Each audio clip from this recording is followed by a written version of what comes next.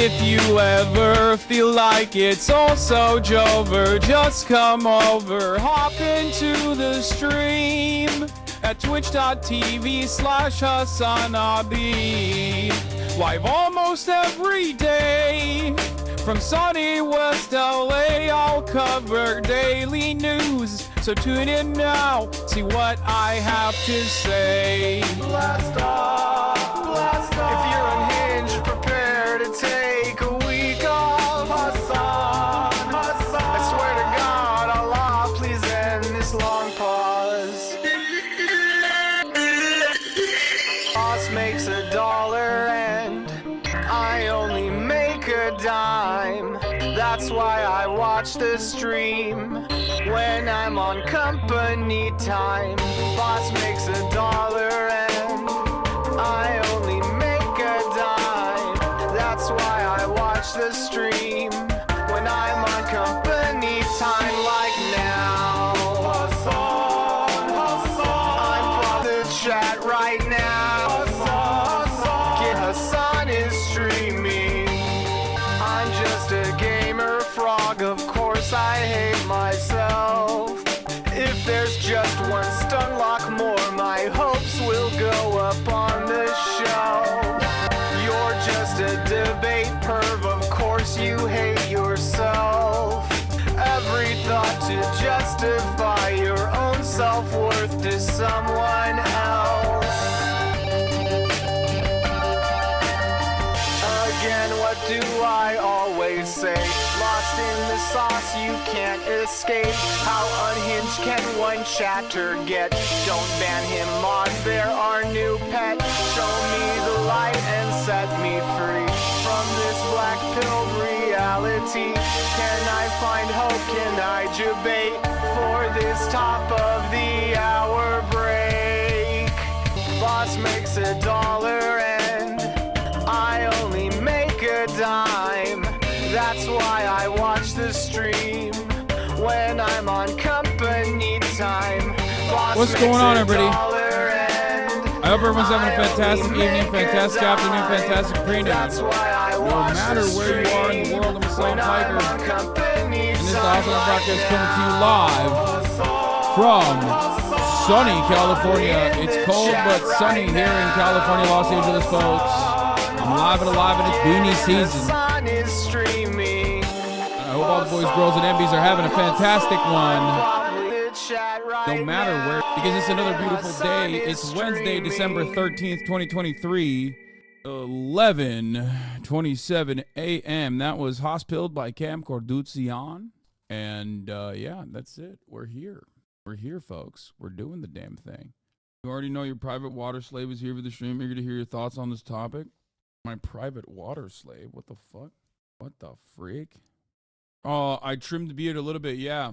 I trimmed it because I do this thing where I shave these parts one thing, like one notch lower than this part, the goatee area, with the hopes that when it grows back out, it grows more evenly and it grows in like a better shape instead of just like exploding my face. I also did not like that everybody was saying I was Steven Crowder. That was another reason, but anyway. But yeah, this is a part of the broadcast, folks, where we talk about my personal news in between the time period where I press the stop streaming button and press the start streaming button. What has happened in the world of HasanAbi Piker? And let me tell you, okay, first and foremost, I started watching Medici, because, you know, going to Rome, going to Florence, stuff like that. So I started watching Medici, getting really into the Italiano, getting really into the Italian life, you know. Romanophile? No, I'm not at all. I'm too much of a Ottoman son to be a fucking Romophile. I think Romophiliacs are Rome perverts because they have nothing like cool or fun in their own history. Like, I think it comes from a sense of shame. Like, there isn't like decent myth making. I would say in America, for example, a relatively new country, right? Doesn't have like thousands of years of history. So they just like kind of hyper focus on Rome, you know, and make it seem like that's the meta. Medici, not Medici. Also, Roman Empire obsessed people here in Italy are almost always fascists and Mussolini apologists. I mean, it's really cool. There's something I can't wrap my head around it. I don't know how to explain it, but there is something very fascinating about like history developing and then massive wars and famine and plague and destabilization completely wiping out a lot of the gains made when history does happen. And then there's just like a server reset. Like Europe got a server reset after the Roman Empire, you know? Like they got a server wipe, a server reset, escape from Tarkov style, and then they were just like dying because they weren't wiping their asses correctly, right? Yes, this is part of why I like being a historian. I just think it's fascinating that like Roman technology, like Roman building technology, like the utilization of lava in its cement and like finding the perfect chemical compound or the perfect chemical mixture, not being able to figure that out until like literally last year is insane to me. You know what I'm saying? Like shit like that is fascinating to me. I guess like in a way, historians be like, what am I going to make up today? True. Well, one of the things that they made up is the Roman Empire. The Persian Arabs and Turks had to pick up a lot of slack when the Euros were shitting the bed. Yeah, 100%. Lost techniques like how modern chemists don't know how early 1900 chemists figured out atoms before we had atomic microscopes. Oh, the Dersh and Norm are going to duke it out in 30 minutes on Piers Morgan. I love that. Debate pervert out debates TikTok conservative troll. Oh, I saw this. This video is awesome. Ever seen a semiconductor though? That wasn't back then. No, I mean, technology is clearly obviously advanced to unimaginable levels. I'm just saying that if you like, it's not always a constant growth paradigm. Like you can't think of it like there's always growth. We never go back. We never actually have like genuine periods of technological, I mean, going back in technology and regressing, genuine periods of regression. I don't know. Something to consider when you think about like the very short blip in time that the American Empire has existed in the way that it has, and like where it could go technically, and how maybe a server reset does happen at the end of this one. You know what I mean? It does. It happens. It's not crazy. As far as One Piece updates goes, I am deep in the pocket of the Dressrosa arc on One Piece. Needs to lay off the weed. This is a pot smoker deep thought. No, this is not like, I don't smoke. Recent lost techniques. A human can't make it to the moon again the way we did before because our tech outpaced ourselves and we don't know how to recreate the successful spaceship with today's tech. Okay, we forgot the old tech. How's One Piece treating you? Fucking awesome. One Piece 100% has like revitalized my interest in One Piece in general. New A24 movie on America's Civil War. I'm gonna be looking at that as well. Yeah, Alex Garland's Civil War. Fucking oi, bruv, doing a Civil War movie. Why are the fucking English talking about American Civil War, mate? How about you worry about your own fucking country's own Civil War? What's Rishi Sunak up to then? What you fucking doing? He's falling off so hard. We'll see. We'll see what happens. You watch a new Dune trailer yesterday? No. Real fans watch all the filler? Yes, psychos. Rockstar and Twitch collab for GTRP, by the way. What does that mean? Also, I don't know what's happening with my playlist right now, but this is some real sauna music. This is some real spa music playing in the background, and I kind of dig the vibes. Rockstar is giving away 3 million in subs, 600,000 for GTRP viewers, and putting GTRP streamers on the front page. Oh, nice. Are you going to try Ready or Not? It just dropped today, and you have to manage your officer's feelings. Dude, I really want to. I hit up Felix Biederman to see if he'd want to play it. Who would be the best squad to have like a Ready or Not situation with? He has not responded yet. Everyone is saying Will. Will is a definite, but I'm like, I want to balance. Okay, here's what I always look for. I want a balance of, oh God, you guys don't even think about it like from a content point of view. You just literally said whoever you watch outside of me. Okay? From a content perspective, there's a couple different components. Okay? Here. Think about making content, like doing a fucking heist, right? If you get 4 drivers, you're not going to do a fucking heist. We're not going racing. It's not a fucking drag race. It's a heist, innit? You need a balance, mate. You need a fucking delicate balance, yeah? Making content like that is a little bit like stealing the fucking Declaration of Independence, yeah? It's not about who you know. It's not about who comes to your fucking mind first, yeah? It's about striking a fucking delicate balance. And one of the fucking things you need to do is think. Ready or not, it's a political fucking game. It's a game about politics. It's about a fucking cop simulator. Think, mate. Fucking think. So there needs to be a guy that'll do the fucking politics alongside, right? Crack some fucking jokes.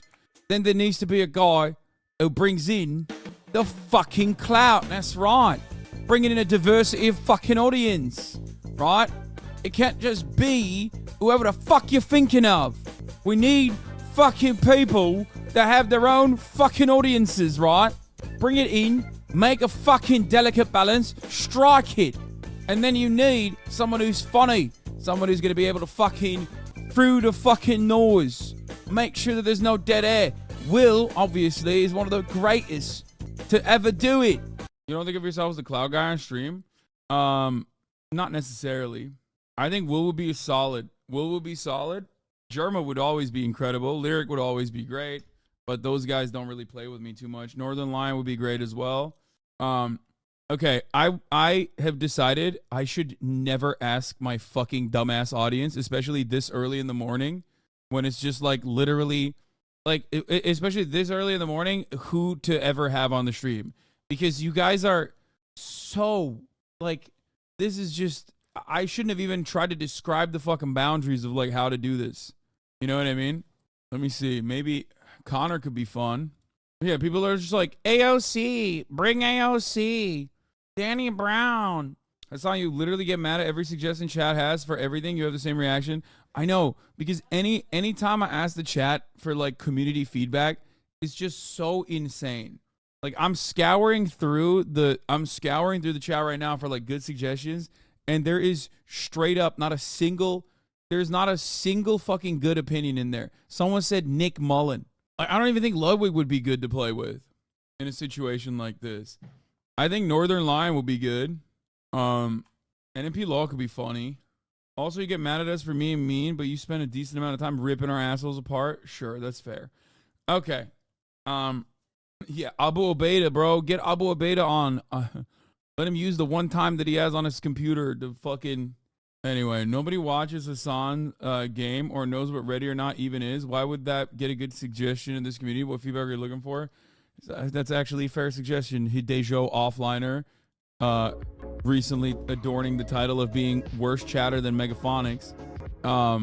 Anyway, Daff would be great. That's actually a great idea. Daff would be fire to play with. Let me see. Gotta sign some shit. Funniest late night host for real on God. What? Anyway, ask Murad if they want to play those video games with you. Yeah, no, stop. Okay. Gotta send my mom an email so she prints it out. Wait, can I just sign this? Fuck, how do I guess I have to just sign it. Anne, talk to Anne. Okay. I think you should meet Andy Cortez. I'm kind of funny. He's hilarious. Are you asleep when she's you are asleep when she's awake though? Yeah, that's true. Yeah, Twitch has a sexual content update we're gonna be looking at as well. This thing I'm sending you is like totally different. It's for a friend. Yes, please. Here. Did you see the uncensored peers calling out to censor the pro-Palestine doctor? Dude, Dad was playing Ready or Not as an ad last night. Yeah, Ready or Not already did a fucking ad campaign, apparently. And is doing one right now. Obviously, surprising. You might be surprised to find out that they did not want me to do an ad for them. I wonder what that was about. That's interesting. Seems like the politics of the dev team is not exactly in line with my own personal politics. That won't stop me, though. I'll consume garbage. I don't give a shit. You know what I mean? Can't imagine why. Yeah, I do love Republican art. I do. The Macy's, thank you for the playlist. All right, let's just pop off. Let's blast off. Let's get started. Anyway, so I've been thinking about a lot of variety. Okay, Twitch sexual conduct update. That's gonna pop off in like 15 minutes. We're gonna be watching it, see what's going on. Okay. Twitch sexual conduct update. I'm a Twitch sexual. Me too. I'm also a Twitch sexual. What was I gonna say? Twitch sexual conduct update. Cop 28. Drama. Hunter Biden impeachment. Texas abortion case. Goes crazy. Gaza updates. And more. Get in now. I will try Cop Simulator. Ready or not. Okay. New Johnny Harris Palestine clip? Really? Is this a Chromeo t-shirt? Yes, I'm wearing a Chromeo Lebanon t-shirt. Chelsea Clinton tweeted about you? What? Why the fuck would Chelsea Clinton tweet about me? Are you fucking serious? Published article, by the way. No evidence of inflated mortality reporting from the Gaza Ministry of Health. Where did that come from? Did one of you guys write that or something? What's happening? Why'd you send that to me? Friend and wedding inviter of Ghislaine Maxwell? Yes. Straight up. Did you write that article yourself, chatter? On The Lancet? Is that what happened? Anyway, here. Let's blast off. Or I already did blast off. Yes, there's a big Al Jazeera accusation that we will be talking about as well. This has been reported in Al Jazeera just so far. They said just a colleague. Oh, a colleague of yours wrote it? Okay. Here you go. I swear either BBC or CNN sent me a notification with this headline earlier. This is the second school now. Yeah, this is a very big accusation. This is like a wild one, in my opinion. This is like, you know, this is once more evidence comes out of it. Once more evidence comes out of this, it's definitely, you know, it's definitely gonna light a fire under people's asses, in my opinion. I've also seen videos. I haven't been able to confirm it, but I have seen videos of the I have seen videos of like IDF soldiers using Palestinians in Gaza as like literally human shields as they walk through Gaza. So those are the two things that I want to look at later. We will look at that in a little bit. What we will look at now, however, what we will be covering now is some fun shit before we get to the Twitch sexual conduct update. No. Geldi mi adam? Okay. Look at this king. Look at this absolute king. LGBTQ rights or economic stability? Why can't you have both? You need to pick one. I refuse the question. You can't refuse the question. I do. But you can't. But I did. But you need to pick one. No, I don't. I just said you did. So what? Can you pick one? No, because they're both doable. No. Only one. I don't have to pick one because you can have both. But the answer is both is not an answer. It's not a valid answer. I reject your question. You can't reject it. I just did. Can you pick one? I don't have to. Why? Because they're both completely doable. So LGBTQ rights or economic stability? Both. That's not an answer. Yes, it is. LGBTQ rights or economic stability? Both. Are you trying to troll me? No. I'm just wondering which one you like more. I like them both. You can't have both. Yes, you can. Not in this question. Too bad. Why are you trolling me right now? Because I don't have to choose. All right, what if I had to ask you gender inclusivity or economic stability? You can have both. You can't. Why you make this so difficult? I'm trying to pass my final. Too bad. Which one do you pick? I pick them both. But that's not a valid answer. Too bad. Thank you. Thank you. Sorry, guys. I have to sign some shit. This is... Why did he post his own L? It's still content. These guys don't give a shit. I had to buy on them. These guys don't care. They don't care if they got an L, if they're taking an L or a W. You know what I mean? They do not give a shit. Ay ne vereceğim size? Gidin yok tamam ne yapıyorsanız yapın. Ne? Ha onu imzaladım al. Okay. Nereye gidiyorsunuz? Peki. Al. Onu scan edip bana geri gönder lütfen. Yeah, these guys unironically don't have like a real serious interest in anything. They just straight up want to make content, even if they take an L, even if they take a W. There's no real purpose behind it. I mean, he is like a right-wing guy. I've seen it. I've seen some of his other shit, but it's still for engagement. Like that absolute pendulum swing has occurred, as I told you it was going to under the Biden administration, where now the counter like the supposedly anti-establishment narrative is now, I guess, on the Republican side. So the youth that are personally rebelling against these institutions are doing that by being conservative, and that kind of stuff has like a lot of. Why didn't he answer the question though? Wait, what do you mean? It was perfect. He did a great job. This is precisely what you're supposed to do. He walked up to this dude in his flippy floppies thinking like, oh, this guy's a fucking a loser. He's like a liberal guy. Rights or economic stability? Why can't you have both? You need to pick one. I refuse the question. You can't refuse the question. I do. But you can't. But I did. But you need to pick one. No, I don't. I just said you did. I don't. Okay, I'll look. I don't think I got it. I don't think you sent it. Okay. Kind of reminds me of that girl who pooped her pants who go around campus trying to debate people. Yeah. Yeah. Well, you don't have to answer that shit. Well, who says? For someone being like, why don't they answer it? Like, why? Why does he have to answer it? He did answer it. He answered it perfectly, as a matter of fact. He answered it exactly how he's supposed to answer it. So what? Can you pick one? No, because they're both doable. No. Only one. I don't have to pick one because you can have both. But the answer is both is not an answer. It's not a valid answer. I reject your question. You can't reject it. I just did. Can you pick one? I don't have to. Why? Because they're both completely doable. Damn it. So LGBTQ rights or economic stability? Both. That's not an answer. Yes, it is. LGBTQ rights or economic stability? Both. Are you trying to troll me? No. 'Cause I'm just wondering which one you like more. I like them both. You can't have both. Yes, you can. I like them both. Not in this question. Too bad. Why are you trolling me right now? Because I don't have to choose. All right, what if I had to ask you gender inclusivity or economic stability? You can have both. You can't. Why you make this so difficult? I'm trying to pass my final. What final, bro? My pronouns are fine, Jesus. This is how you should always respond to these fucking dudes, man. The best thing to do is obviously not respond at all. But if you are going to respond, just do that. He's like, come on, man. I have a homophobia final, dude.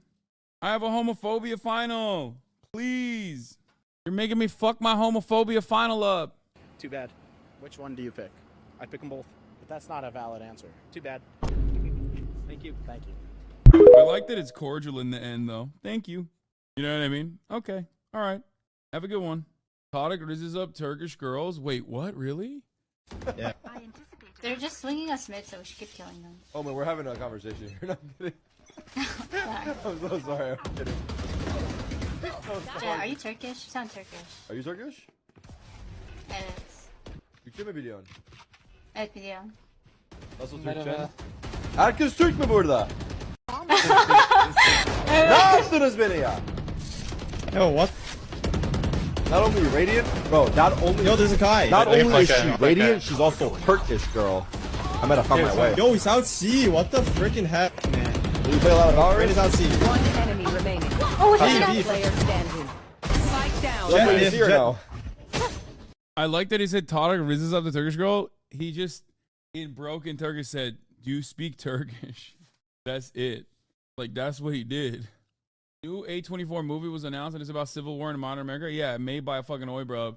Insane Polish MP sprays people with fire. Yeah. I think this is really impressive. Okay. Yeah, let's start off with the anti-Semitism. Okay. Here is Polish far-right MP Grzegorz Braun extinguishing an official menorah with a fire extinguisher. I never swear on here, but fuck you. Now, I think it's impressive. I think this is impressive.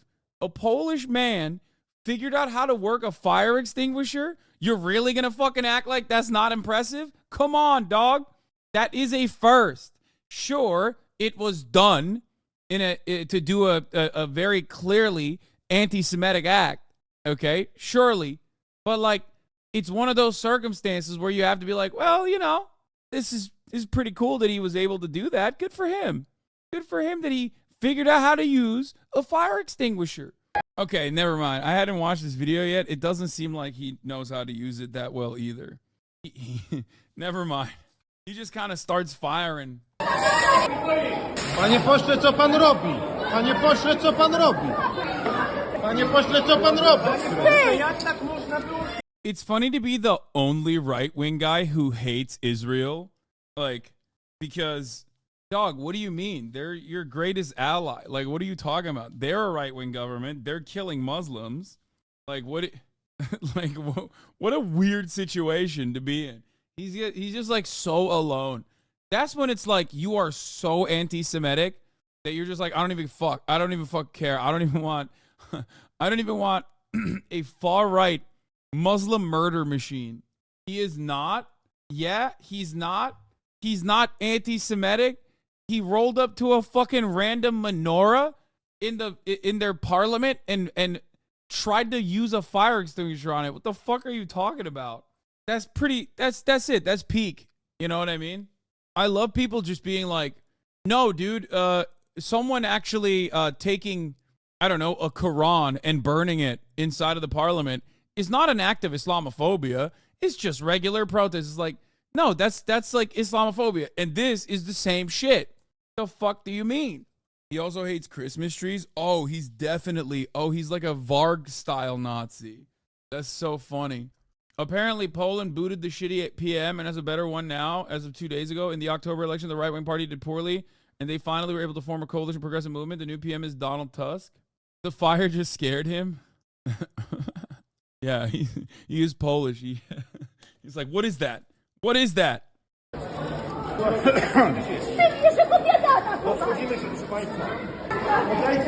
No, he hated the tree because it's not Catholic enough. He's ultra Catholic, not a Varg type. Oh, okay. I thought he was like a Varg style Nazi, where he's just like only paganism. The only acceptable form of religious demonstration is my kind of paganism. I will burn the churches myself. I will stab.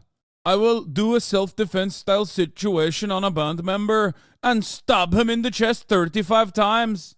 And some in the back too. This is normal. Not even close to Polish. No, I'm trying to do a Varg accent. Shut up. You guys pick up the puzzle pieces, man. That's what I'm doing. I moved on from Poland. I'm also signing fucking documents right now. Remember when Kanye sampled a Burzum track? That should have been a hint. Yeah, there was that, but also he also sampled the Burzum. He also sampled the fucking Burzum album cover for his new album cover, The Vultures. I saw. I mean, he's just. It doesn't seem like he's dropped the whole. It doesn't seem like he's dropped the whole situation, like the whole like anti-Semitism stuff. Like I think he still very much is a fan of anti-Semitism. Like he wore a fucking Klan robe at the Art Basel installation.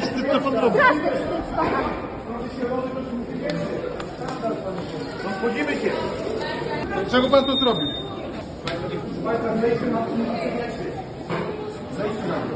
Zejście na dół, proszę państwa, zejście na dół to się musi przewietrzyć. Wstyd powinno być tym, Proszę państwa, uczestniczą w aktach satanistycznego kultu. proszę państwa, proszę zejść na dół. To mój telefon, panie pośle, spokojnie. Zejście na dół, proszę państwa. I love this dude. This is a funny ass fucking situation. He called it a satanistic cult. Is Kanye actually anti-Semitic or just mental illness? He seems super unstable. Why not both? I mean, why not both? I think it's a big column A, column B situation. He definitely is genuinely anti-Semitic, though. Come on, dog. Anyway, let's watch the Twitch. Oh, Norm Dersh is live. All right, we'll start off with Norm versus the Dersh. This is a big fucking face-off. About what we're seeing, and then we'll do the Twitch thing. In Gaza now is, to many people, now the very terrorism which Israel set out to destroy. This is a huge deal for losers like me, I'll be honest. It is terrorism. Like way bigger than skipping the top of the hour ad break and forgetting to run it and then telling you at the top of the hour there's a 3-minute ad break, and if you no longer want to see it, all you need to do is subscribe. Hamas has a strategy. It's called the CNN strategy. I call it the dead baby strategy. Kill as many Jews as possible. You're provoke a gross Israel person for saying into that. doing what every democracy would do, responding. Then hide your tunnels and your fighters and your rockets behind civilians, knowing that Israel, no matter how hard they try to avoid civilian casualties, and why would Israel ever want to kill a civilian? It's absurd. It hurts them tremendously. But every time Israel kills a civilian, the world condemns them. The United Nations condemns them. And then that process continues over and over and over again. The people who are being killed today are being killed as a result of Hamas actions. Hamas started it. Hamas uses human shields. If Hamas laid down its arms, if it surrendered, if it agreed to give up control, if it closed its tunnels, if it stopped its rockets, then no civilians would be killed. So it's a terrible tragedy. There's no good solution. There's no perfect solution. If Israel stops now, Hamas continues to do it over and over and over again. If Israel continues, it gets condemned and loses friends abroad and even risks using the United States. It's a terrible dilemma for Israel.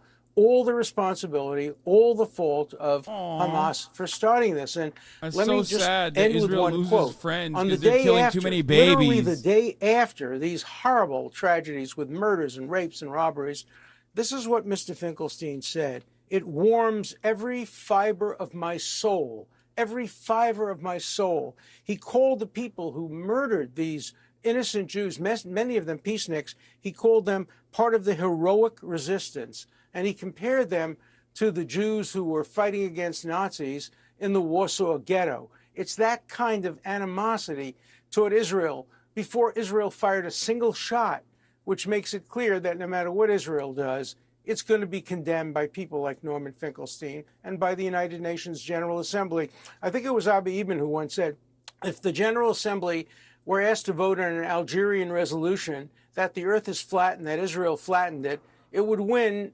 128 to 32 with 65 abstentions, and he would name each of the people. So the United Nations General Assembly, Human Rights Watch, Doctors Without Borders, these are not objective assessments. Norman's gonna Israel's fucking in a eat very tough situation, Dersh's lunch and the dinner, future dude. of civilization depends Norman on Israel Finkelstein was being able to blacklisted. destroy Hamas Okay. and Norman avoiding Finkelstein was blacklisted from all academia for eviscerating this man. Okay, for cooking his ass. I won't address the question of my remarks on October 7th because we already went over that ground in the previous program, and so it would be a waste of your viewers' time if I were to revisit that. Yeah, that's fair enough. So let me deal with the Yeah, thank you. So let's deal with the substantive issue.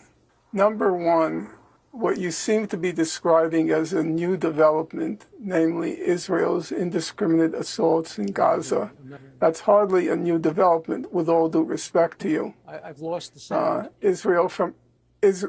Oh no, Dersh is doing the I hit you with the 1-2 and now I've lost the sound. From literally day one set out as its goals. So if I can quote, first of all, the defense minister, there will be no electricity, no food, no water, no fuel. Everything is closed. We are fighting human animals and we are acting accordingly. Now, that was not directed at Hamas. That was directed at the entire population of Gaza. I think your listeners understand what is the consequence of denying a civilian population all water, all food, all fuel, and all electricity. It doesn't take a rocket scientist to figure out that that is a recipe for genocide. Number two, you quoted or you had on Douglas Murray, who made a distinction between what he called the deliberate targeting of civilians versus the indiscriminate targeting of civilians. Not to want to sound pedantic, but Israel's leading authority on international law is a fellow named Yoram Dinstein, who I'm sure Alan Dershowitz knows. And Mr. Dinstein, or Dr. Dinstein, he stated that there is no fundamental difference under international law between the deliberate targeting of civilians and the indiscriminate targeting of civilians. There is no substantive difference. Therefore, under international law, according to Yoram Dinstein, Israel is targeting the civilian population of Gaza. That's another indication from the get-go, not from yesterday, not from when it was revealed to President Biden, but from the get-go, Israel has been engaging in a genocidal war in Gaza. Now, the genocidal war Stop fucking takes complaining about how various slow he forms. is. Again, I'm going to cite you old quotes. So let's take Giora Eiland, who was the head of Israel's respect on it. This is a National legend. Security Council, the equivalent of our CIA. And he said, quote, Israel needs to create a humanitarian crisis in Gaza. Gaza will become a place where no human being can exist. Now, I'm not here to try to persuade Mr. Dershowitz or Professor Dershowitz. I am here to try to enlighten your listeners. So I would like them to cogitate, to meditate over what does it mean to say Gaza will become a place where no human beings can exist. Mr. Eiland, the former head of the National Security Council, went on to say, severe epidemics in the south of the Gaza Strip will bring victory closer and reduce casualties among IDF soldiers.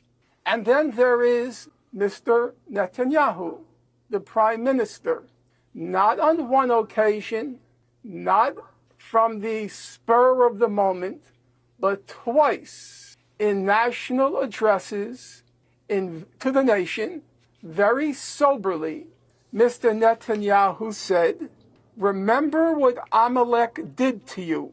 This is a war between the sons of light and the sons of darkness. Now, as Professor Dershowitz surely knows, because he attended Hebrew school, actually he grew up just a few blocks from me, or I should say I grew up a few blocks from him because he's older. He surely knows that in the midst of a war, in a country that is schooled in the Bible, that when you say your enemy is Amalek, then you are calling for the destruction, the killing of every man, woman, and child.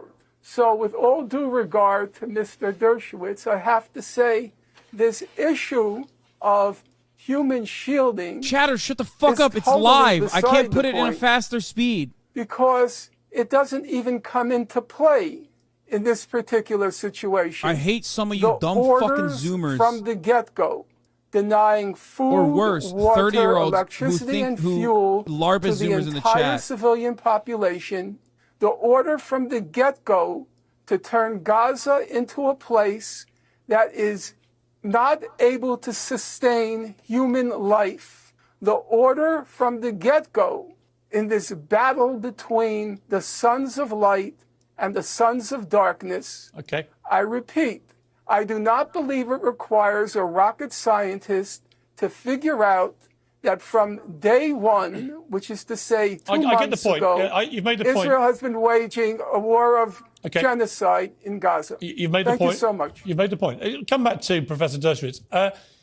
Here's the problem, it seems to me. I've just listened to Norman Finkelstein at length, outlining that side of the well-sourced as always. It's very hard. Literally, well-sourced as always. Come again with a 1-2 punch. In the last 2 weeks in particular. Wearing down his interlocutor. Israel doesn't really seem to care if it levels Gaza to the ground, as long as it can get rid of Hamas. My issue with that is, having defended their moral right to defend themselves as a country, is I don't think they're going to eliminate Hamas. And they're certainly not going to eliminate the ideology. And they're going to basically end up with a Gaza that's flattened, 2 million people displaced. Where are they going to live? Who's going to run Gaza? How does this actually play out, other than catastrophically Piers bad? Morgan asking about what Israel needs to do because of what Hamas has done. We have to remember, first which of is all, absolutely nothing. Alan Dershowitz immediately going back to October 7 to re-litigate October 7 to say, look, the violence started with Hamas. And has nothing to do with the Israeli government or individuals. Dinstein is 100% wrong. I'll give you an example. Is there no difference between Nazis putting Jews deliberately, 6 million of them, into gas chambers and other means of death, deliberately targeting them, and what the United States did at Hiroshima and Nagasaki. They may both be wrong, but there's an enormous difference between deliberately targeting civilians, such as the Nazis did during the Holocaust, and engaging in war actions which you know are going to inevitably cause death of civilians. So there's an enormous, enormous difference there. Then he talks about Amalek and Hamas. I know the Bible very well. And of course, Amalek was a group of people that sought to destroy Israel. But when people refer to Amalek, they don't refer to the Palestinian people. They refer to Hamas, and Hamas is Amalek.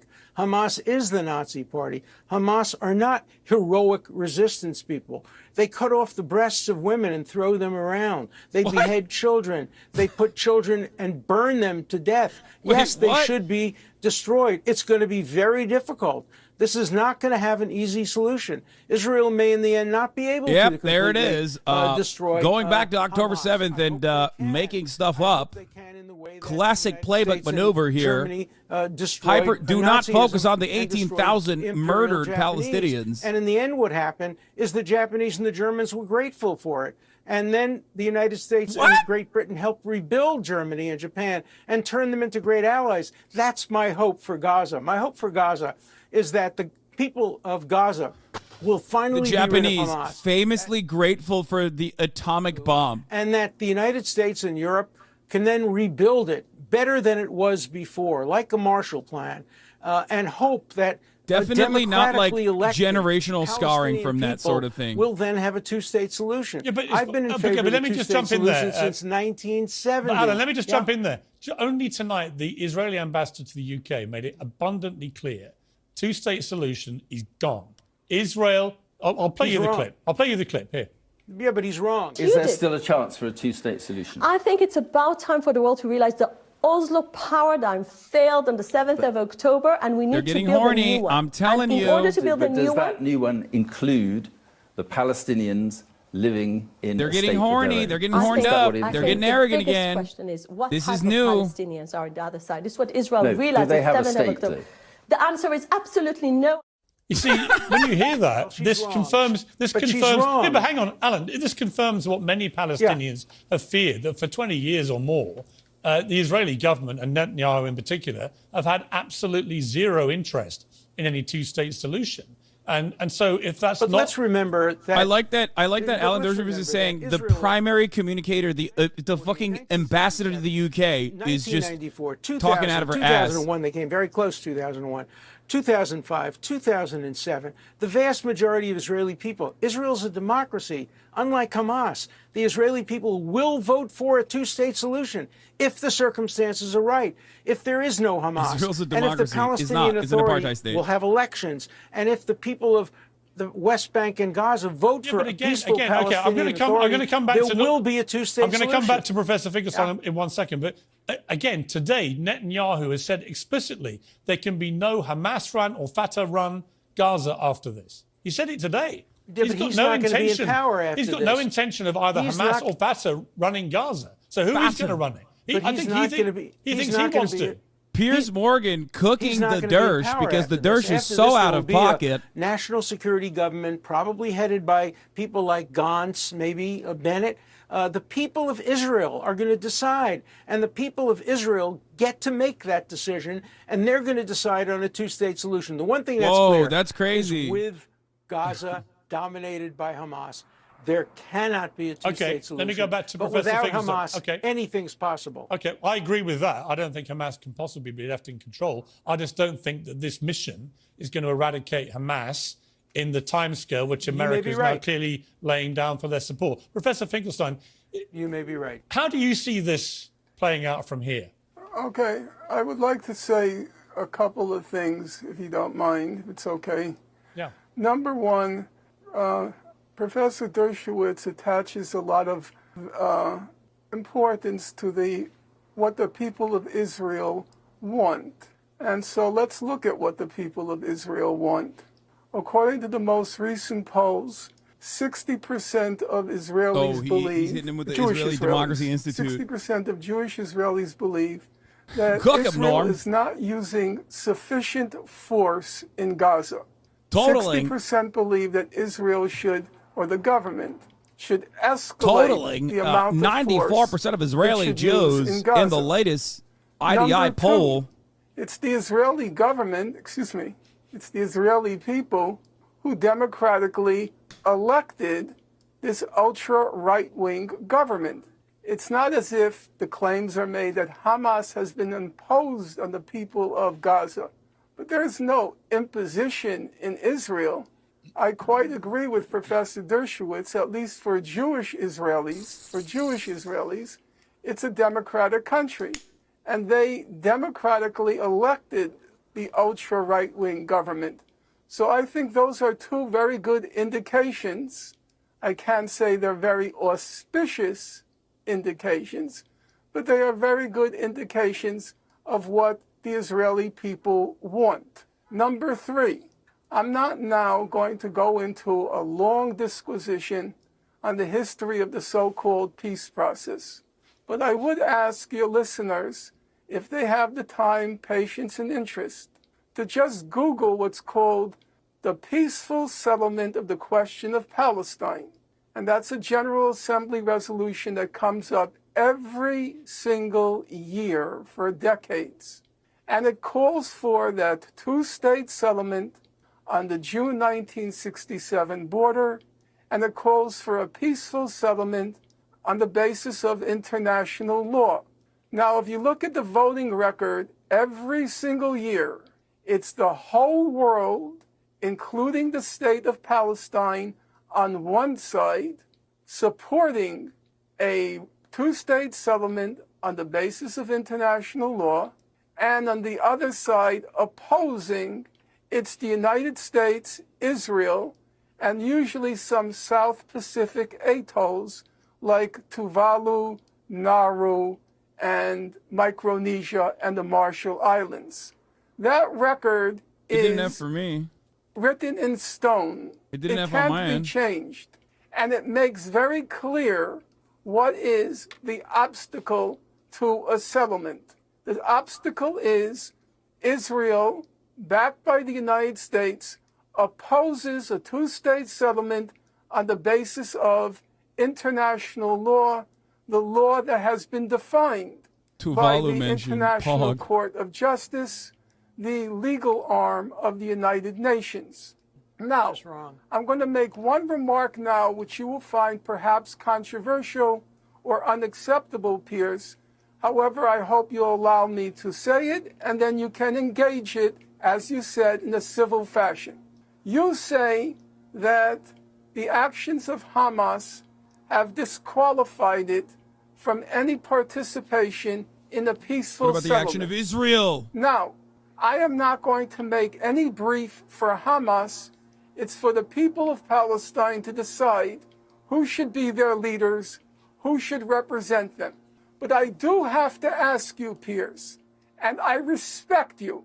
So I'm asking you this as a matter of not rhetoric, but one intelligent person to another. I'm asking a simple question. If it's the case that the actions of Hamas on October 7th disqualify it from being party to a peaceful settlement, roughly 1,200 people were killed, about 30 of them being children.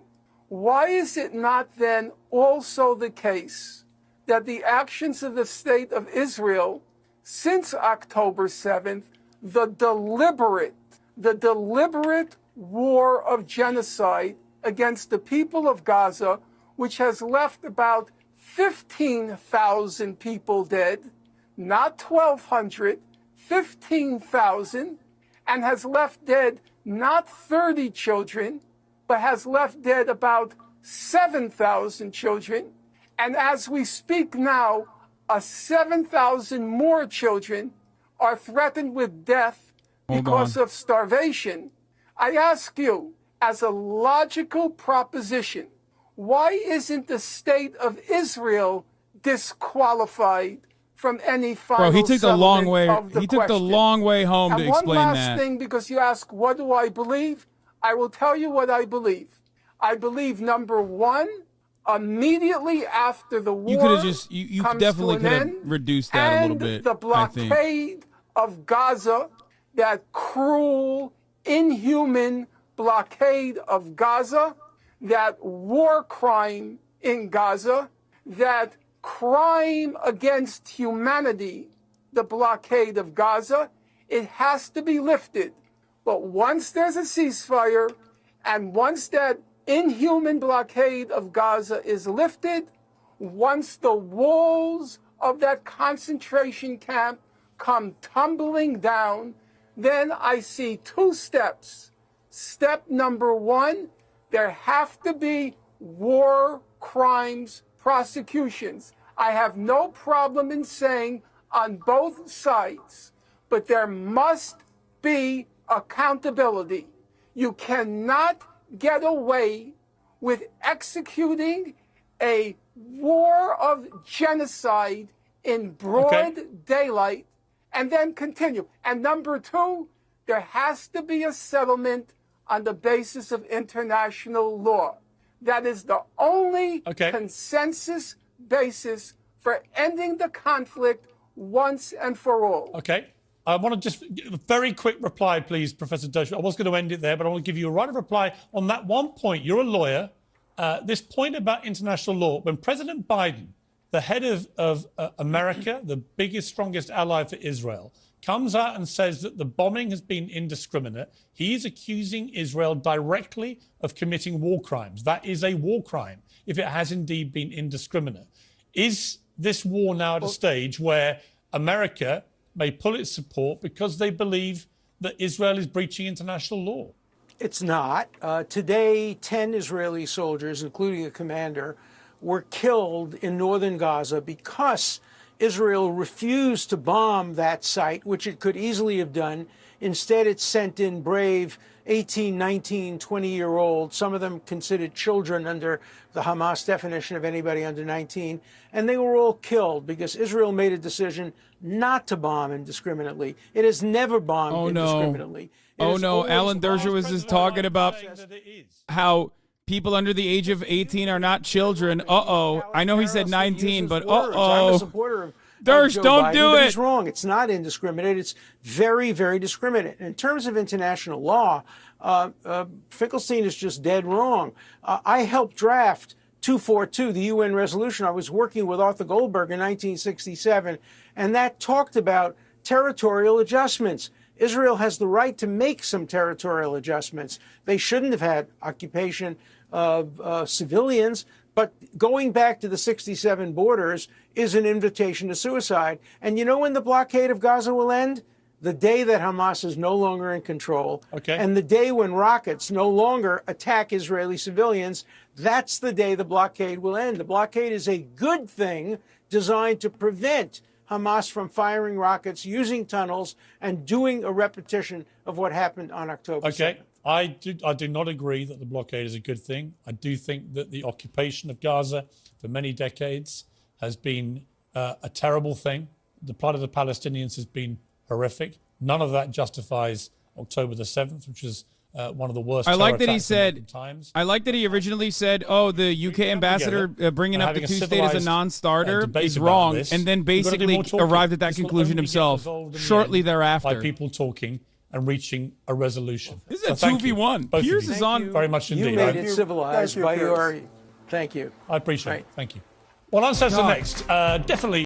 God, I want them to duke it out for much longer. Like, I want them to oil each other up and just, like, fucking go at it, dude.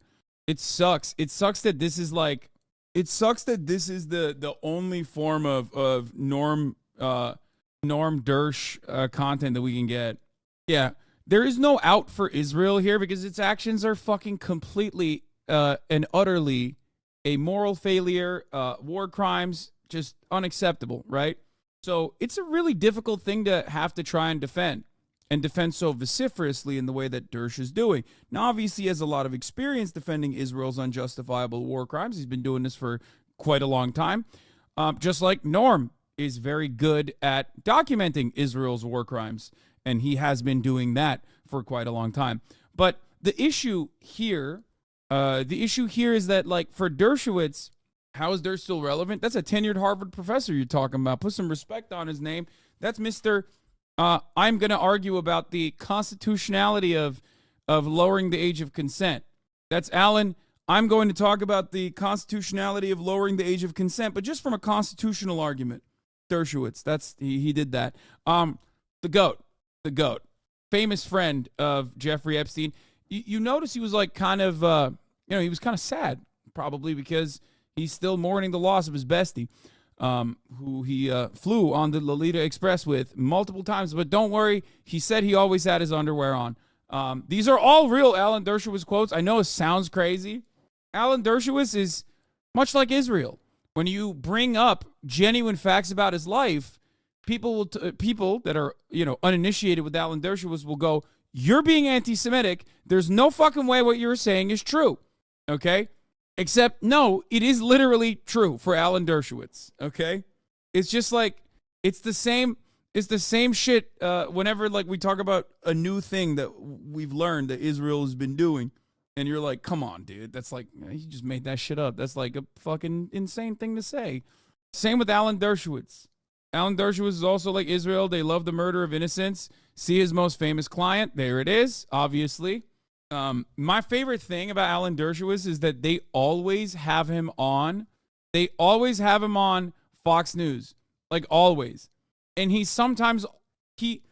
ends up always finding a way to talk about Jeffrey Epstein victims no matter what they have him on for. He's also a hack academic and eviscerated Norm's career for getting called out, as you mentioned earlier. Exactly. Alan Dershowitz has also blacklisted Norm Finkelstein from academia for decades due to getting absolutely fucking obliterated by Norm Finkelstein in general. Okay? Sometimes Kellyanne Conway gets brought on daytime news shows and asks for her expert opinion. I'm just like, she literally posted her own daughter's nudes on Twitter as revenge for spilling the tea on her mom in the White House. Yeah, there's a lot of real freaks on the Republican side. There's a lot of freaks on the Democratic side, too, but nowhere to the same degree.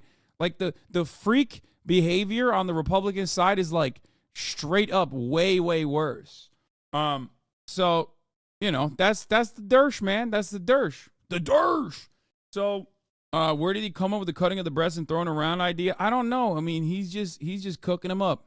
I, of course, do not... Wait, what do you mean? It's wild how so many of Israel's biggest dick riders flew on Epstein's plane. Hello? Ehud Barak, former prime minister of Israel, was caught photographed leaving Jeffrey Epstein's New York rape dungeon palace in 2016. Yeah.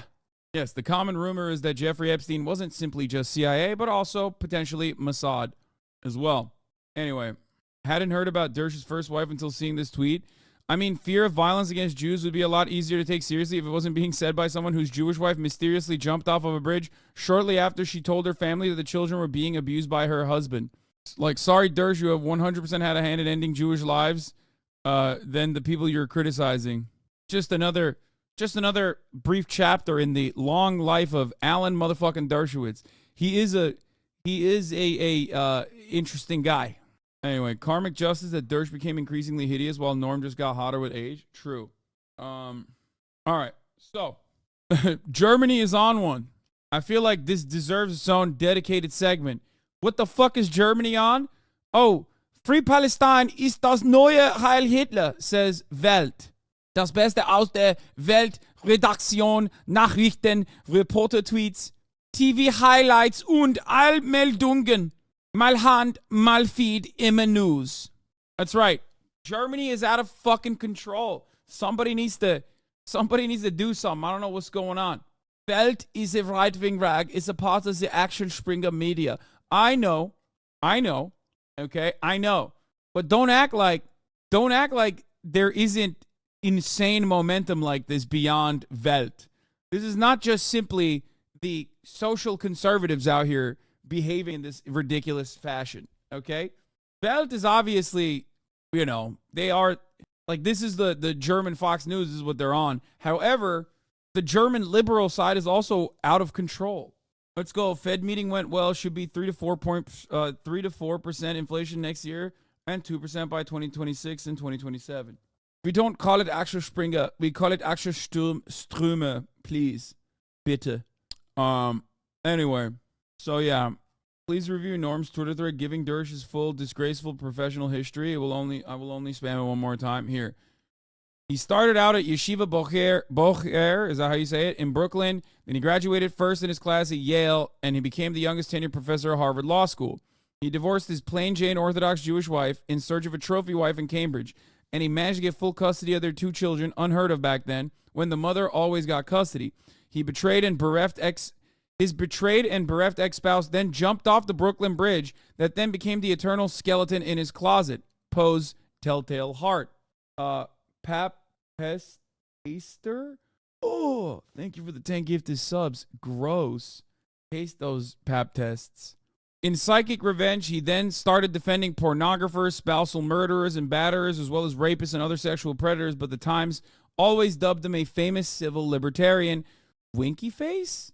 Or maybe not. In the end, it all caught up with him because he defended Trump in order to secure a pardon if he got convicted for sexual assault.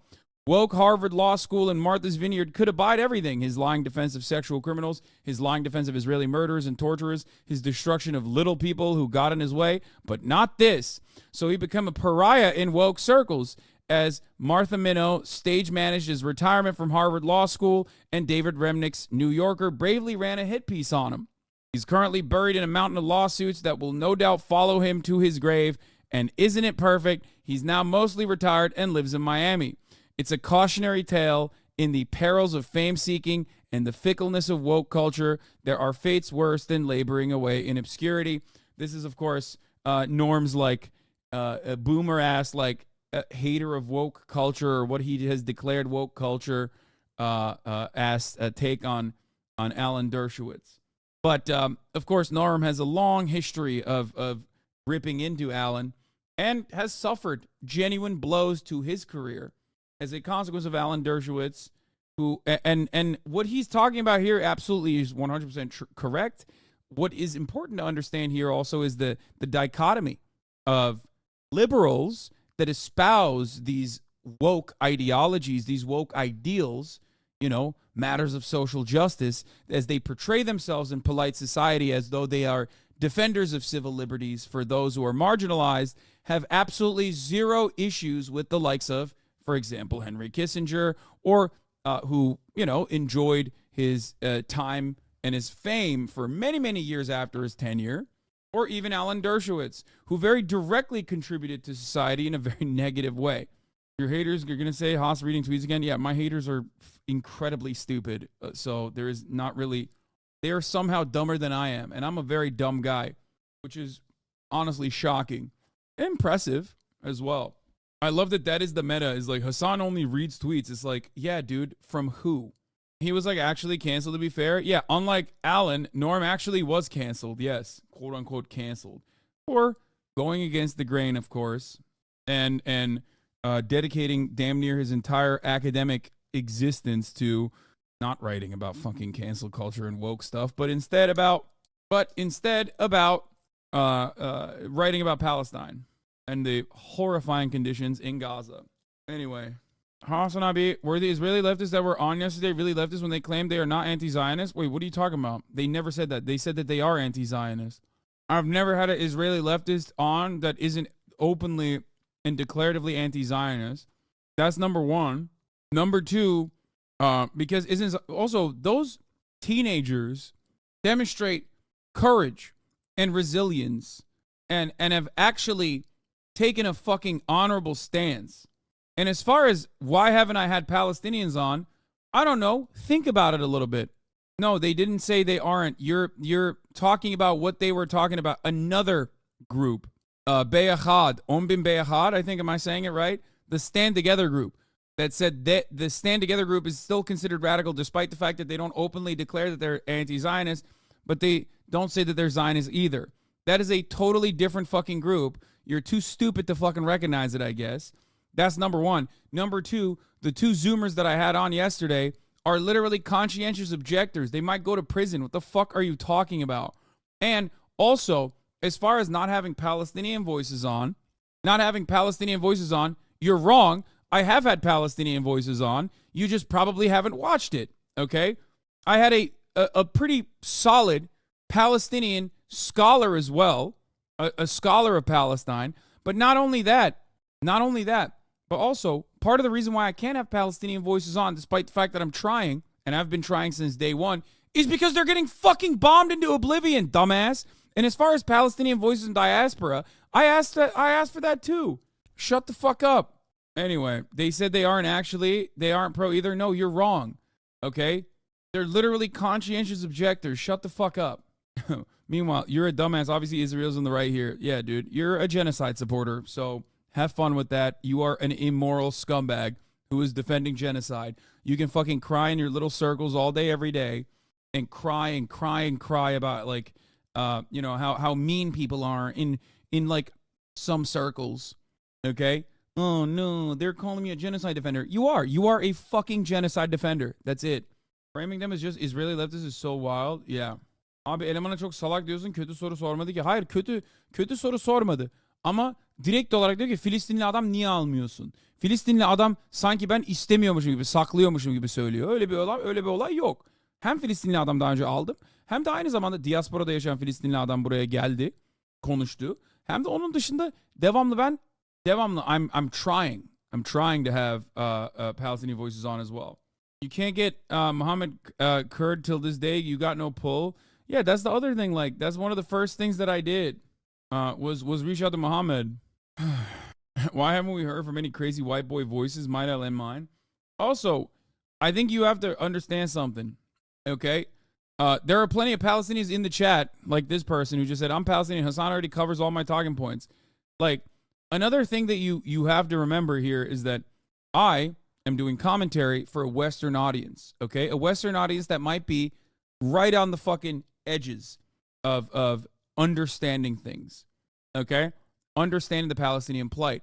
There's a difference, especially as someone from a Muslim background himself. Okay, whose name is Hasan.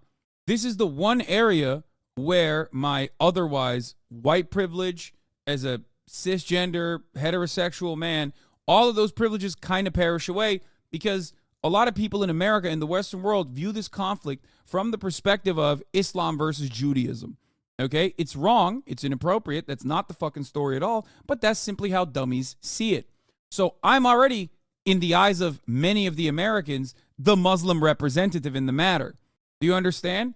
Which is why trying to balance that with Jewish voices, scholars in general, is precisely what I try to do here. Because in the eyes of the audience that I'm trying to change the perspective of, I'm already representing the Muslim, the Arab, the Palestinian side of the matter. Do you understand? I hope you get it. Especially because one of the most effective counters in this circumstance, one of the most effective counters in the heart of the collective consciousness of like the progressive American society or the progressive Western society, who you do need to make an argument for, who you do need to genuinely change the minds of, okay, is anti-Semitism. The conflation that anti-Zionism is anti-Semitism. This is precisely the reason why, because I know what it looks like. I elevate a lot of anti-Zionist Jewish voices. Okay, one, because they're doing something worthy, and they're doing a phenomenal job, and two, because to a broader Western audience, it's important. It's important for them to hear from the perspective of like American anti-Zionist Jews.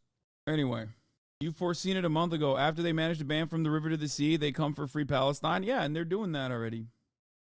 Anyway, but regardless, as far as like Palestinian voices being uplifted, I mean, I am doing that. I'm doing that every day. Go ask the fucking Palestinian journalists that you do know that live, that work, or Palestinian scholars and journalists that you do know, and see if they have an issue with my coverage on the matter. I doubt that they will say that they have a coverage on the they have an issue with my coverage on the matter. I'm not deriving these talking points just out of my ass. I'm also directly looking at Palestinians on the ground and what they are saying. Interview Motaz if you could, of course. Anyway, are you still trying to get Ian Pape and Gabor Mate on the show? Yes. Ollie London is now, I guess he went from being a Korean person to deciding to be Israeli now. So cool. I'm glad that he's like he's on his arc, dude. He's on his new arc. Also, here's Raskin fucking shitting on Congress. Even Representative Jamie Raskin, like, these Democrats normally rarely ever come out and speak out against this shit, but it's so out of control.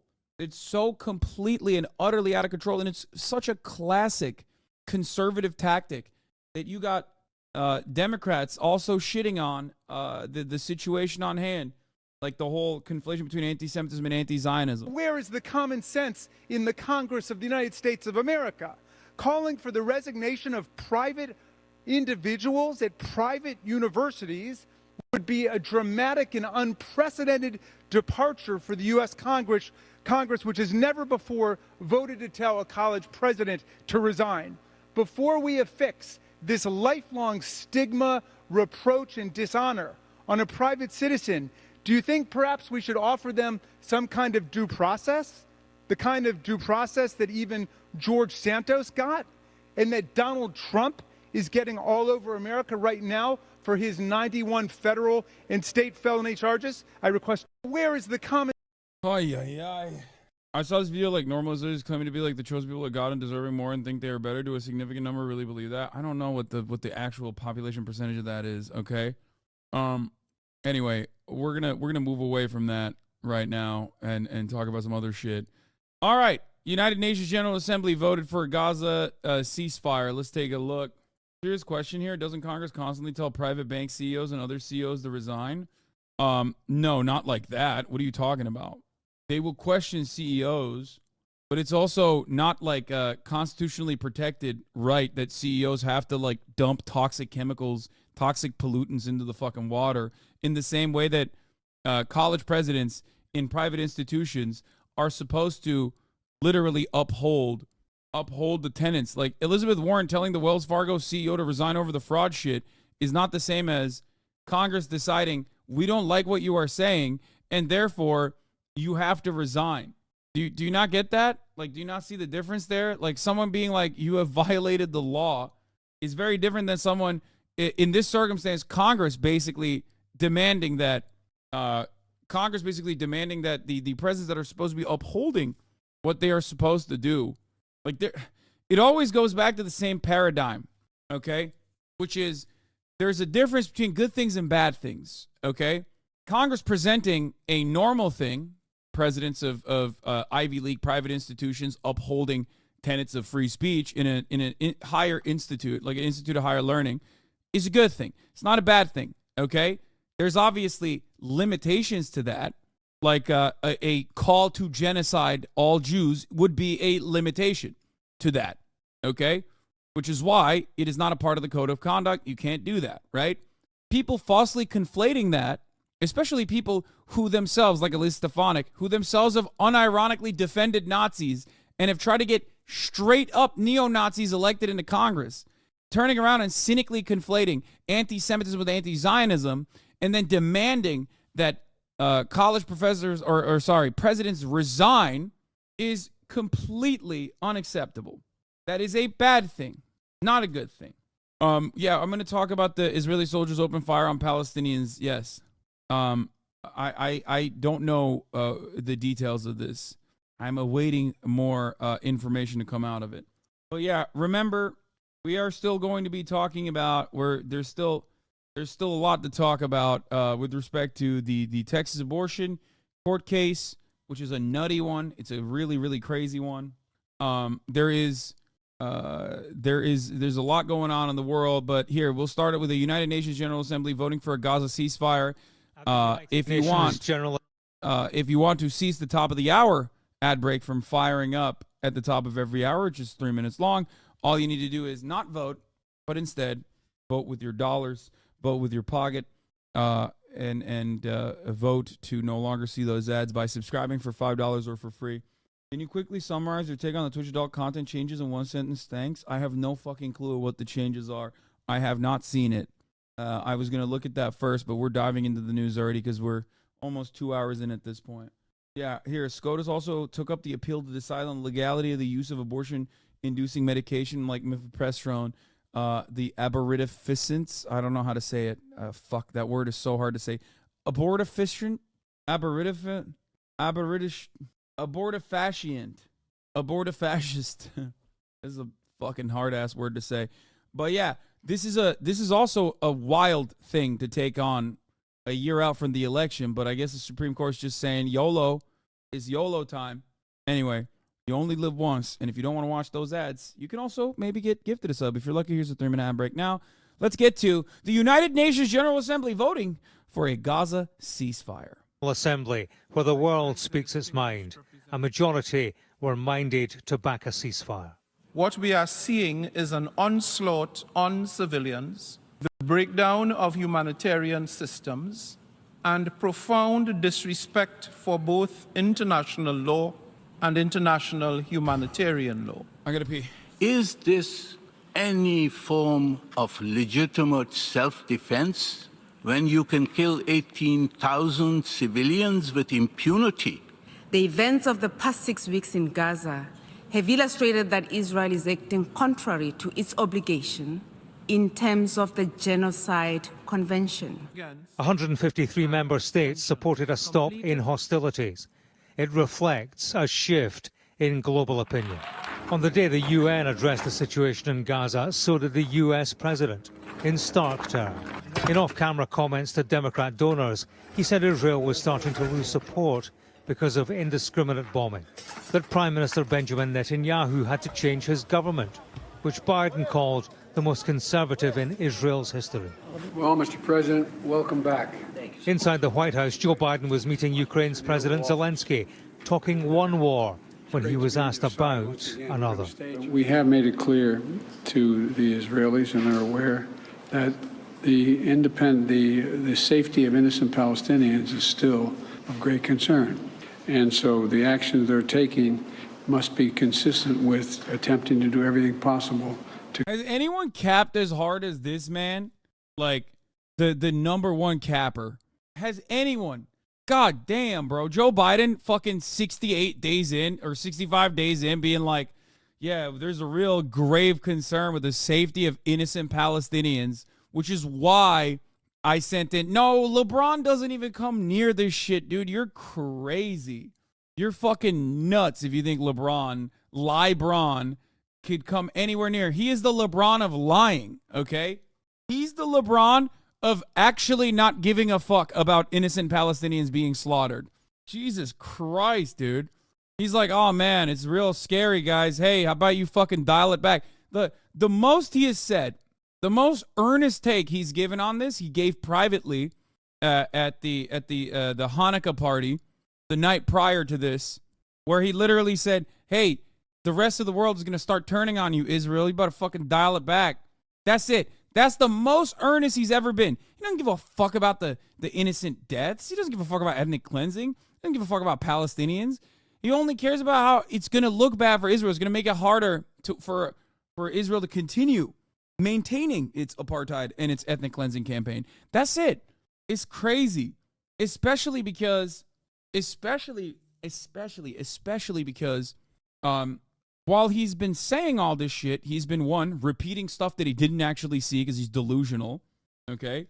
Like beheaded babies and shit like that. But then also, obviously, reinforcing this, like, horrifying narrative that the Gaza Health Ministry's numbers are actually bad and you can't trust them, right? And then beyond that, he also has sent in a fuck ton of munitions to Israel under emergency authorization. So the notion that he cares about civilian casualties is ridiculous.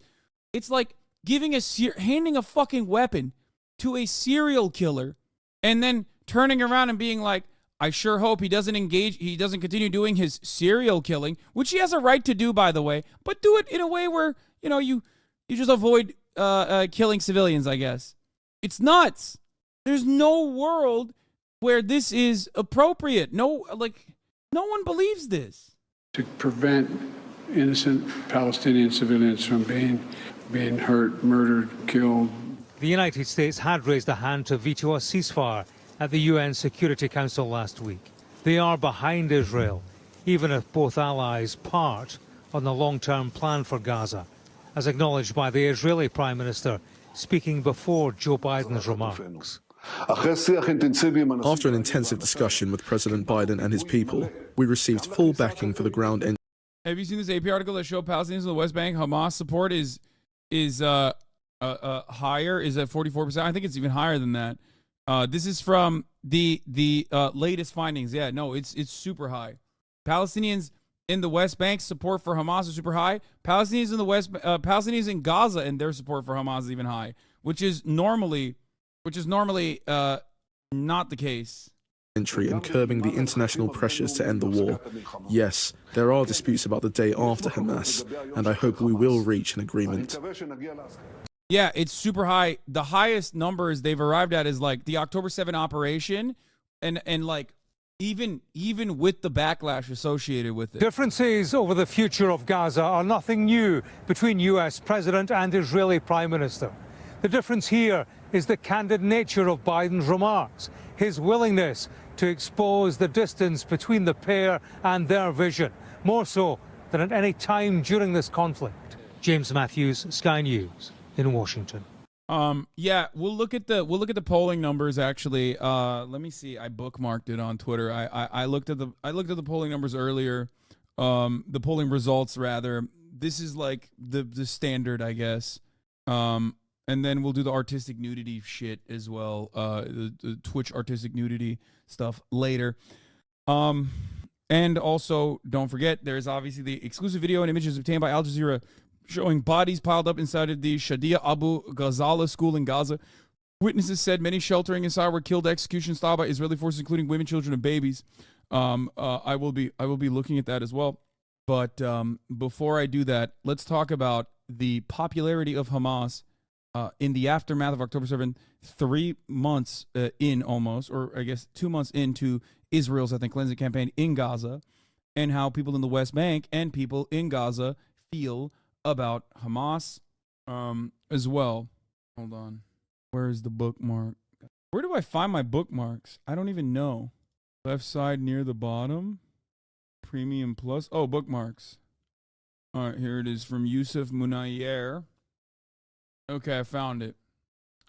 No. My bookmark's on Twitter. Thank you. Control Alt Delete. Oh, no. Nice, man. Thank you. Very helpful. Here is the latest PCPSR poll on Palestinian public opinion, which is out now, and I'm going to share some highlights. Yusuf Munayer says, okay. First, a couple of words on the poll. PCPSR is the gold standard as far as the Palestinian public opinion polling is concerned. Okay, this is like the best you're going to get as far as it's the Palestinian Center for Policy and Survey Research. This looks at the Palestinian respondents in the West Bank, Gaza, and Jerusalem. That's not all Palestinians, of course, so understand what population the sample represents. It's also very difficult to poll in Gaza, obviously. However, the poll notes that it was conducted during the brief truce to ensure some modicum of safety for the researchers. The majority of respondents, 81%, believe Hamas' attack on 10/7 was a response to long-standing Israeli attacks on Palestinians in their holy places and aimed at releasing prisoners, which is understandable. The majority of respondents, 72%, believe that the decision to launch the attack on 10/7 was the right one, despite the cost that followed. This is like recent. This is recent polling. 72% of Palestinians polled said that despite the fact that ethnic cleansing came as a consequence of that, because ethnic cleansing was already fucking happening, that they literally believe that the decision to launch 10/7 was the right one, despite the cost that followed. 82% of those in the West Bank, understandably higher than the Gazan population, said that the cost is worth it, of course, versus 57%. The majority of those polled in Gaza said that despite the fact that there's ethnic cleansing that they are, that they're experiencing currently, the majority of Gazans polled said that despite the costs, it's still worth it. That's insane. Okay? What the fuck? Are you reading tweets for source? So much propaganda. I am going to die. The tweets that I am reading here are from a poli-sci PhD who is breaking down the actual poll. Would you be more comfortable if I just looked at the poll? Is that what you would like me to do? Because it's right here. We can just look at the poll as well. Okay? Are you happy with that? It's just one other format. It's still the same information. It's just a more digestible format. Okay? I don't understand it. Anyway, Israeli objectives in the Gaza war.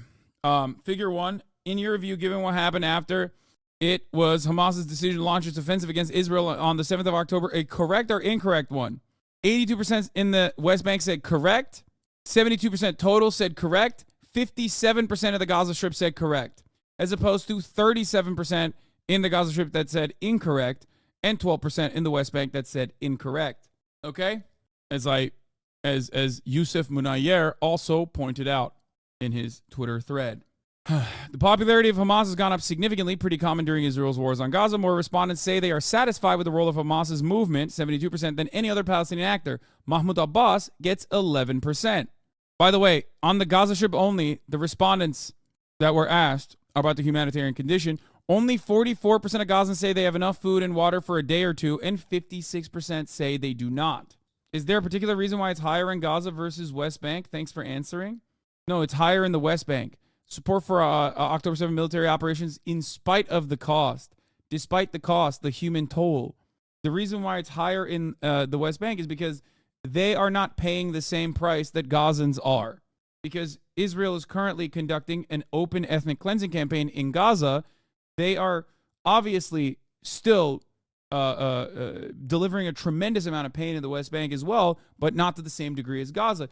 In Gaza, they're just leveling the entire fucking, they've leveled the entirety of northern Gaza and have now turned their crosshairs on southern Gaza as well. So just something to consider there. When they need food or water, only 1/3 of Gazans say they can reach a place where they can have access to assistance, with 2/3 saying they cannot. Almost 2/3, 64% of Gazan respondents say a member of their family have been killed, injured during the current war in Gaza. 36% say none of their family members have been killed or injured. A majority, 52%, blames Israel for the current suffering of Gazans in the current war, while 26% blame on the U.S., and only 11%, 6% in the West Bank and 19% in the Gaza Strip, place the blame on Hamas, and 9% blame the Palestinian Association. Authority, not association, sorry. That one is actually kind of funny, that like the blame on Hamas is literally the blame on Hamas, which is what Israel says. Israel keeps saying it's because of Hamas, it's because of Hamas, it's because of Hamas that we're doing this. They're making, Hamas is making us hate you like this. Hamas is making us hate you like this. And yet the hilarity here is that there's still 9% of the Palestinians that blame the Palestinian Authority. Obviously, understandably, 52% blame Israel for the ethnic cleansing that Israel is engaging in, and 26% say it's the United States' fault. I wonder why they feel this way. Maybe because it's Israel that's bombing them and not Hamas. We asked the respondents whether they support or oppose the release now, before the end of the war, or detain Israeli women and children among the civilians in the hands of the resistance groups in return for the release of Palestinian women and children in Israeli prisons. The overwhelming majority, 85%, 92 in the West Bank and 75 in the Gaza Strip, supported the exchange, while only 13%, 7% in the West Bank and 22% in the Gaza Strip, opposed it. A majority of 71% of the Palestinians in the West Bank and the Gaza Strip believe Gazans who left their homes during the war to safer areas will be able to return to those homes once the war stops. West Bankers are much more optimistic than Gazans, 83% and 53% respectively. Only 53% of Gazans believe that they will be able to return to their homes. Whereas those in the West Bank believe, 83% of those in the West Bank believe that the Gazans will be able to return to their homes.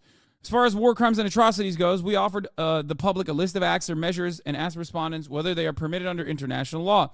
The majority, 84%, said it allows taking soldiers prisoners. But the vast majority, 78%, said it does not allow attacks on or the killings of civilian women and children in their homes. As far as October 7th goes, 77% said it does not allow the bombing of hospitals, or I guess they're talking about Israel's actions as well. 77% said it does not allow the bombing of hospitals. 76% said it does not allow cutting electricity and water. While 95% think Israel has committed war crimes during the current war, only 10% think Hamas also committed such crimes. 4% think Israel has not committed such crimes. And 89% think Hamas did not commit war crimes during the current war. 85% say they did not see the videos shown by international news outlets showing acts committed by Hamas against Israeli civilians, such as the killings of women and children in their homes, and only 14%, 7% in the West Bank and 25% in the Gaza Strip, saw these videos. That actually looks identical to why they would think that they did not commit war crimes or acts against civilians or acts of terror. When asked if Hamas did commit these atrocities, the overwhelming majority said no, it did not. And only 7%, 1% in the West Bank, and 16% in the Gaza Strip said it did. Remember, those with a direct relationship with Hamas that has existed under Hamas governance have less of a favorable opinion of Hamas. This is consistent. This has been consistent. The West Bank, where there is no Hamas, hates the Palestinian Authority, but has a more favorable opinion on Hamas. Okay? When will the war stop and who will win? Half of the public, 45% of the West Bank and 54% in the Gaza Strip, expect to see a ceasefire in the upcoming weeks, while a quarter expect the war to continue for weeks and months. 1/5 expect Israel to unilaterally end the war and begin to withdraw under the pressure from resistance. Only 2% expect that Hamas and other resistance forces in Gaza will stop fighting and withdraw to safer areas in the Gaza Strip. While the vast majority of West Bankers think Hamas will emerge victorious in this war, only half of Gazans think the same. Once again, the people in the West Bank think Hamas will emerge victorious in the war because they're watching from afar. I guess technically not super afar, but they're not in Gaza. Whereas Gazans that are asked this question, only half of them think that Hamas will emerge victorious from this. Similarly, while only 1% of the West Bank think Israel will emerge victorious, almost 1/3 of Gazans think that neither one will emerge victorious. Almost 2/3 are opposed to the participation of PA in the meetings with the U.S. 2/3. If there's one figure that is notoriously and historically less popular than Hamas, it is the Palestinian Authority. This is something that I have described to you guys and tried to explain to you time and time again, is a major fuck up that Israel did by design. Okay? They took the Palestinian Authority and they used them as a part of their security apparatus. If everybody understandably despises the occupation for good reason, then yes, the collaborators of the occupation are also going to be considered despicable. Okay? With the involvement of Arab countries such as Jordan and Egypt in order to discuss the future of the Gaza Strip after the war stops, only 33%, 28% in the West Bank and 40% in the Gaza Strip, support PA participation in such meetings.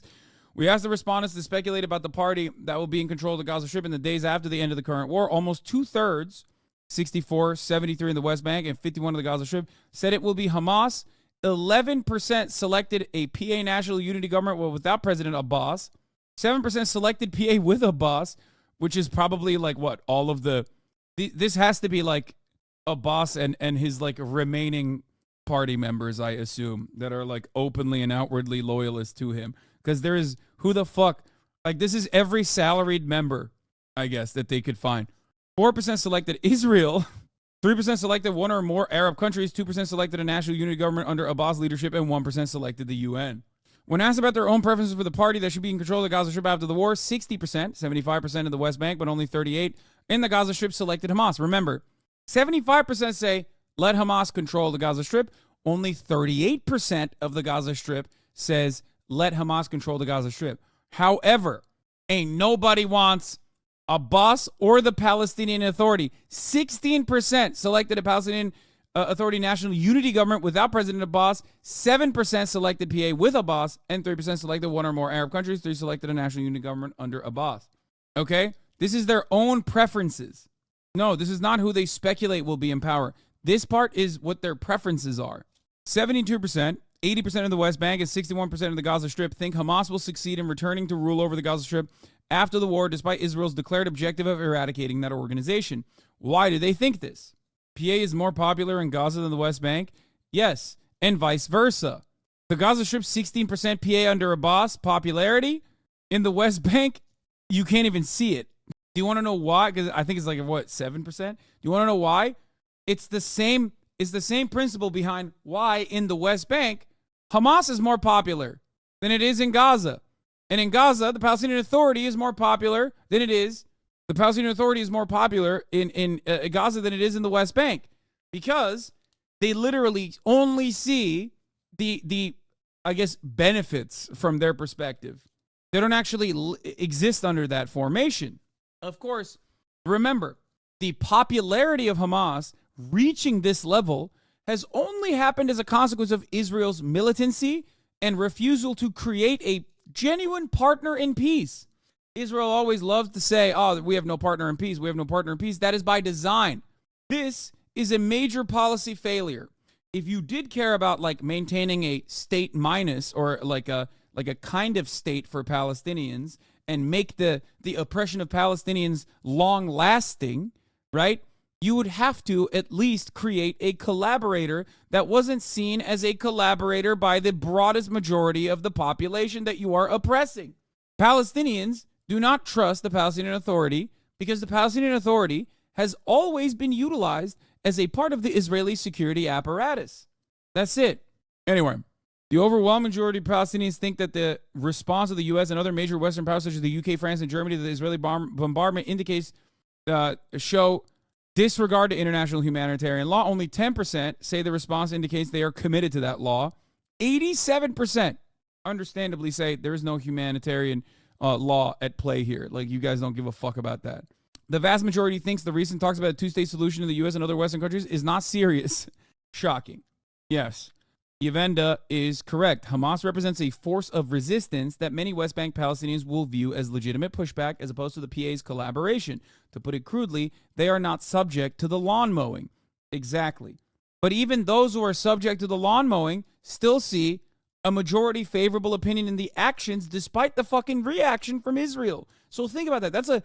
I think the most important part of this, process is the fact that what percentage of those in the Gaza Strip? 57% of Palestinians, 57% of Palestinians in the Gaza Strip whose lives have been ruined, whose family members have been killed, still say, in spite of the ethnic cleansing campaign that Israel is committing on them directly, the majority of the Palestinians in the Gaza Strip still think that the October 7 military operations were appropriate. Why are the responses from Gazans more tempered than West Bank Palestinians? Like, more people in the West Bank support Hamas's administrative actions because they don't live under it. Also, 5X says many think the West is committed to international law in Gaza. Wait, based on what you have seen or heard, do you think international law allows or does not allow the following measures during war? International law does not allow it. Sure, they all understand that it doesn't. But are you saying, are they committed to international law? What is it? Now will you ask the satisfaction with the role of Arabs? Hold on. Satisfaction with the role of a number of international actors saying that they're satisfied? Where did you get that number from? Hamas is a dictatorship, my dude. Would you rather have the PA replaced by Hamas like in Gaza then? No, motherfucker. Both of these parties are not doing a good job. Except one is at least militantly fighting back against the occupying force. What dictatorship, my dude? They have nothing.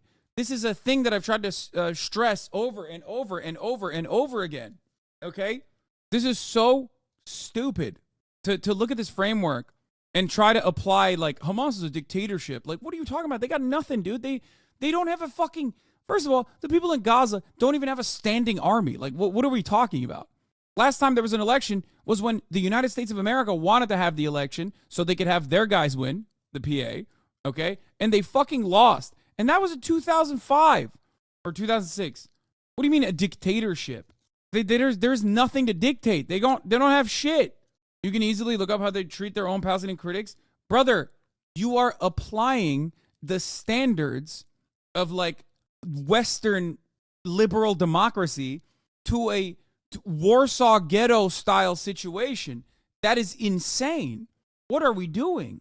And it's not even a Warsaw Ghetto style situation. It's a Warsaw Ghetto after the uprising, after the Warsaw Ghetto Intifada.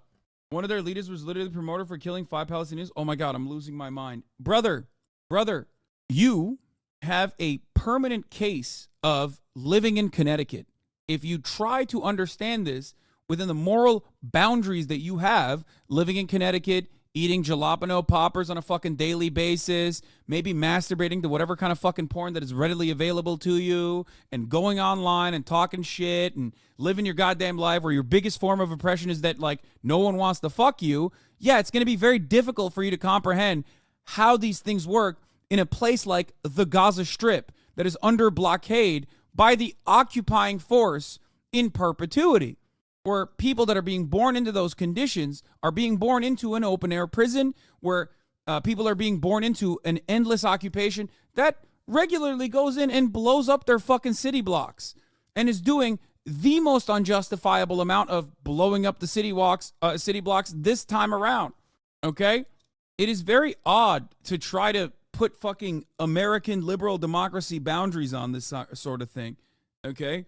I don't understand how you look to a situation like this, okay? I'm not saying it's right, but the ANC also took out people they deemed traitors. Yeah, they did. You have to remember, everything you know about your own form of existence, about your own mode of existence, is not even remotely close to how people exist in Gaza, okay? What the fuck is happening with me? All right. You lost me at height, 5'1". What are you talking about? Like, the reason why the Palestinian population, in spite of the fact that they exist under this blockade, the reason why they look to Hamas as the only form of resistance, is the only form of military resistance against the occupation, and see that as a favorable party, that they've actually increased, that has actually been able to increase its favorability over the course of the past 15 years, specifically, is because they are what remains.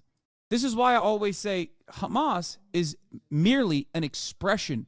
It's merely an expression of people saying, we are going to make this occupation as costly as possible. If we are going to all die, we are going to die on our own terms. Okay? Instead of begging on our hands and knees, we will go out standing tall.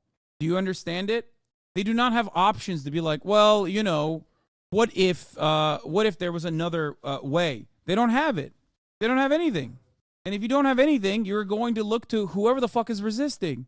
A phenomena that America has created all around the world, as a matter of fact. Something that I've talked about quite frequently. The Taliban's popularity increasing and having a steady flow of new militants that joined the cause, despite the fact that they were the American troops were just murking the Taliban fighters over and over again. How did that happen? I don't know. Maybe because when a fucking foreign country invades your nation and kills your fucking family members, you're probably going to join up with the force, whether you agree with them or not. The only group that is fighting against them. The debate lord sector is not sending their best this past month, judging by the chatters I've seen. That one guy last week that wanted to be pulled up on the guest star was wearing a damn Jack Skeleton fitted hat in his PFP. I love that. Anyway, on the Palestinian side, satisfaction with the role of Hamas, 72%, 85 in the West Bank, and 52 in the Gaza Strip, was the highest, followed by the role played by Yahya Sinwar, 69%, 81 in the West Bank, 52 in the Gaza Strip. Ismail Haniyeh, 51, 57 in the West Bank, 43 in the Gaza Strip. Fatah, 22, 23 in the West Bank, and 21 in the Gaza Strip. And the Palestinian Authority, 14%, 10 in the West Bank, and 21 in the Gaza Strip. Mahmoud Abbas, 11%, 7 in the West Bank, and 17% of the Gaza Strip. And Mohammed Shataya, 10%, 6% in the West Bank, and 16% in the Gaza Strip. Notice how there's a reversal here, but overall, Hamas's movement has become more popular in the West Bank because they don't exist under the Hamas governance, and they don't see the retaliation when Hamas does things. And when Hamas operates like this, they are operating, and they very openly say this, they're doing this for the West Bank Palestinians. But when you have nothing, and this oppressive force, this occupying force that is occupying your family, when this occupying force is just destroying you, when it's killing your family, killing your way of existence over and over again, relentlessly killing everything you know, then yeah, people are gonna fucking be like, I don't care. I don't give a shit who's resisting. At least someone is resisting.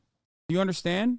So the question you should be asking is, how do we get here? What happened? How did we get here? How did this militant resistance force that was infinitely less popular in its inception and for many, many years rise to this level of popularity where they actually now maintain majority support even in Gaza? My camera is moving. It's not a fucking earthquake. Shut the fuck up. It's because I'm moving the fucking desk, okay? When I'm talking. Jesus Christ, chatters. Fuck. Anyway. That's what my parents don't get for some reason. Nobody's like, I want to fight back, and this group is the only avenue I have, but I don't agree with them ideologically, so oh well. Yeah. And then as far as non-regional actors goes, Russia is the most popular one, then China, and then Germany, surprisingly. What the fuck? I don't think these guys have a lot of access, though, in the Gaza Strip. I don't think they have access to figure out what the fuck Germany's been doing. So maybe that's why they have this like approval for Germany's actions, because that's very weird. Legislative and presidential elections. If the new presidential elections were held today and only two candidates, Mahmoud Abbas and Ismail Haniyeh, the voter turnout would only be 53%. And among those who would participate, Abbas would receive 16% of the vote and Haniyeh 78%, compared to 58% for Haniyeh and 37% for Abbas 3 months ago. In the Gaza Strip, the vote for Abbas stands at 24% and Haniyeh at 71%, while in the West Bank, Abbas receives 10% and Haniyeh 82%. If the presidential competition is between three, Marwan Barghouti, Abbas, and Haniyeh, participation would rise to 71%, and among those voting, Barghouti receives 47%, Haniyeh 43%, and Abbas 7%. 3 months ago, support for Barghouti stood at 49%, Haniyeh at 36%, and Abbas at 13%. Okay? The 7% number is so stable for Abbas, I legitimately think it's just like party loyalists. Okay? If the presidential election competition is between the two, Marwan Barghouti and Haniyeh, participation rises to 69%. Nice. And among those voting, Barghouti receives 51%, Haniyeh 45%. 3 months ago, the Barghouti stood at 60% and Haniyeh at 37%. Why has the popularity of Ismail Haniyeh risen through this process? Well, because of the thing that I just mentioned to you. He is seen as the leader of the resistance. He is seen as the only group that is willing to fight back against Israel's unjustifiable war crimes. This is why you cannot look at the situation on the boundaries of like American understandings of the world. You cannot look at the situation and be like, oh, I don't really understand this. Like, what the fuck's going on? October 7 is not the first day for Palestinians, okay?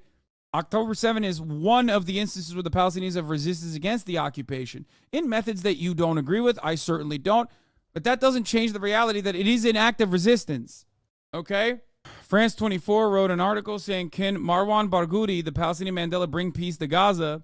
Hamas has said the group would only release all 240 Israeli hostages held in Gaza if Israel agrees to free all Palestinian prisoners. Among those locked up is Marwan Barghouti, sentenced to life imprisonment in 2004 for deadly attacks against Israelis. For many Palestinians, their Nelson Mandela is a leader in waiting. The former leader of Tanzim, the militant faction of Fatah, was sentenced to 5 life terms in prison for multiple counts of murder and membership of a terrorist organization. Every time there's an internal crisis or a flare with Israel, his name comes up, said Jean-Paul Chagnolard, head of Institut de Recherche d'études Méditerranée Moyen-Orient, a Paris-based think tank. He was arrested over 20 years ago during the Second Intifada. He was a very active Fatah leader and was not assassinated.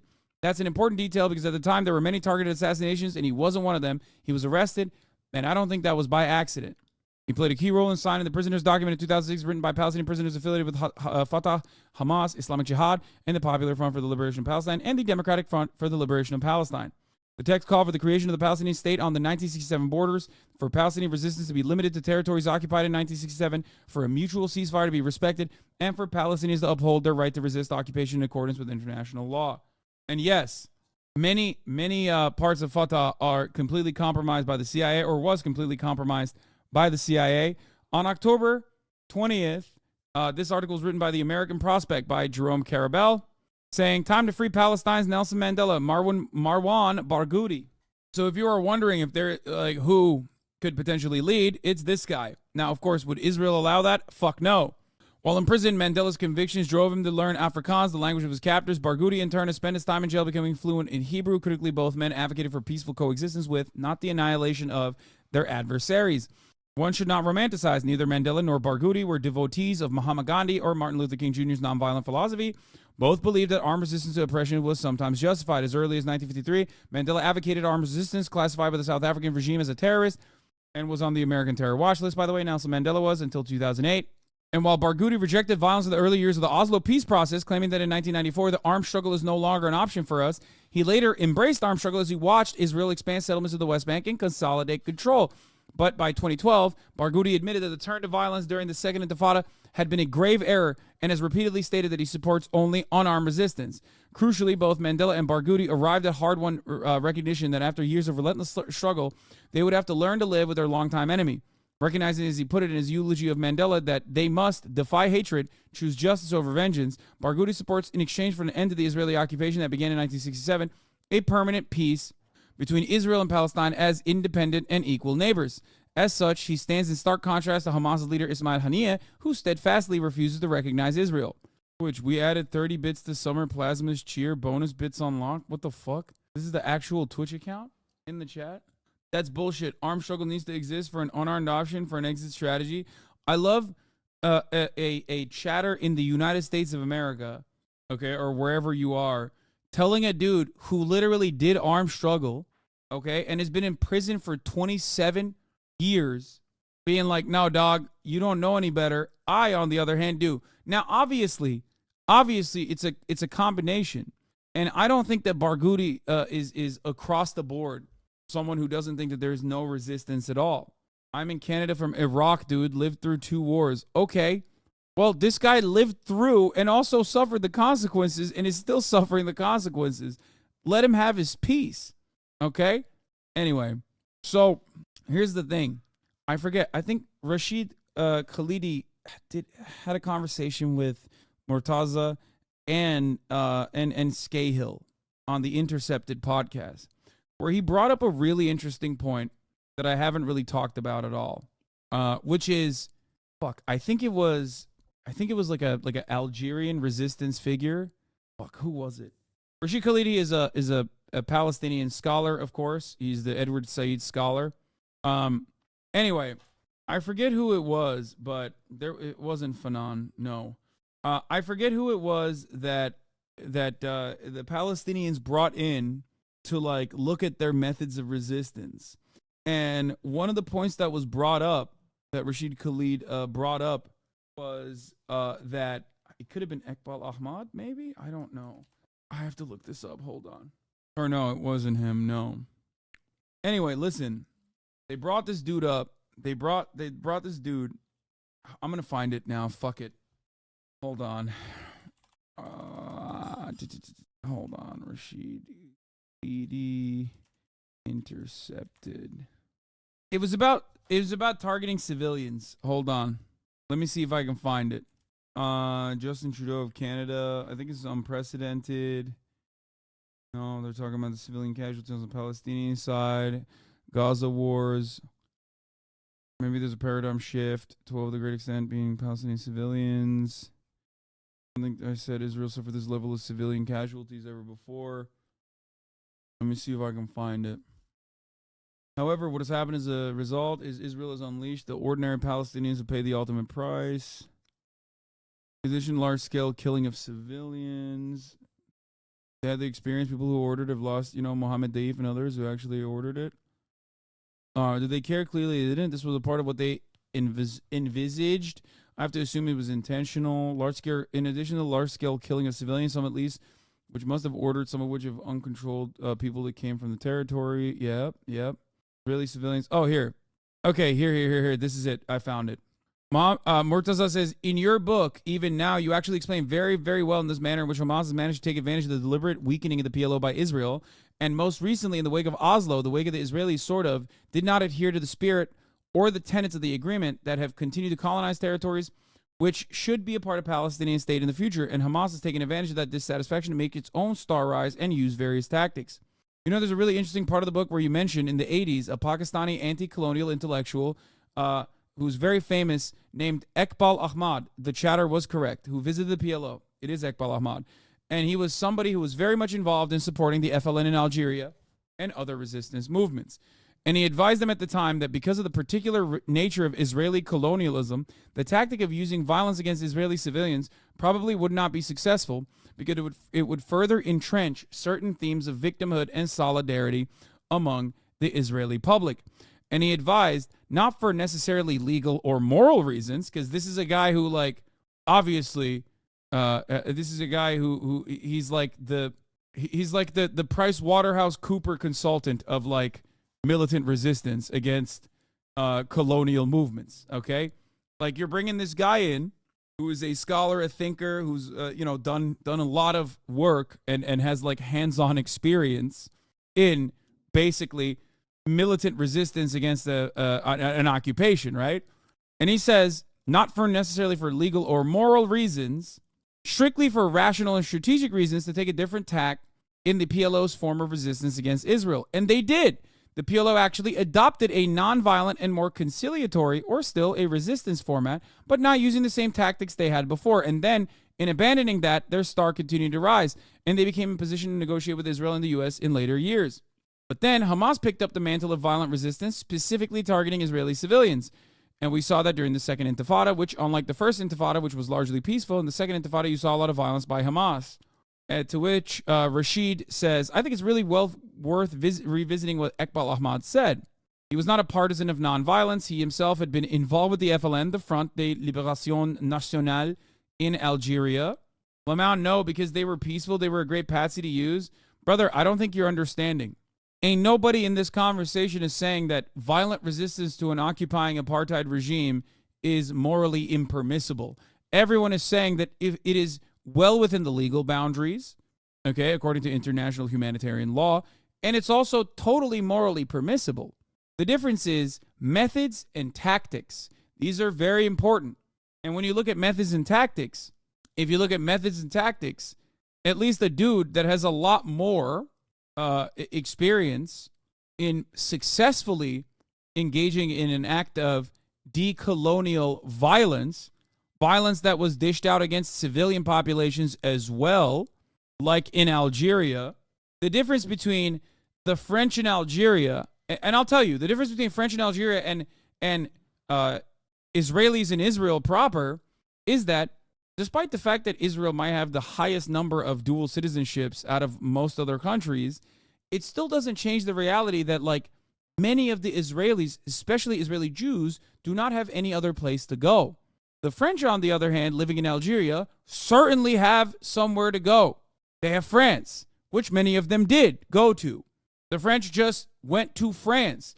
I remember a quote that is like from an Algerian, I think it was like an Algerian resistance FLN person, who literally said, as we entered their homes, they had left their food behind. The food was still fresh. Like, there was still steam on top of their dishes. And in a moment, they were gone, as they had never been there at all. Like, the idea is that the French and the violence in that anti-colonial resistance movement, the violence against even civilians, was seen as a successful method of decolonialization. This is not a moral conversation that we're having. We're simply talking about the tactics. Whereas violence against civilians in the Israeli population simply lead to the hardening of that position. What? How can you have dual citizenship and not have anywhere else to go? Brother, that's why I just said, hello? The second nationality doesn't get tragically erased just by being Israeli? I don't think you understood what I said. That's why I said 36% of Israelis have dual citizenship. 36%. And by the way, I'm not even saying that, like, they should leave. That's not my perspective at all. That means the broad majority of Israelis, which obviously, of course, includes Palestinian citizens of Israel as well, cannot leave. They have nowhere to go. Unlike the French that could go back to France. Okay? There are plenty of people that live in Israel that have no other state, many of which are descendants of Holocaust survivors. Do you understand? This is where The not our problem. Yeah, well, none of it is your problem, dumbass. Who the fuck are you? Of course. Don't say not our problem. I hate this LARPing bullshit. Okay, shut the fuck up. What do you mean, not our problem?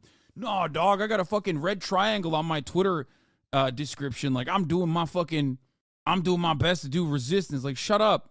Shut up. I am a Palestine. Okay, you're not there, so shut the fuck up. The notion of, like, not our problem is just such an idiotic conversation to have while we're literally talking about this entirely in the Western world from entirely a Western perspective, where I'm trying to show people a different moral framework, a different framework, a different rationality, okay? And you're over here being like, nah, dog, not my problem. Like, shut up. First of all, you're not going to achieve anything, okay? You're not going to achieve anything. I'm in Jordan so close soon, inshallah. Listen, there's no success here. Like, you're not going to achieve shit. So just shut up and listen to an actual Palestinian scholar who definitely knows more than you, regardless of your own personal experience being a Palestinian living in fucking Jordan, okay? Because this is not my perspective. I'm trying to deliver to you information from at least Rashid Khalidi, okay? Anyway, Eqbal Ahmad was not a partisan of nonviolence. He himself had been involved with the FLN, the Front de Libération Nationale, in Algeria. He worked with Frantz Fanon in Tunis on FLN propaganda. He believed in armed struggle, actually. And he was an intellectual. He was working in propaganda, but he was not an apostle of nonviolence by any means. So when they brought him to South Lebanon to assess the PLO strategy, I think the PLO probably assumed, well, he's going to tell us the best way to do this. And what he came back with was that no, whereas violent resistance and armed struggle are perfectly justified in certain circumstances and necessary in others, against this specific enemy, which is to say Israel, which emerges out of a specific history of Jewish people, violence against civilians in particular is inadvisable. And he made that argument at a time when actually the PLO was having success only on the political level. If you go back and look at the 60s, 70s, early 80s, the PLO was enormously successful diplomatically in much of the world. The first time that a Palestinian address in an international forum was Arafat's address to the General Assembly in 1974. This is really important to comprehend because that's precisely what Israel knows, and that is precisely what Israel has tried to fucking stop time and time again.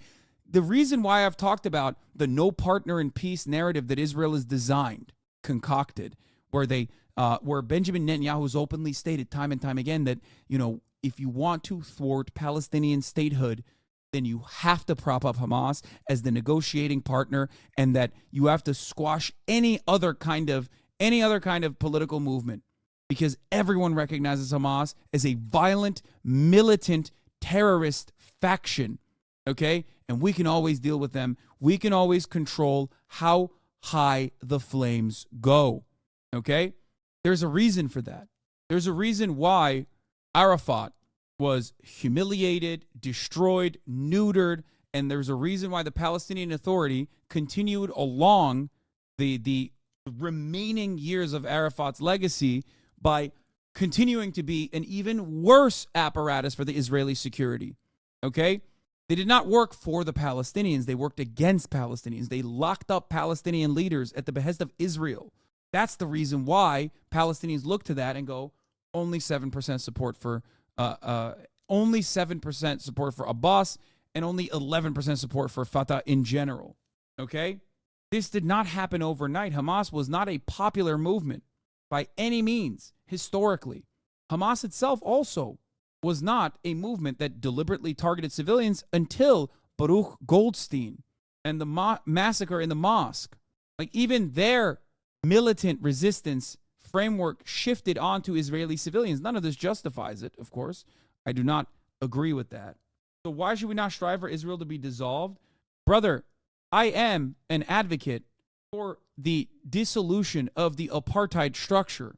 I am a believer that Israel already is operating as one state that occupies 5 million Palestinian bodies. Okay? That has to stop. We are simply talking about methods that are deemed successful, methods that could be successful, methods that have seen success. Okay? The irony is something that a lot of people in the Western world don't recognize is the reality that Hamas itself recognizes. Despite being the militant resistance party, the militant resistance group, Hamas itself revamped its charter in 2017, okay, and started communicating very differently with Israel. Part of the reason was because they wanted to do the PLO thing.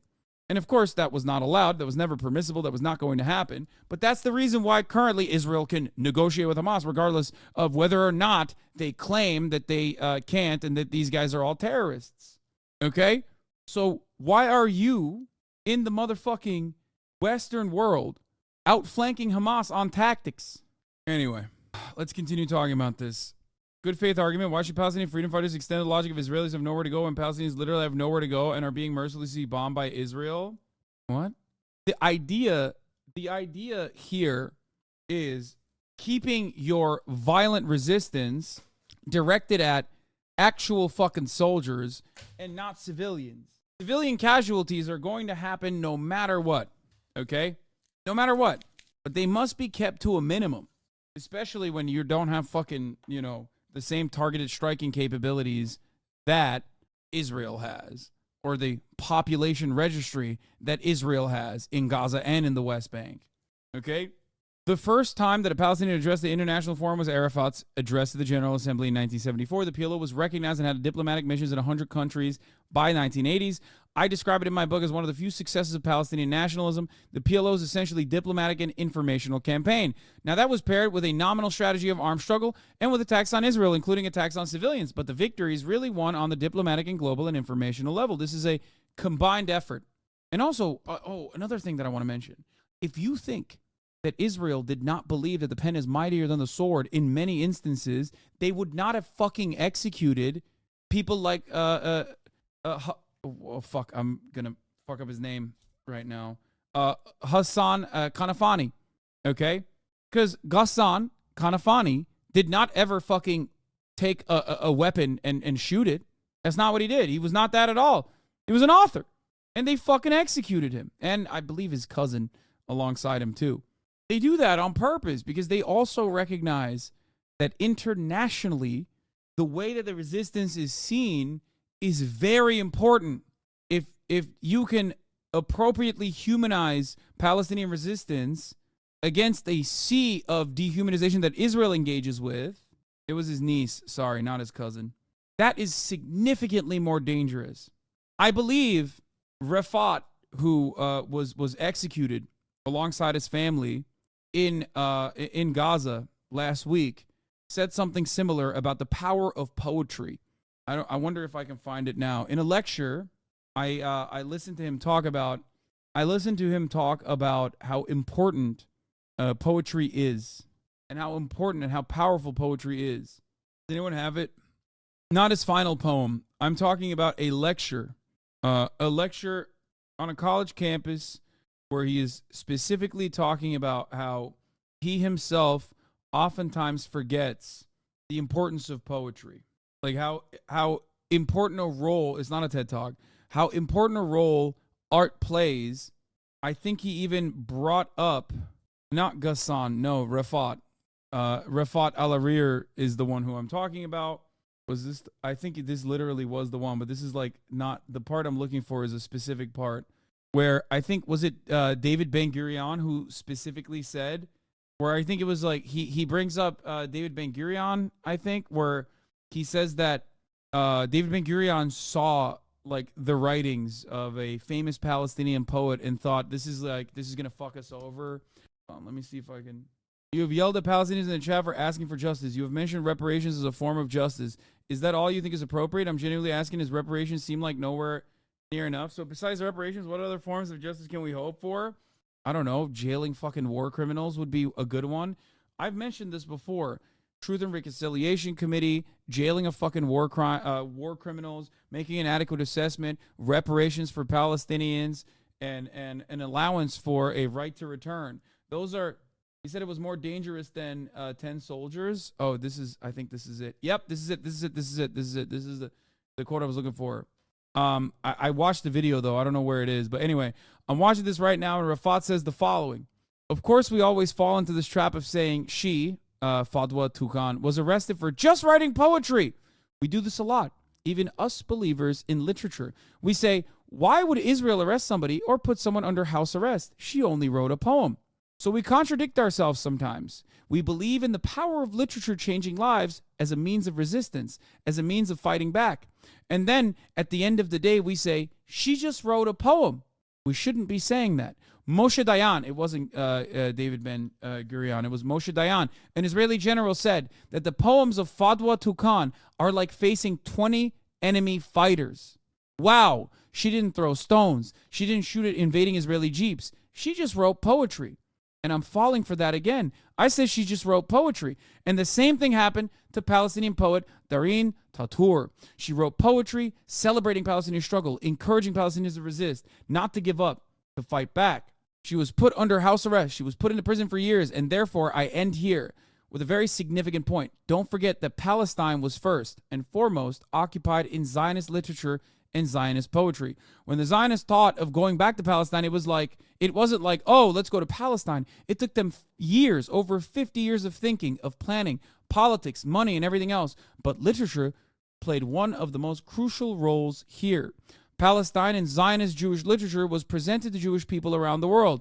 And this part is very powerful. He says, as Palestine is a land without people for a people without a land. Palestine flows with milk and honey. There's no one there, so let's go.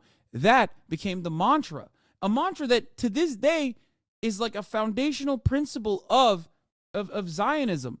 A lie, but it's such a successful selling point. But there were people. There have always been people in Palestine. But this is an example of how poetry can be a very significant part of life. So here's the thing. This is precisely the reason why Israel understands the importance of poets and academics and works to kill them. Okay? They arrest them and kill them and suppress their message. Why do they do that? Well, they do that because they recognize the importance of the humanization that occurs when you are personally invested in someone, when you have a sense of connection with them. Okay? You understand? This is why figures like Bizan are so important. Plestia, Bizan, Motaz, these guys have developed a relationship with millions of people around the world. Rafat as well. Yeah, Hein Kudari. When Israel kills them, when Israel kills them or harms them and kills their families, you see it. You see it from a personalized perspective. Okay? This is why they fucking execute these people. They understand the importance of Palestinians humanizing themselves and putting their best foot forward in the Western world, which is why I sometimes get frustrated when I hear those who see the atrocities, who see the violence, those who live in the Western world, who see the cruelty that Palestinians are subjected to, and take a stance, understandably, that is like really aggressive, okay? But one that is not beneficial to the Palestinian plight or Palestinian activism at all, because your audience in that situation is the Western world. Obviously, I have my red lines. I have my I'm not going to capitulate to cynical conflations between anti-Zionism and anti-Semitism. I'm not going to capitulate to cynical and aggressive, suppressive stances that those who defend Israel take, where they say, oh, you can't say from the river to the sea. That's genocidal. You can't say intifada. That's genocidal. You can't use Arabic words. That's genocidal, right? It's understandable to get angry, but you also should recognize your place. If you feel like you truly want to help. Yeah, my uncle is a great example of this. He's fucking silly as hell. Goofy as hell. Goofy, get the hell out of here. But this whole like fucking from the river to the sea, Palestine should be free. You got to stop saying that. Okay? Anyway. How can we possibly be calm and collected and use poems and art to adhere to the oppressor's feelings when we're witnessing a literal genocide? The only retribution is violence, unfortunately. No, there is always a place for violence as a form of resistance. That's not what I'm talking about right now. I'm talking about like when you're here, okay? When you're in the Western world, when you're speaking to a Western audience, you know what I mean? Like, that's very different. How you conduct yourself and how you present your cause is important, because you're making an argument to the Western world. You're making an argument to people who are out of touch. You're making an argument to people where you are supposed to humanize Palestinians. So stop LARPing is my point. Okay? It doesn't mean that like spend any amount of time criticizing Palestinians in general, because that is also not only counterproductive, but I would say cowardly, right? Understand and explain, analyze these actions and why these actions are taken. You sound so full of shit right now. Yeah, I mean, dude, you have comrade in your fucking name. Like, what do you mean I sound so full of shit? Yeah, of course. You're on Twitch, brother. You're not a fucking revolutionary Marxist-Leninist, a part of the fucking vanguard. You're yelling in a Twitch chat. Yeah, of course I'm going to come across like I'm fucking full of shit because I'm not LARPing. Anyway, the second great victory of the Palestinians. What do you mean LARPing is just saying from the river to the sea? No. I said do not concede to cynical conflations between anti-Zionism and anti-Semitism. When people say from the river to the sea, Palestine should be free is anti-Semitic or calling for the genocide of Jews, that's fucking bullshit. Obviously, that's not what I mean. I'm talking about like yeah, dude, we're fucking, I'm talking about the celebrations and the way that people go above and beyond and say like, no, actually Hamas across the board is fucking really good and you know civilians should be killed because they are all they're all settlers and shit like that. Or when someone comes in here and says like, well, you know, they'll just fucking leave, they have to leave, they have to be forcibly expelled, shit like that is unproductive, silly, stupid. Yeah, it's like people like Suki's mom calling Rashida Tlaib an arm of the imperialist regime. Things like that are just LARP and it's stupid. I've actually talked to Jewish people that genuinely are terrified of these phrases and actually believe that it means they should be genocided. Hassan, though, I have some compassion for them. Do you think TikTok star baby Ariel is lying when she says that the phrase means to genocide? Like, no, she genuinely is terrified. Who the fuck is TikTok star baby Ariel? What? What the fuck is a TikTok star baby Ariel? Like, no, she genuinely is terrified and scared of it because people have made her believe that. I've also talked to Jewish people in my life who are actually scared. Wait, is that baby Ariel, the TikTok star that baby Gronk rizzed up? Is that what it is? Or no, that was Livy Dunn. I should know that. Baby Ariel is afraid of from the river to the sea. Yeah, this is a funny ass fucking bit that I myself have also done a worse version of course. But here, yeah, this is the river to the sea argument. Also, the top of the hour is upon us, and I forgot to run it, and I'm going to run it now, and then we're going to move on from this. We need to stop using the chant from the river to the sea, Palestine will be free. You are asking I want to talk about this pretty insane. The whole of Israel, and that is anti-Semitic. Instead, what you should say is, from the east bank of the Jordan River, including Jenin and the Jenin refugee camp, Tulkarm and Nablus, until the first checkpoint. And if they let you pass, skip Israeli cities, Kilia and Kfar Saba until the next checkpoint. Advance through Palestinian cities until the end of the West Bank of Ramallah, East Jerusalem, Bethlehem, and Hebron. Refugee camps like Aida and Haisha. Skipping all of Israel, then you go all the way to Gaza, bordering cities that you won't pass through are Sidrot, Ashkelon, Netviyot, and Ashdod. Progressing through Gaza City and Khan Yunis until the Mediterranean Sea. Palestine will be free. That's not anti. Yeah, there you go. From the river to the sea, it would be nice if we had a secular, a democratic republic where we would be allowed to have a two-state solution, and then also on top of that, the West Bank settlements would not expand, and also maybe they would peacefully leave the West Bank settlements so we could have our own land in the 1967 boundaries. Yeah. I mean, come on, guys. That's there you go. That's not as catchy, but, you know, come on, do it. I think Jews should return to simply where they are from, simply because why the F do you think you have a right in Palestine when you literally live in New York? It's crazy. Thinking that number one, logistically, this is not happening. Like, what you are describing is impossible. It is not happening. You are advocating for the forcible removal of 7 million people. And unless you can suggest a way to do that will not result in all-out war and the deaths of millions, sorry, it's just not going to happen. Now, there are some factual aspects here that are also in. I mean, Israel did it in 1948. Yeah, and it wasn't good. What are you talking about? It was a catastrophe. It's literally called the Nakba, a catastrophe. The fuck do you mean? Listen, dude. Listen to everyone that says like, oh, you know, they just gotta go. You're LARPing. Nobody's going anywhere, okay? Will there be people who don't want to live alongside Palestinians because they see Palestinians as lesser than? Absolutely. Those races can fuck off, and they will. Oftentimes they do, okay? As a matter of fact, some of those races literally fucked off from apartheid South Africa and went to apartheid Israel. They literally did this, okay? They were like, oh, no more fucking apartheid, mate. I'm going to go to Israel now. They still apartheid there? Fuck. And then they fucking went to Israel. They did that. Okay? They'll figure a fucking place to go to, but that's different. That's different. The broad majority of the population is not going anywhere. And why should they? As a South African, I might say, what the fuck is that South African accent? All right, shut up. I know, I fucked it up. Okay? My point is, yeah, there is always going to be some people that are like, oh, ew, I need to live next to Arabs. Fuck that shit. Right? Fuck those guys. They'll voluntarily leave.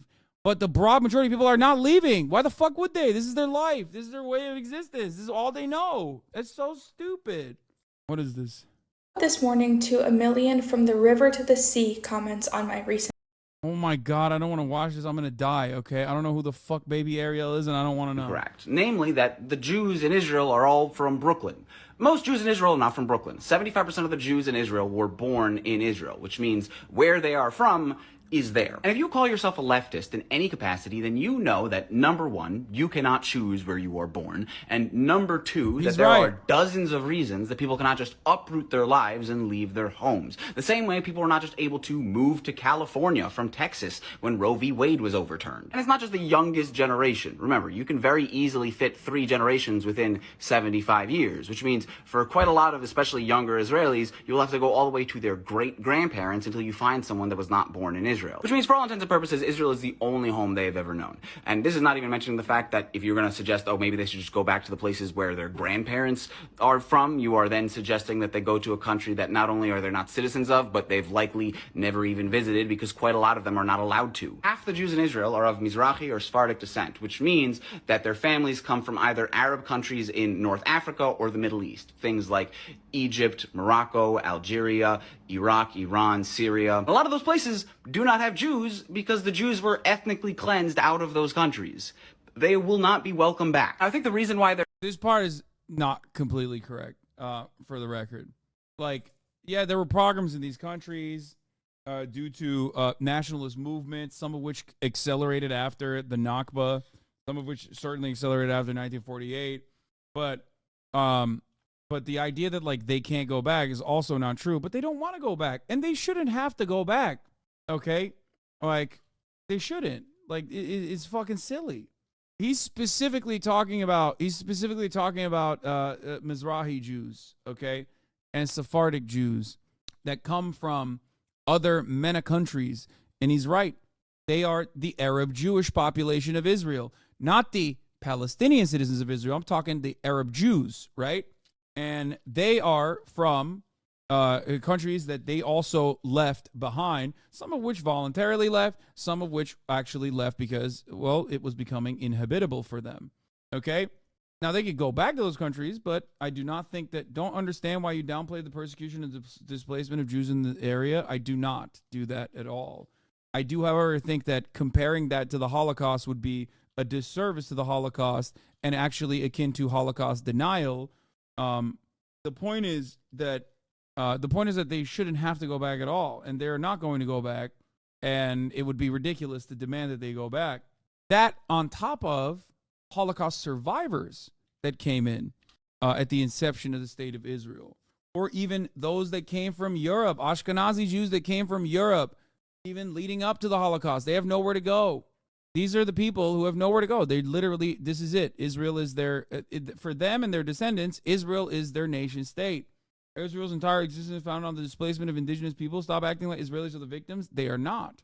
Israel as an entity is not the victim of anything. They are the ones who victimize the Palestinians. This much is true. I'm talking about active, workable solutions. Man, everyone is trying to catch you when it got you for some reason. Yeah, I don't know what the fuck's happening here. I've made my perspective very clear. You cannot have a two-state solution with 750,000 settlers living in the West Bank and East Jerusalem that is currently occupied. Okay? Can't do that. What are you going to do? That would be unimaginably cruel to fucking rip like settler babies, okay, from their homes, living in the fucking West Bank. You spend literally all day advocating for Palestinians, and honestly, people still say you're treating Israelis like victims. Yeah, I know. This is why I also explained to people that it's pure and utter fantasy to think that like 9 million Israelis or 7 million Israelis, if you take out the Palestinian citizens of Israel from the equation, 7 million Israeli Jews are not going to fucking magically eviscerate from the land. That's just like, it's laughable. It's not a real thing. Like, that's not going to happen. That'll never happen. You're fucking ridiculous. Is this you or Jank talking? No, I don't think people understand. This is not even, there's a reason why a two-state solution is incredibly popular, or historically has been incredibly popular for Palestinians, as obviously the popularity has waned over the course of many, many years. The reason isn't because that is the most just way of looking at the situation, the most equitable solution.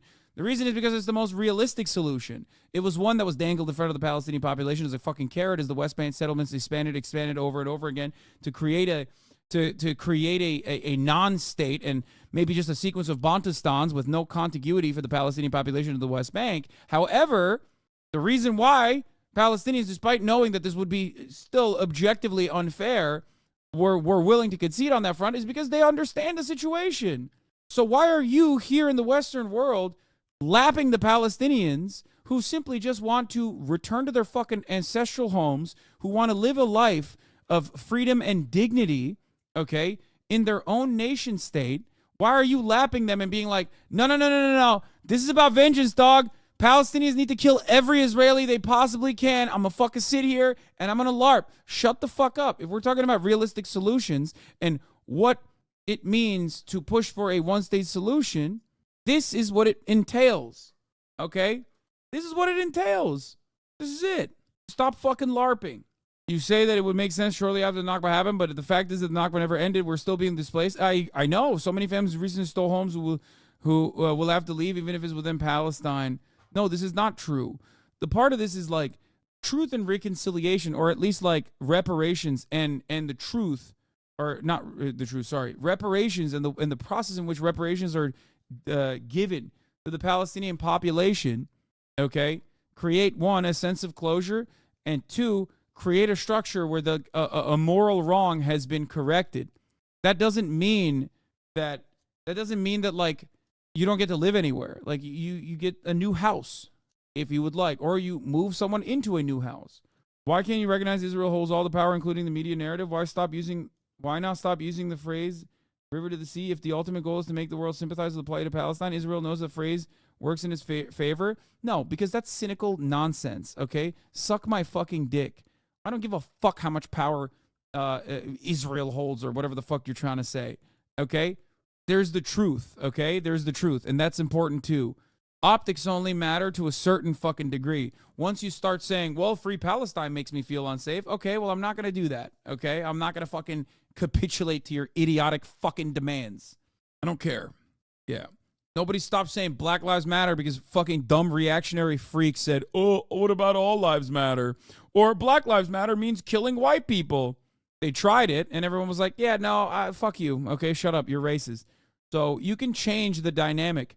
It's just the media is not interested in doing that and accurately dealing with this slogan and hyper-focusing on the optics of what it makes people feel like. There are so many people that believe all the Jews in Israel from Brooklyn is a bit of an issue of selection bias, because you watching this video probably speak English, which means the entirety of your TikTok feed is going to be in English. So most of the people in Israel that are talking about Israel will be Americans, because the Israelis that are uploading TikToks on the issue are normally uploading them in Hebrew. So if you are American, it's very likely that all the people you see in Israel talking about this issue will also be American, unless they are very fluent English speakers. 8-year-old uncle, okay. A college position from earlier. I know that this is a fringe position, this idea of we need to expel all the Jews from Israel, because I have never seen any pro-Palestinian content creator on this app advocate for this. Yeah, that's the other part about it. That's like, he's right. Like, this is not a position that, bro, you're lapping Hamas, dog, okay? When you say we have to expel everyone from Israel, every Jew from Israel, like, you are a fucking LARPer. Why is he covering it? Because he's making fun of a fucking commenter who did say that, okay? Like, you're literally talking about like Hamas's 1988 charter for no fucking reason, when even Hamas in 2017 was like, yeah, maybe that's like so much. Maybe that's a bit much. Maybe we should dial it back a little bit, because absolutely zero people want to recognize this as a legitimate political entity because of the original charter, which is not like the fucking lay of the land. You know, it could change. Charters change. The point is not retribution. The point is not vengeance. The point is justice, okay? Justice for all. This is a fundamental principle that I believe in, okay? Hamas apologia. What? Chanting Intifada at pro-peace rallies isn't a good look, though, but I agree for the most part. Hamas apologia. No, I don't agree with you on this, hollaback boy. I think chanting Intifada is not a bad thing. Intifada is struggle. It can take up violent forms, as it has in the second Intifada, but the first Intifada was strikes. Like, that is 100% an adequate thing to say in this circumstance. It's just like, I think an uprising against the apartheid state is just. There's literally a video of Hamas founder Ahmed Yassin saying we can coexist with Jews, Lamau. I know, I don't really give a shit about that stuff anyway. It's just all fucking back and forth optics. Who gives a fuck? Anyway, so, yeah, Secretary of Antifa is correct. The point is creating a stable state which can exist and develop evenly, a pluralistic democratic state that is diverse, so that they can develop evenly and benefit the entire population of Israel and Palestine. Then people can't complain, and then they can protest about culture war nonsense like we do in the Western world. That's the goal. But yeah, I think that like people coming after Intifada, for example, and saying like, oh, you can't say that, you're calling for the genocide of Jews, is ridiculous. Because, like, okay, the the Warsaw Ghetto Intifada wasn't the Warsaw Ghetto genocide of the Jews, you know? That's how you say it in Arabic. It's an uprising. Are you pro two-state now? I'm confused. No, I'm a one-stater. I'm a one-stater specifically because I think it's untenable to believe that there will ever be a two-state solution that is just and moral, because a two-state solution implies that you have to expel 750,000 Jews living in the fucking West Bank and in East Jerusalem. I used to be someone who believed in a two-state solution. I am no longer a believer in the two-state solution for that reason. Anyway. Not a single Palestinian that I know in person or on this app I've ever heard say something similar. I don't know any Palestinian advocacy group that's advocating for this. In fact, quite literally, I see them advocating for explicitly the opposite. Palestinian emancipation is not, or has not, ever been broadly defined at any moment throughout its history, evisceration of all Jews living in Israel, or the forcible expulsion of all Jews living in Israel. We want all Palestinians who live between the River Jordan and the sea to be free, with everyone else who lives in that region to also be free. It's not a case of either or. It's not about kicking out the Jews. You might ask, okay, so this is a fringe position. Why are you highlighting this one random comment? The thing is, it is not just one random comment. Here's a tweet saying the same thing, that in response to the question, where will the Israelis... Yeah, there's a lot of shit like this that pops off on Twitter, and it's just like... ...go, that the United States and Israel should start making plans for safe Israeli relocation. This is suggesting that the solution to ethnic cleansing is more ethnic cleansing. And it has 30,000 likes. And yes, forcible removal of a population is ethnic cleansing, the same way that the people are advocating for the Palestinians in Gaza Strip to go to the Sinai are also advocating for ethnic cleansing. Don't throw up question marks. It's true. It is true. There's a difference between like when someone steals your fucking house and then you steal it back immediately versus when someone steals your fucking house and lives there and has like families there for generations, and then your children come back and go, all right, like I'm now going to kill your babies or I'm going to fucking force you out of your home. At that point, it's the unfortunate reality of history moving past it. It's just the truth. At that point, you're not looking for fucking, you're not looking for justice. You're looking for revenge. Okay? Then why are you for reparations? Fuck you mean? That's literally the point of reparations, is so that people do get their justice. Reparations is justice.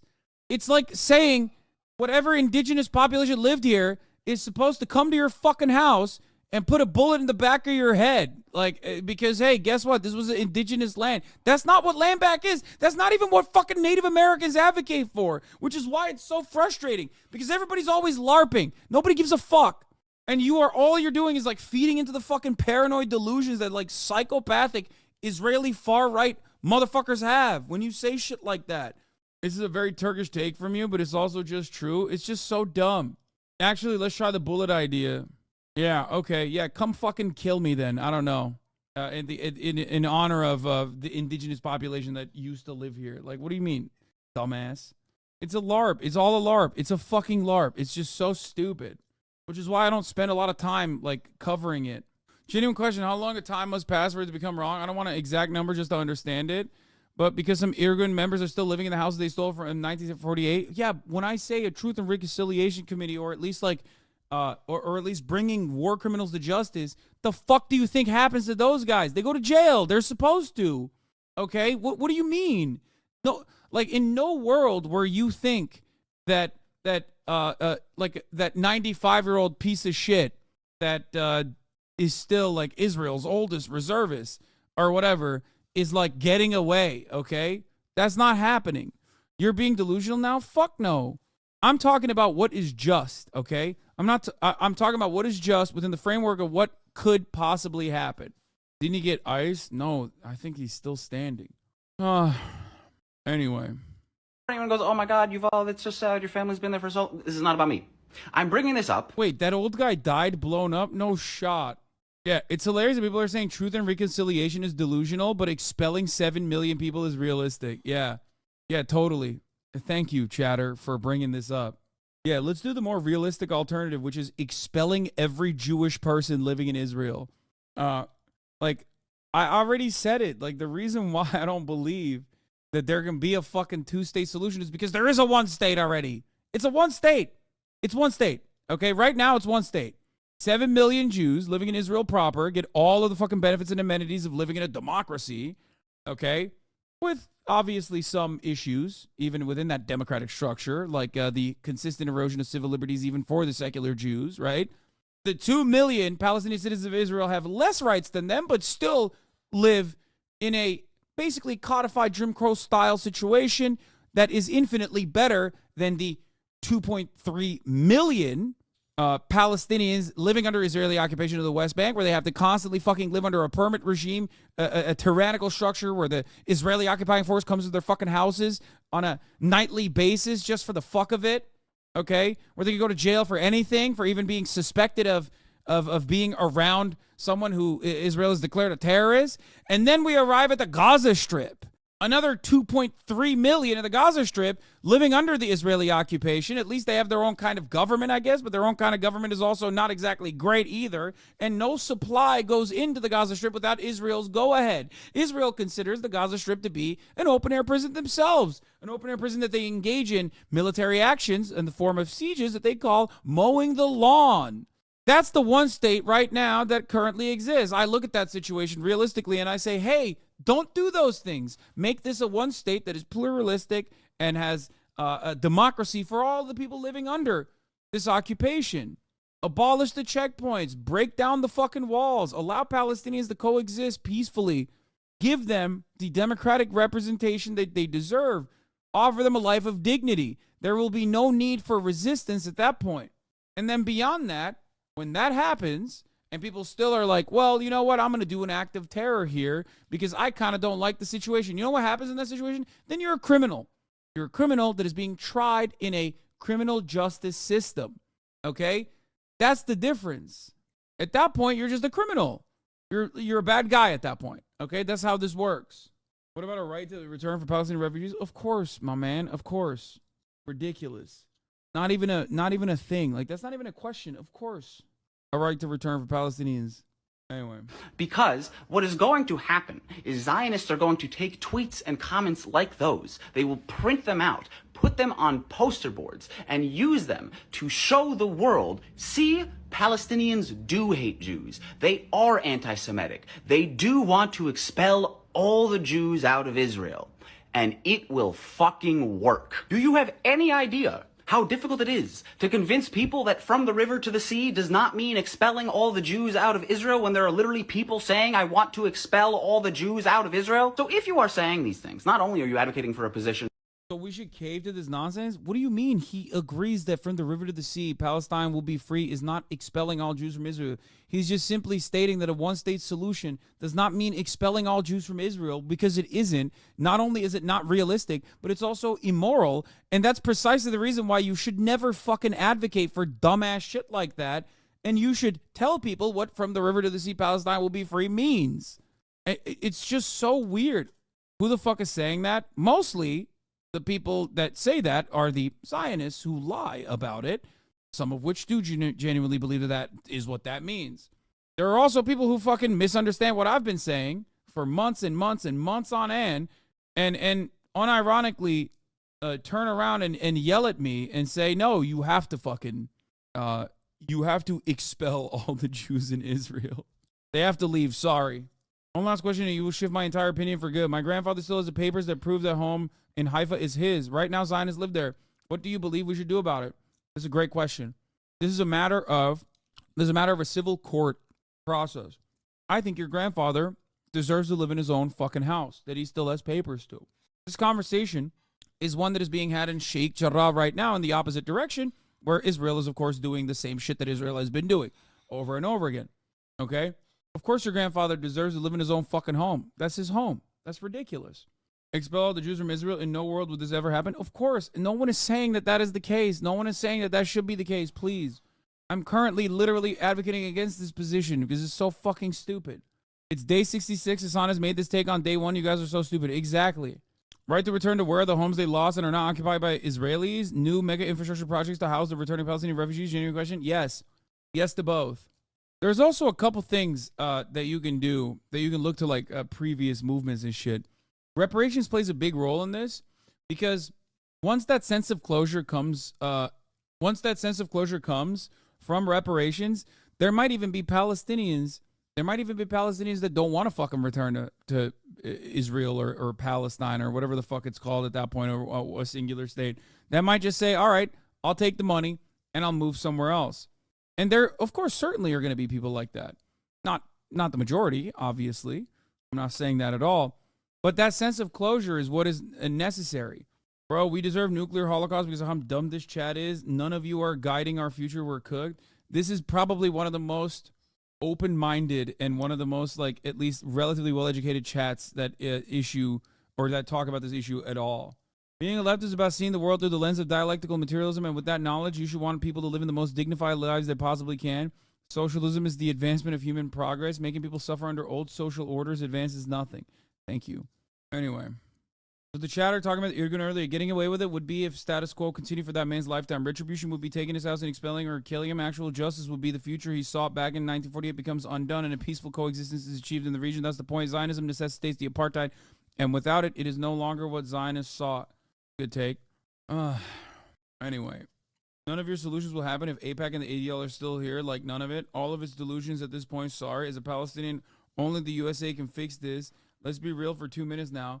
That's so funny that you just mentioned that.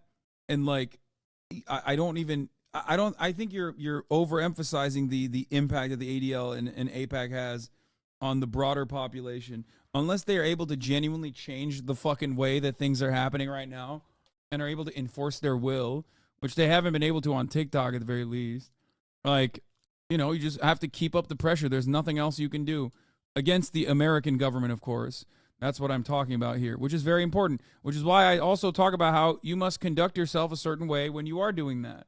Just the fact that you explain what a one-state solution really means without getting shouted down already makes it a bell end of progressivism in here. You couldn't even take that position in American Policy Department. Yeah.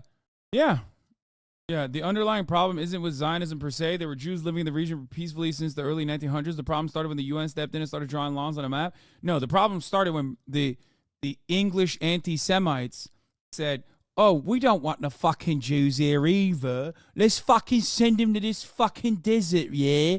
That's when it happened. That's when they were like, yeah, send the fucking Jews to the desert, mate. Fucking hell. They'll deal with it. That's what they did. And then Jewish people were like, okay, well, at least we're like away from all these fucking anti-Semites and we get to have a land. Fuck yeah, I'll do it. Who gives a shit? And they engaged in an act of settler colonialism. Why didn't the Arabs embrace them? Some did. Some did, literally. from the beginning. The point was that many Arabs did, and some of them were fucking punished for it severely, dog.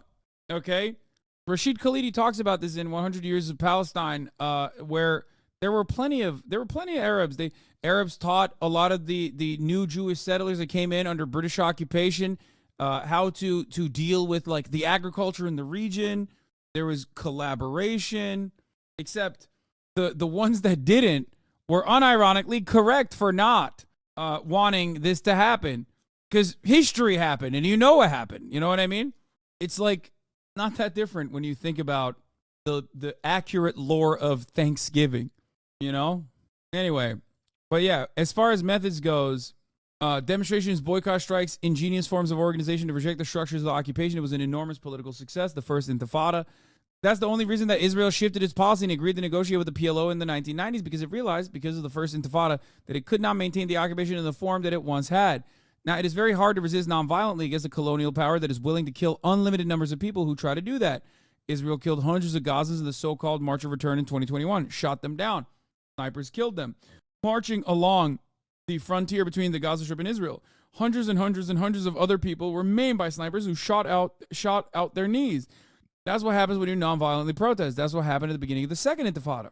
The second Intifada, after Sharon went to the Haram al-Sharif around the Al-Aqsa Mosque in the fall of 2000, was mainly massive nonviolent demonstrations to which the Israeli army responded with millions of bullets, eventually producing the effect of people firing back. So much so that in the second Intifada, like even the fucking Palestinian Authority's own police force shot back at the Israeli occupying force. And it's something that they had never done prior. Like literally, CIA trained Palestinians using American weapons were now firing back at the Israeli occupying force. Something that was very frustrating for, of course, the Israeli government. Why did that happen? Well, that happened because they were firing at them.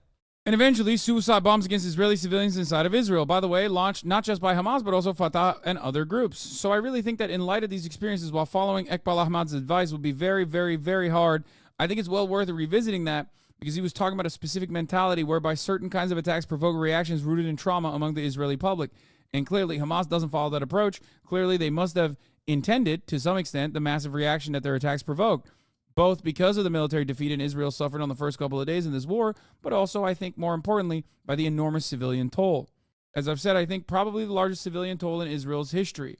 Arab Jewish people in Palestine went to Muslim schools, and Muslim children went to Jewish schools. They had integrated communities and culture, and their faiths even took practice from each other. They also gave food to each other after no eating food holidays. No eating food holidays. Chatter, you were yelling that we all heard you. What? Anyway, Muslim Hungry Month. No food holidays is such a funny way to talk about. It's Yom Kippur, right? Isn't Yom Kippur the other? Or no, not Yom Kippur. When is the? Is it Yom Kippur? I'm mixing in. Yeah, Yom Kippur is the Jewish no food holiday, just like Ramadan is the Muslim no food month. Anyway, here is Netanyahu's. I think I'm going to skip this. Obviously, the world witnessed the great miracle. As Brandon responding to the Israeli families. Freed as a function of the temporary ceasefire. What specifically are you requesting of the U.S. going forward to secure the release of your loved ones? And as it relates to the desire for another ceasefire right now, is there any more information that you learned about the potential that could happen anytime soon?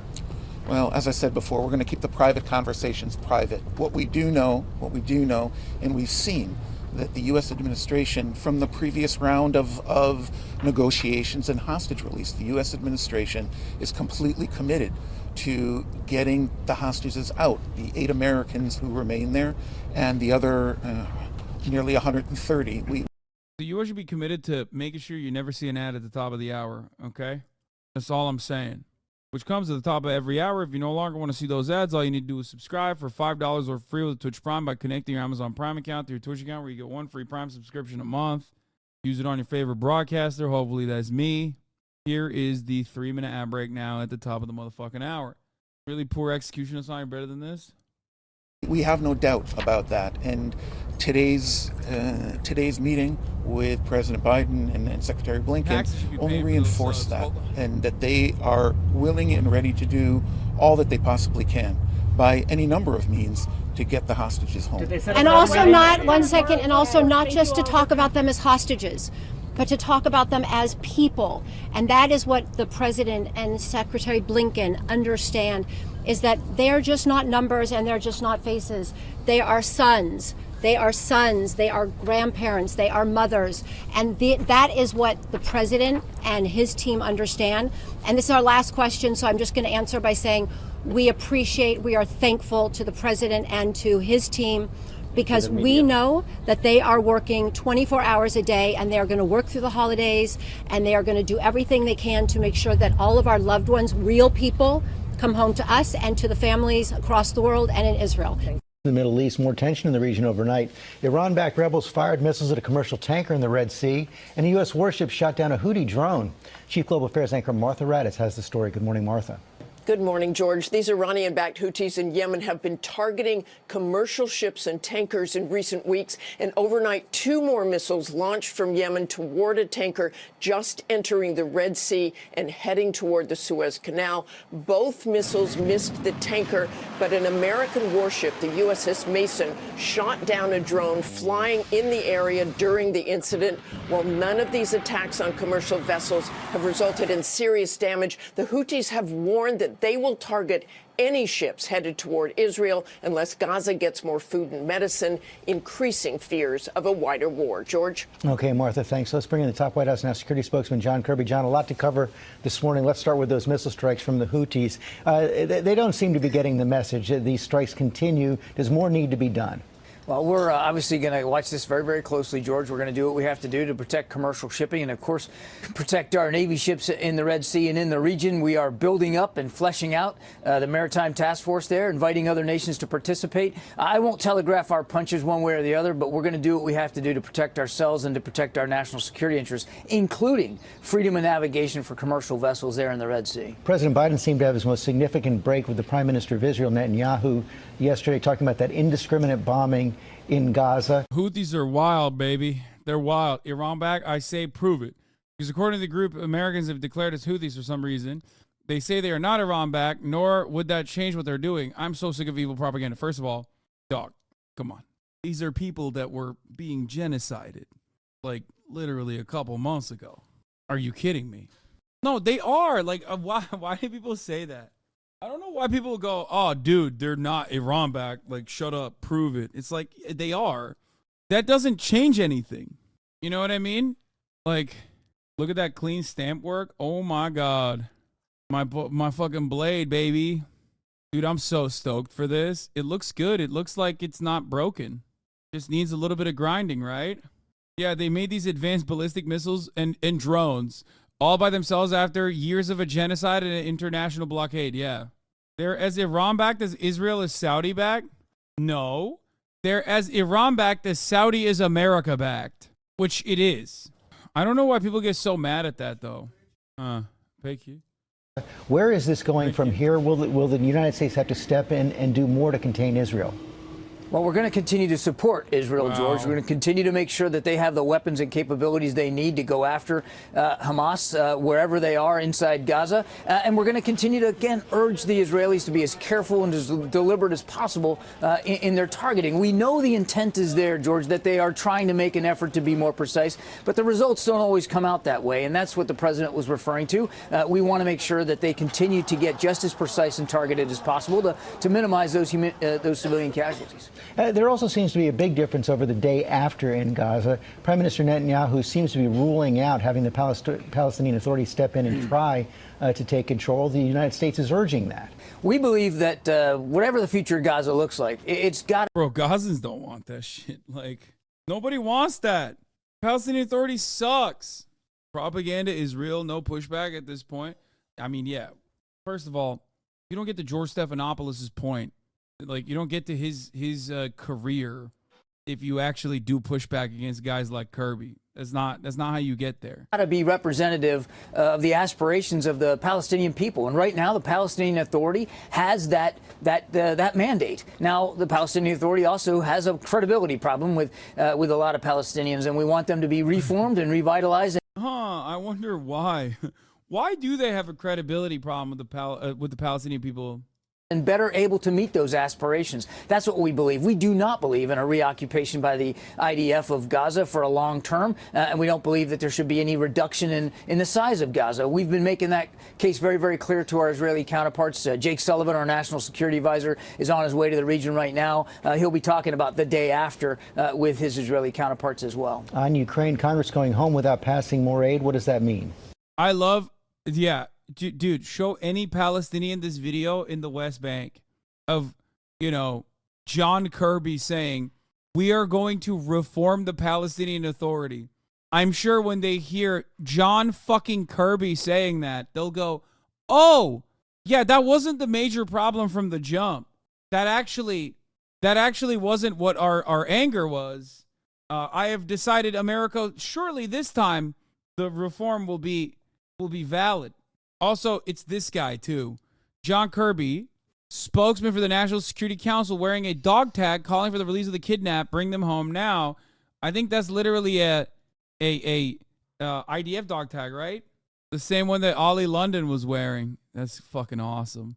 Dumbasses all around. We obviously are running out of time here, George. We've got a couple of weeks left in this month, and we will be announcing additional security assistance packages in coming days and weeks. But once we get to the end of the month, we won't have any more money to support Ukraine.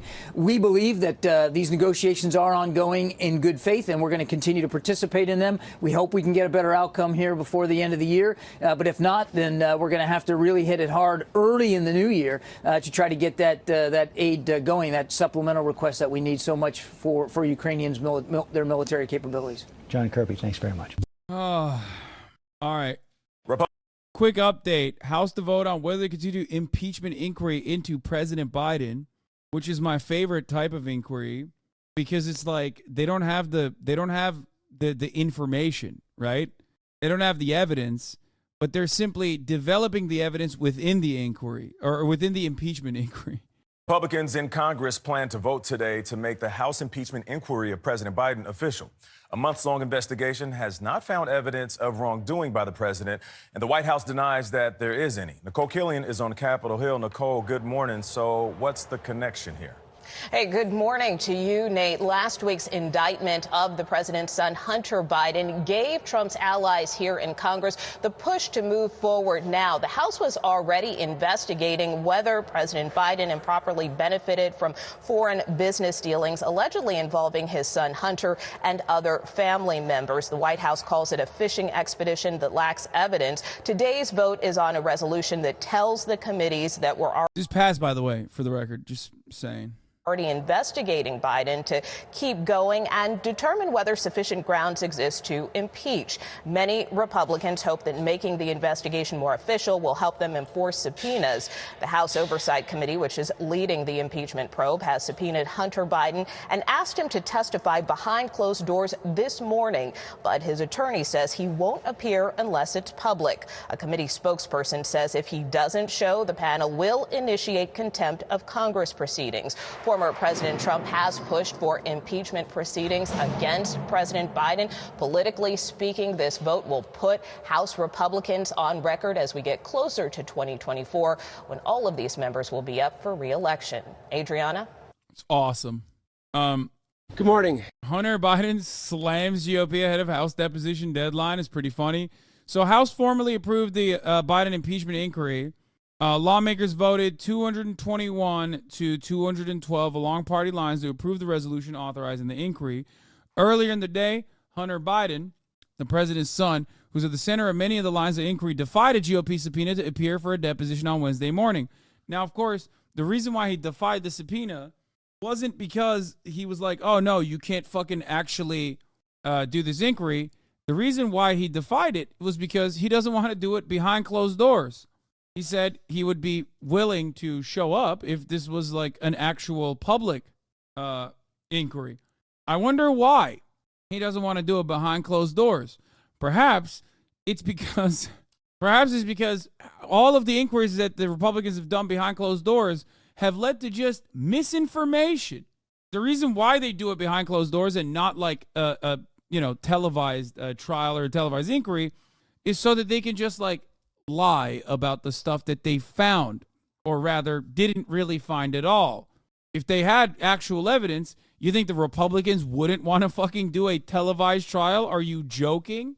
Of course, the party that does not have the evidence wants this to be done behind closed doors because they want to make sure that they could just like massage the narrative and go to Fox News and tell them like, this is what we found. Republicans have said they moved to formalize the inquiry in part because the White House responded to the document request last month with a letter that argued their inquiry was unconstitutional due to a lack of a vote, citing a Trump-era legal opinion. But investigators are struggling to back the most salacious allegation, which was first published by former President Trump ahead of his own impeachment, that as Vice President Joe Biden took actions in Ukraine with the intention of benefiting his son's business. Yeah. I'm here today to answer at a public hearing any legitimate questions Chairman Comer and the House. What's your opinion on the GOP trying to make Biden look corrupt takes away from him being really old? Isn't Biden kind of on a bed of nails with all the bad points on his age? Yeah. I said this early on. I said that when you try to make Brandon simultaneously be like a person at the throes of Alzheimer's, who's like demented and his brain is leaking out of his ear, but simultaneously this like big scary villain who's able to concoct these operations, these incredibly corrupt operations, like dealing with our foreign adversaries and stuff like that, you basically are creating a narrative that goes against it. The Alzheimer's, we're talking about Trump now? Oh my God, Fango, don't do this. When you look at Donald Trump and his performance on camera, and you look at Joe Biden and his performance on camera, one is closer to dying than the other. And let me tell you, it's not Donald Trump. Come on.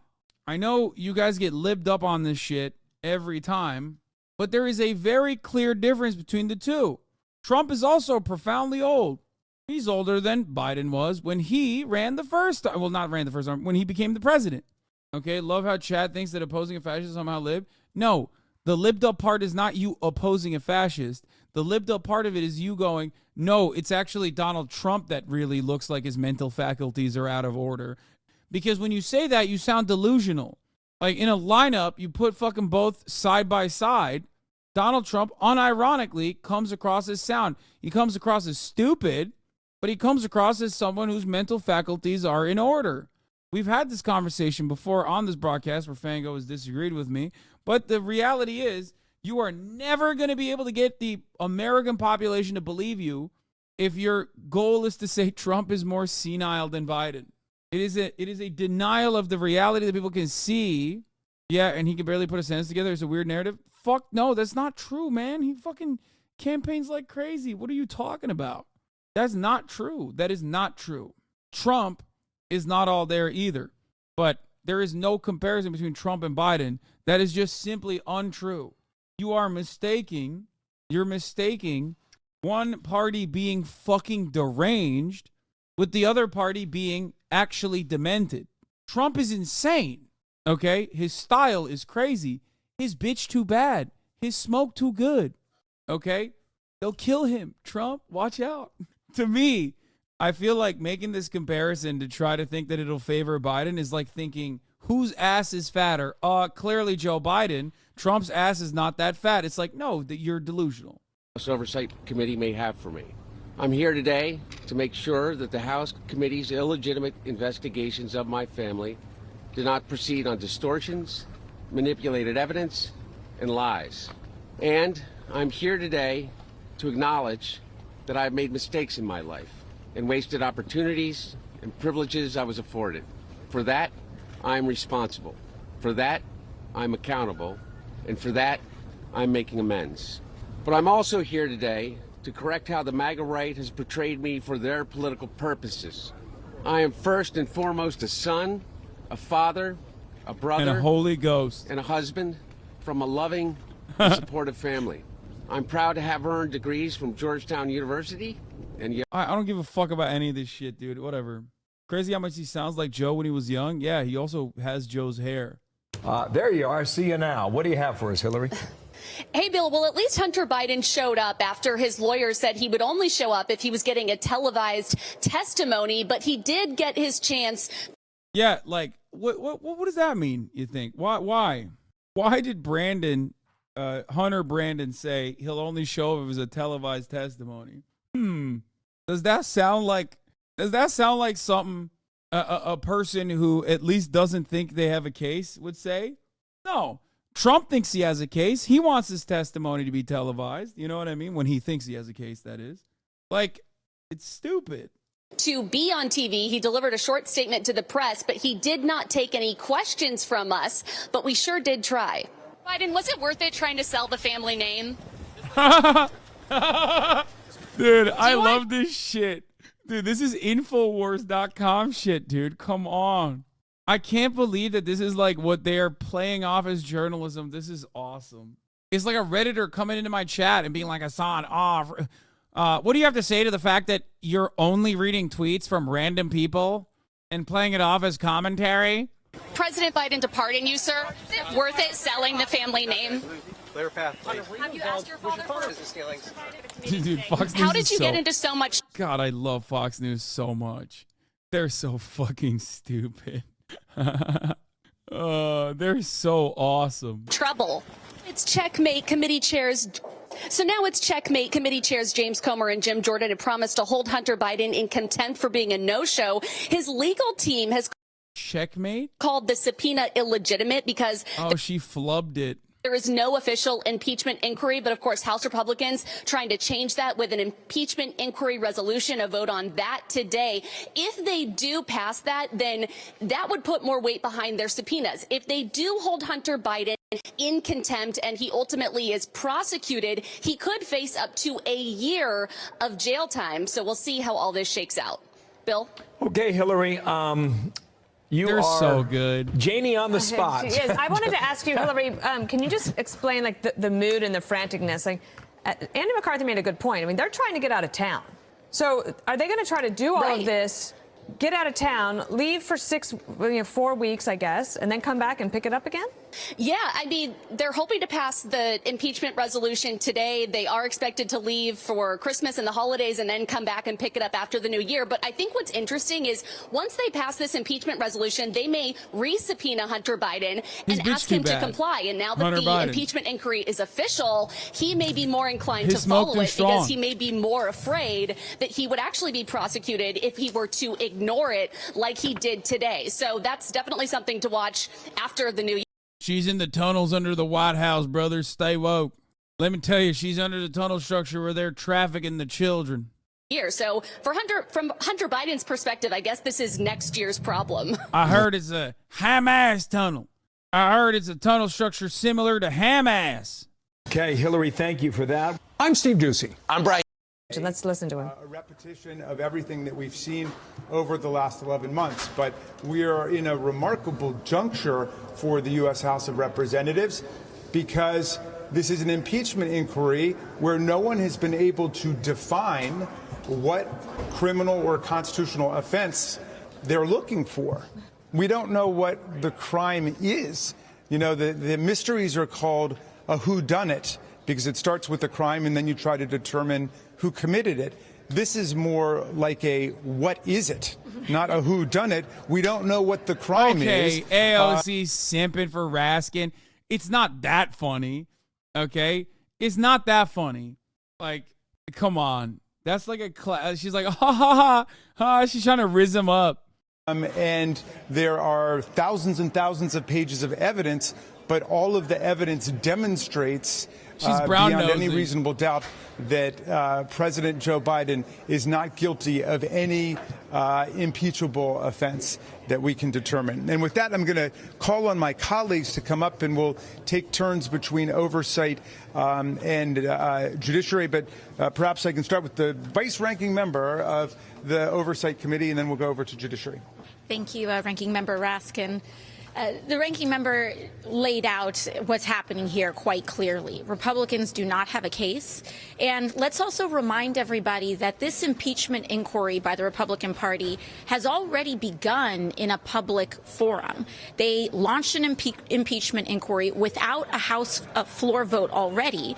And their own witness, the own Republican witness, said that there are, from what he has seen, there are not grounds for an impeachment inquiry, or rather, frankly, impeachment in general of President Biden.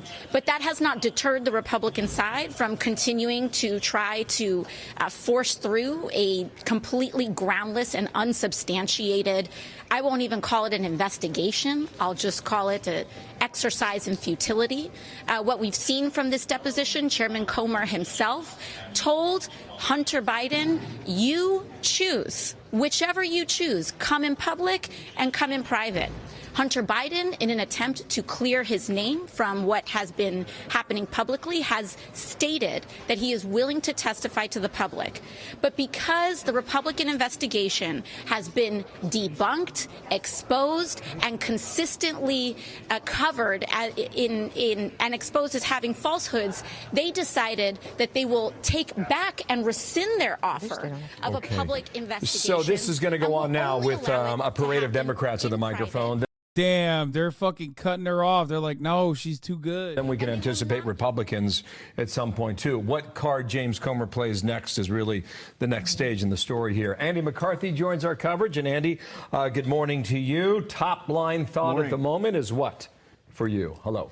Well, I think that, this is all predictable, actually. And there seems to be some confusion. There's two different things going on. There is.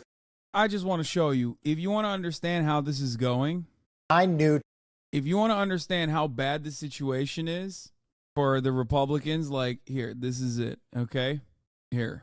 Because, like, this shit ain't even popular from fucking Republican standards right now, okay? This is on Newsmax, brother. Here. In your investigation, take a look. Here, MSNBC. Otherwise, the other half of America doesn't hear about any of this. But I want you to take a look at how they're trying to portray you and then spin your investigation. Take a look. We think that this is just the tip of the iceberg. We think there are many more crimes. And my concern is that Weiss may have indicted Hunter Biden to protect him from having to be deposed. Yes. In the House Oversight Committee on Wednesday. He indicted him to protect him. Yes. The classic rubric. He indicted him to protect him. I got it. So, Congressman, you weren't able to see Tapper during that interview, right? You're just. Dude, when you fucking got Jake the ass tapper making fun of you like that, I mean, it's over. It's Jover. It's so Jover. Just hearing him in your ear. Mm-hmm. Okay. You see what happened there? He's making your investigation sound like a joke, and he's trying to make you look like a joke. And then half of America sees that, and they think your investigation is a joke. How do you work around that? How do you work through that? Well, that's the first time I went on CNN in 3 months. We thought we would give it a try. Bro, he's like, Jake Tapper is an intelligent guy, but he's playing to a low IQ audience. CNN just is hemorrhaging viewers every day. And Jake's doing what he's told by his bosses at CNN, who are doing what they're told by their bosses at the Democrat National Committee. I mean, CNN is a wholly owned, unprofitable subsidiary of the Democrat National Committee. I mean, you look at the violations and the laws that Hunter Biden has broken. The easiest one to identify is violation of the Foreign Agents Registration Act.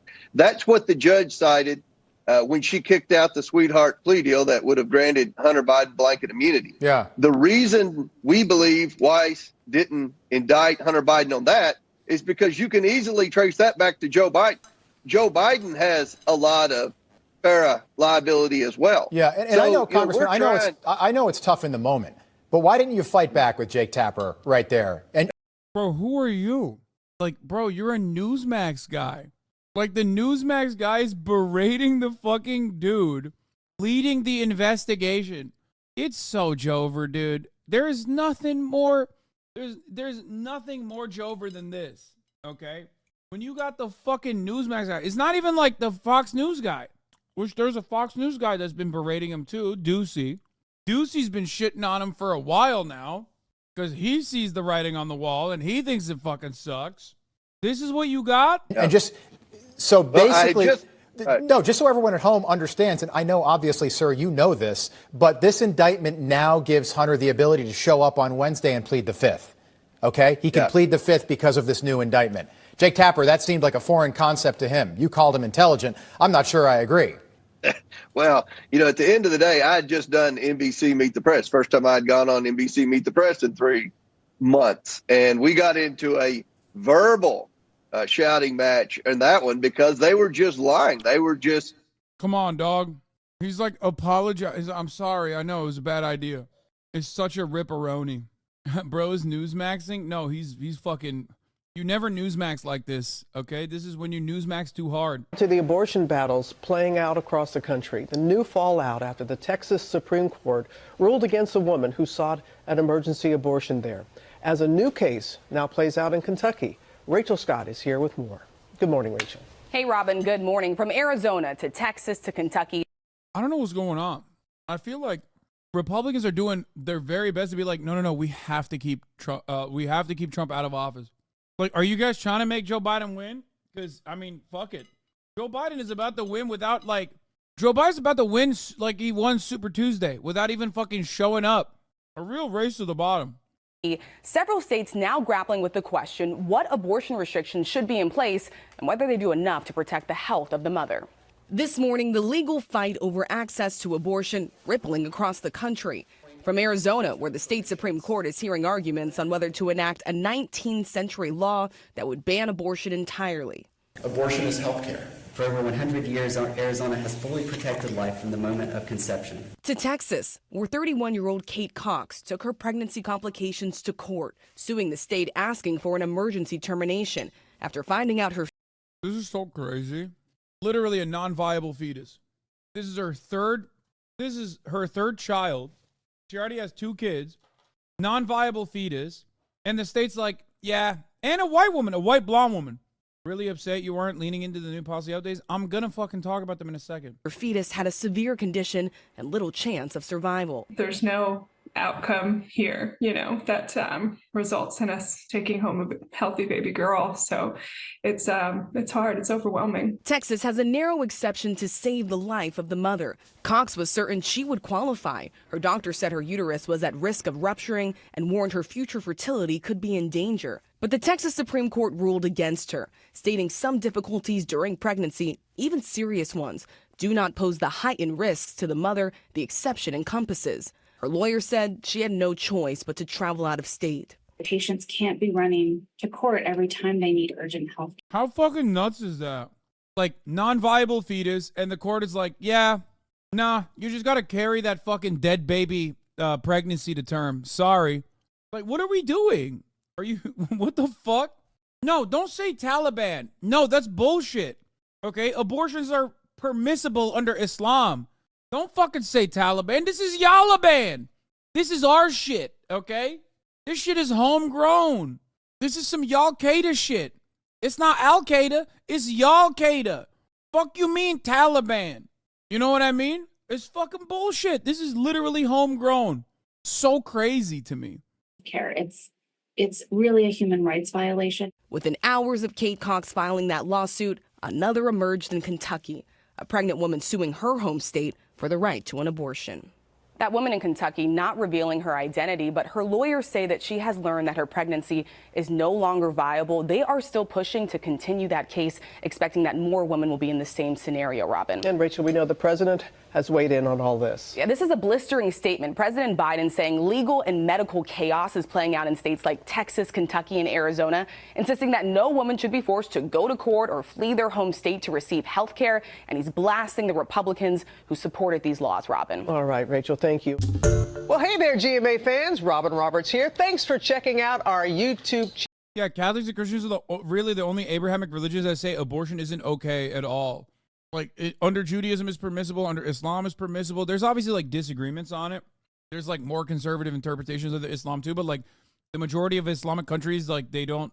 Like, in Turkey, you have state-sponsored abortion. Like, you have a public health care system, and you can get a fucking abortion that the state pays for. You know what I mean?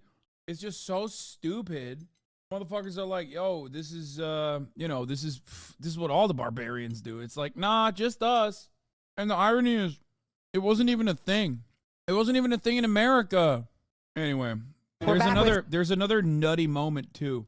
Some breaking news from the Supreme Court this morning. The High Court just moments ago agreeing to hear arguments about whether the most commonly used abortion pill should still be easily accessible. Let's bring in NBC News senior legal correspondent Laura Jarrett. So, Laura, a lower court's decision on this issue is still on hold. Yes. What happens next? Yes, and because it's on hold, access to the pill today is the same as it was months ago. And remember all the twists and turns we've been following from this case since it all started back in April. And for a while there, it was a little bit confusing about what was happening because it was this court order and that court order. But the Supreme Court said, let's put a pause on all of that. Let's let the case go through the normal process. And it's now reached its doorstep. And today the justices agreed to take up the case, which means they're going to hear oral argument. They'll take consideration of it. And then we probably won't see a decision until June. That's when we usually see sort of the hot button decisions drop. And I would expect this one would be just like that. And just so people have a sense of what is at stake here, it's not about just access to the pill entirely. It's about all of the... But in Arab countries, a woman can't get abortion without the consent of her husband? Brother, what are you saying? At least a woman can still get an abortion. I'm not saying that's perfect. And also, you're not even correct on this. This is not the case for every country. But secondly, it's so funny to be like, yeah, well, Arab countries aren't feminist. Okay, what does that say about America? What does that say about America where you just can't even get an abortion? Like, male partner in the room or not. It's just cope. It's just straight copium. It's such pure unadulterated copium. The ways that the FDA actually made it easier to get the pill. So getting it by mail during COVID was a big one. Not having to go to a doctor's appointment 3 times was a big one. And so if, in fact, the court keeps that lower court's order in place, if the Supreme Court agrees with that lower court, then it will be harder to access the pill. You will still be able to get it. It will just be much, much harder. Okay, that is one that could affect millions of Americans. The most commonly used pill in the country. And not just for what people think of as the stereotypical abortion, but people who are even going through miscarriages and other health issues that would require all of that. This kind of abortion pill. Thank you very much, Laura Jarrett. Anytime. Sick. I'm an Arab woman. Oh my God. Fucking Arabs in the Western world, stop fucking showing your asses for 1 moment challenge. Impossible difficulty. Oh my God, dude. It literally, it's just like, oh, well, I'm an Arab woman. Okay, I live in Jordan. Okay, so what did you present here as far as like new information? What did you do? There's such a deep sense of shame. And look, I mean, my mom is a little bit like this too, with respect to like Islam. That, well, not to the same degree, but there's like this deep sense of shame with respect to Islam. There's so many people, whenever they're speaking in the Western world, in Muslim countries, they literally fucking go way overboard to be like, no, you don't understand. Like, these guys are fucking barbaric. These guys are barbaric. I promise you, the Arabs are the barbaric ones. Maybe they don't even realize when they do that, it's like feeding in to the white supremacist beliefs that like American liberals even had. It's just this like ridiculous overcorrection. It sucks. Like, you can make an honest assessment and look at the situation and analyze it from the framework of like the material realities on the ground and political struggle on the ground. You don't have to be so fucking, bro, you're the weirdest progressive Muslim I've seen. You go out of your way to defend Islam, yet you admit to not understanding much of it. No, I'm not the weirdest progressive Muslim you've ever seen. I'm a very effective communicator that, on the one hand, understands that people should have the right to be able to practice whatever fucking religion they want to, while also I am a firm believer in secularization, a firm believer in separating religious beliefs from like codes of conduct and governance. And I just don't think that people should be told what they can and can't do, especially as it pertains to something as important to them as religion. It's so dumb. Anyway, an excerpt from the Discord leaks Frontline. Oh, Jack Texeria? No, I'm gonna fucking skip this. Tesla recalls more than 2 million cars over autopilot safety concerns. If you own a Tesla, we have breaking news you need to hear this morning. Tesla is recalling 2 million of its cars to fix an issue with the system that makes sure drivers stay attentive while using autopilot. And so this amounts to nearly all of the vehicles sold here in the U.S. Tesla vehicles, this is according to CNBC. This recall comes after a 2-year investigation by the National Highway Traffic Safety Administration into crashes that happened while autopilot was in use. Some of those crashes were deadly. Let's bring in NBC News correspondent Tom Costello. Tom, what more do you have on this recall? Well, you're right. This does affect every single Tesla that's out there, but this is important now. You will not have to take your Tesla into the shop to get something done. Instead, this is an over-the-air and internet software push, an upgrade that you will get. Some users say that they're already getting that upgrade. It went out as early as last night. This has to do with the auto steer portion of autopilot. Some folks, apparently drivers, have been completely relying on auto steer, autopilot, not on highways, where, as you saw, it can still have deadly consequences if not used properly, but on side roads and the like. And so now we really don't need federal regulation on roads. This is an immediate push, a software upgrade to the auto steer function. And the idea here is to add more alerts, more visual clues to alert the driver that he or she needs to be paying attention, needs to be engaged, not to be completely reliant on auto steer. And if they don't do that, then autopilot would shut down. Importantly here, Tesla's CEO, Elon Musk, put out a post on X saying that the company has a moral obligation to continue to improve safety systems. But they also make the point, they say that anecdotes of accidents and claims by lawyers are not hard data. And they claim hard data proves that, in fact, safety is emphatically stronger, their words, with autopilot engaged. So this is now already ongoing. The software push is already coming out. And the actual users of the Teslas, they will get a letter in the mail by February. The hope is that all of them will, in fact, get the safety update. By the way, this is the fourth recall, if you will, from Tesla. Various safety issues and upgrades over the years. We only have about 30 seconds here, Tom, but does this mean that investigation into autopilot and Tesla is over? Is this the end of it?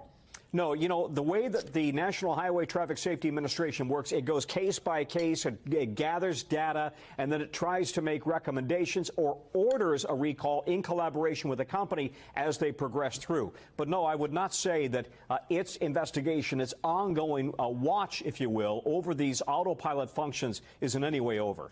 All right, Tom Costello, thank you.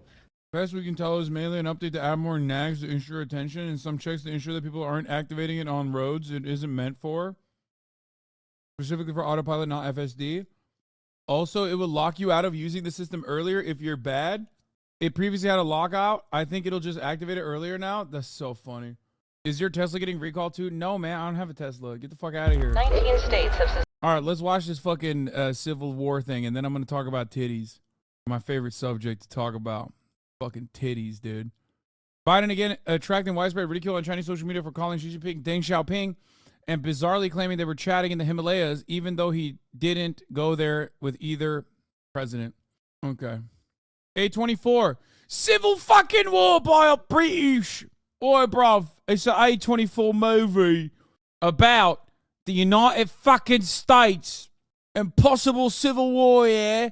In the United fucking States, yeah? What the fuck is going on in it? The United States Army ramps up activity. The White House issued warnings to the Western forces as well as the Florida Alliance. The three-term president assures the uprising will be dealt with swiftly. Let me know if you want to try anything on. Are you guys aware there's like a pretty huge civil war going on all across America? We just try to stay out. With what we see on the news, seems like it's for the best. Citizens of America, the so-called Western forces of Texas and California have suffered a very great... The Western forces of Texas and California? What? ...defeat at the hands of the United States military. Mr. President, do you regret the use of airstrikes against American citizens? They're moving to D.C. today. We need to go down there. They shoot journalists on sight in the Capitol. Every instinct in me says this is death. Blooded. Every time I survived the war zone, I thought I was sending a warning home. Don't do this. But here we are. There's some kind of misunderstanding here. What? Well, you're American, okay? Okay. What kind of American are you? You don't know? The Western forces will reach the White House on July 4th. Dude, this is so... Oh, God, this sucks, dude. This is gonna suck ass. I love it. I can't wait to watch this. This looks like dog, okay? I have a very... I believe that the likelihood that this will be good is marginal, okay? The likelihood that this will be good, like, first of all, an A24 production for something like this is wild to me. A24 got a massive investment this year. Their movies are going to start being more and more shit like this. Yeah. I feel like everyone in the chat is running with, like, the old A24 thinking, oh, it's going to be a banger.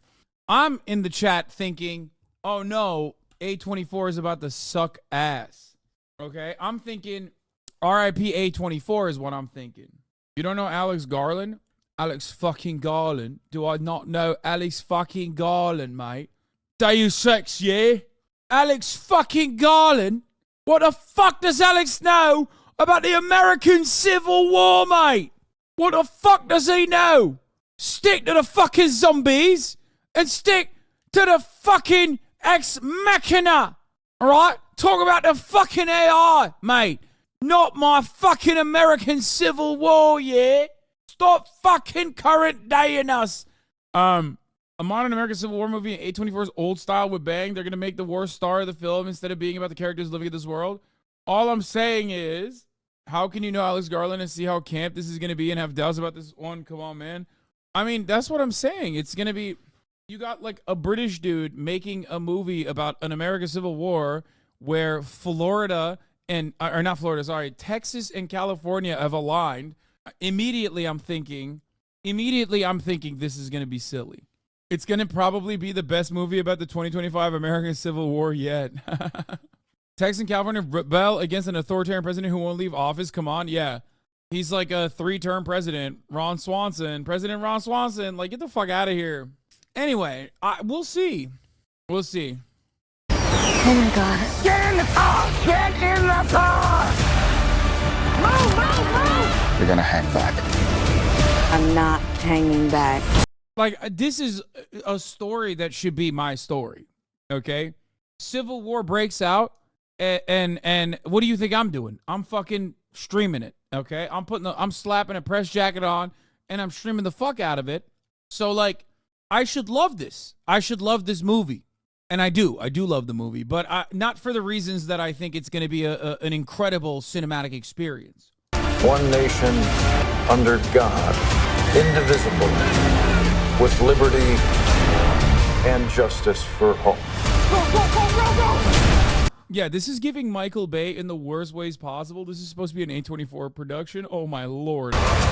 God bless America. Compare this to the premise and its seeming execution and tone with something actually good like Children of Men. Oh, you just brought up a fucking banger, dude, for no reason. Let's take a look. Let's watch this. I can't really remember when I last had any hope. And I certainly can't remember when... Such a good fucking movie. Oh my God. Do one on the fucking eyebrows, yeah? Anyone else did either. Because really, since women stopped being able to have babies, what's left to hope for?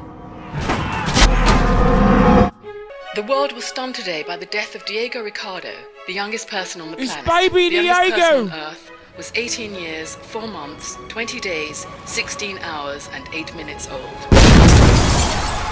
The ultimate mystery. Why are women infertile? Some say it's genetic experiments, pollution. Why do you think we can't make babies anymore? Doesn't matter. It's all over in 50 years. It's too late. Move along! Move along! Hello, Theo. How have you been?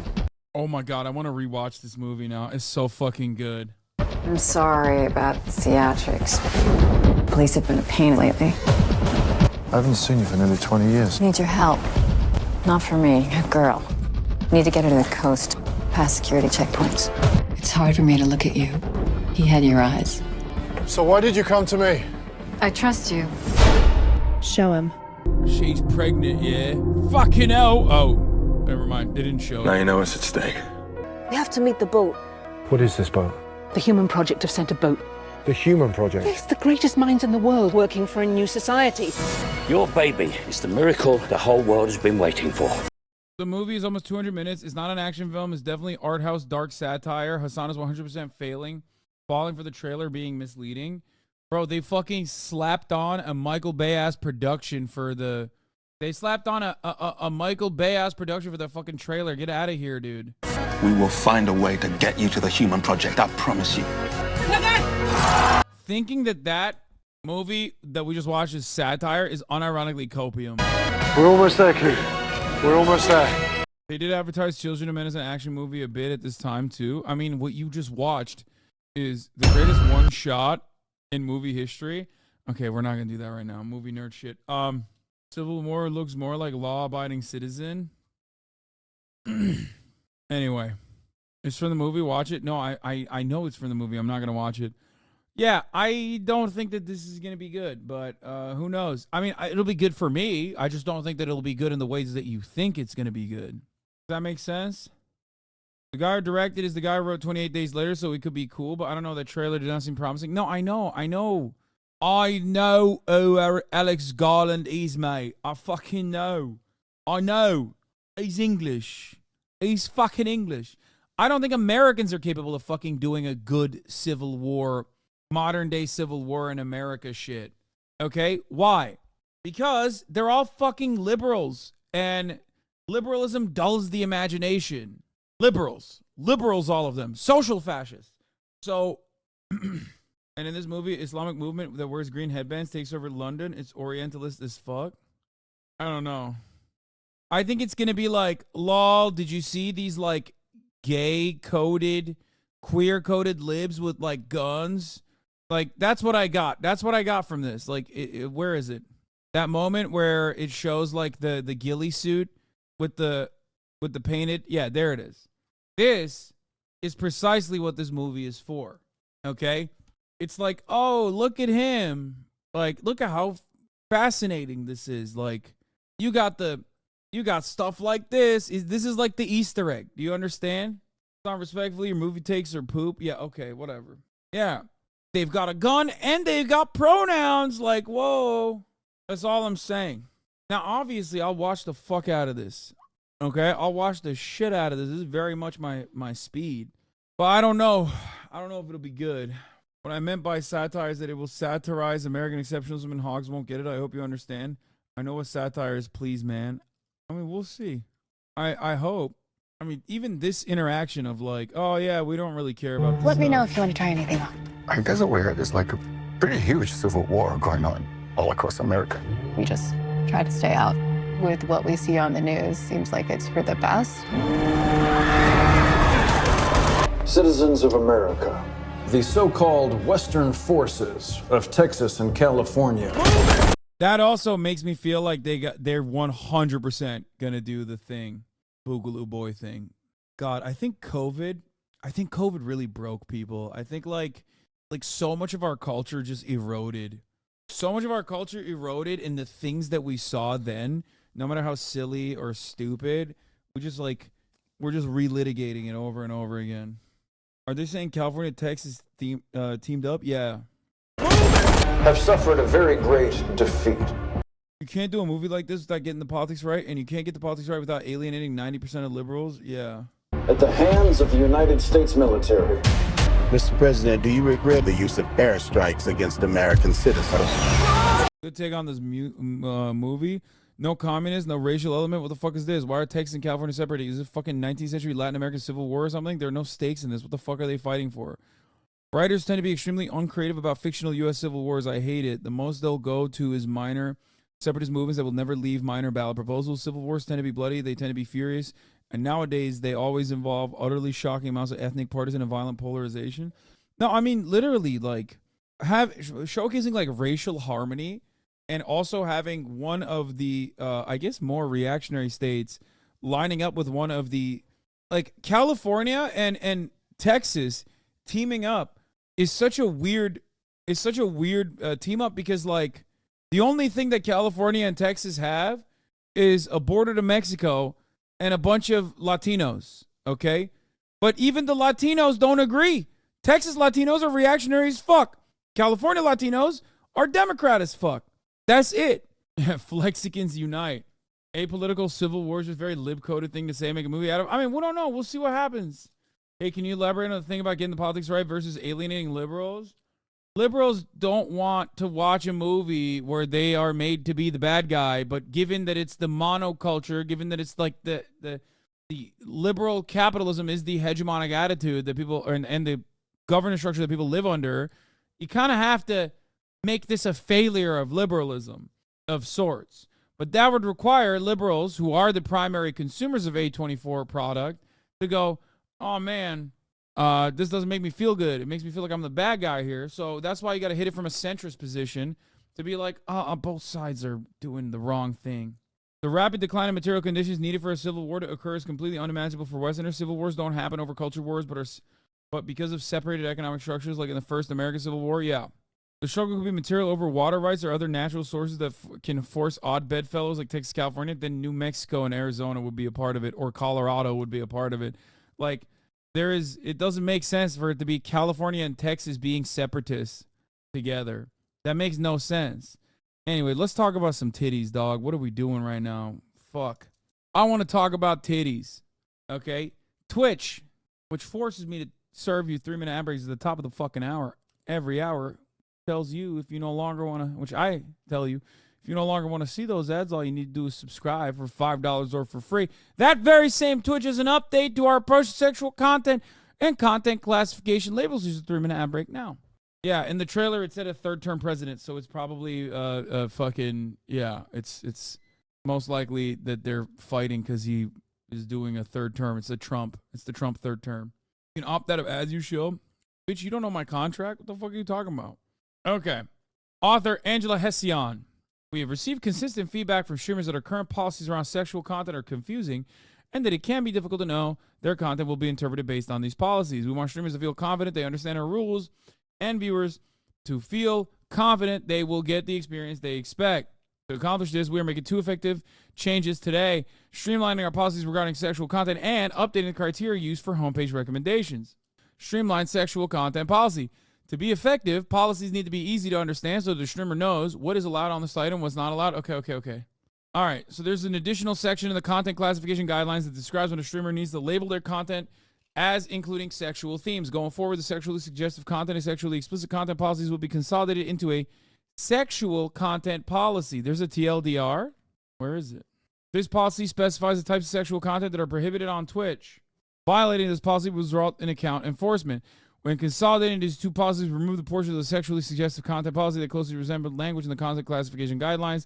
The guidelines explaining what content needed a sexual themes label were not distinct enough from the language in the sexually suggested content policy.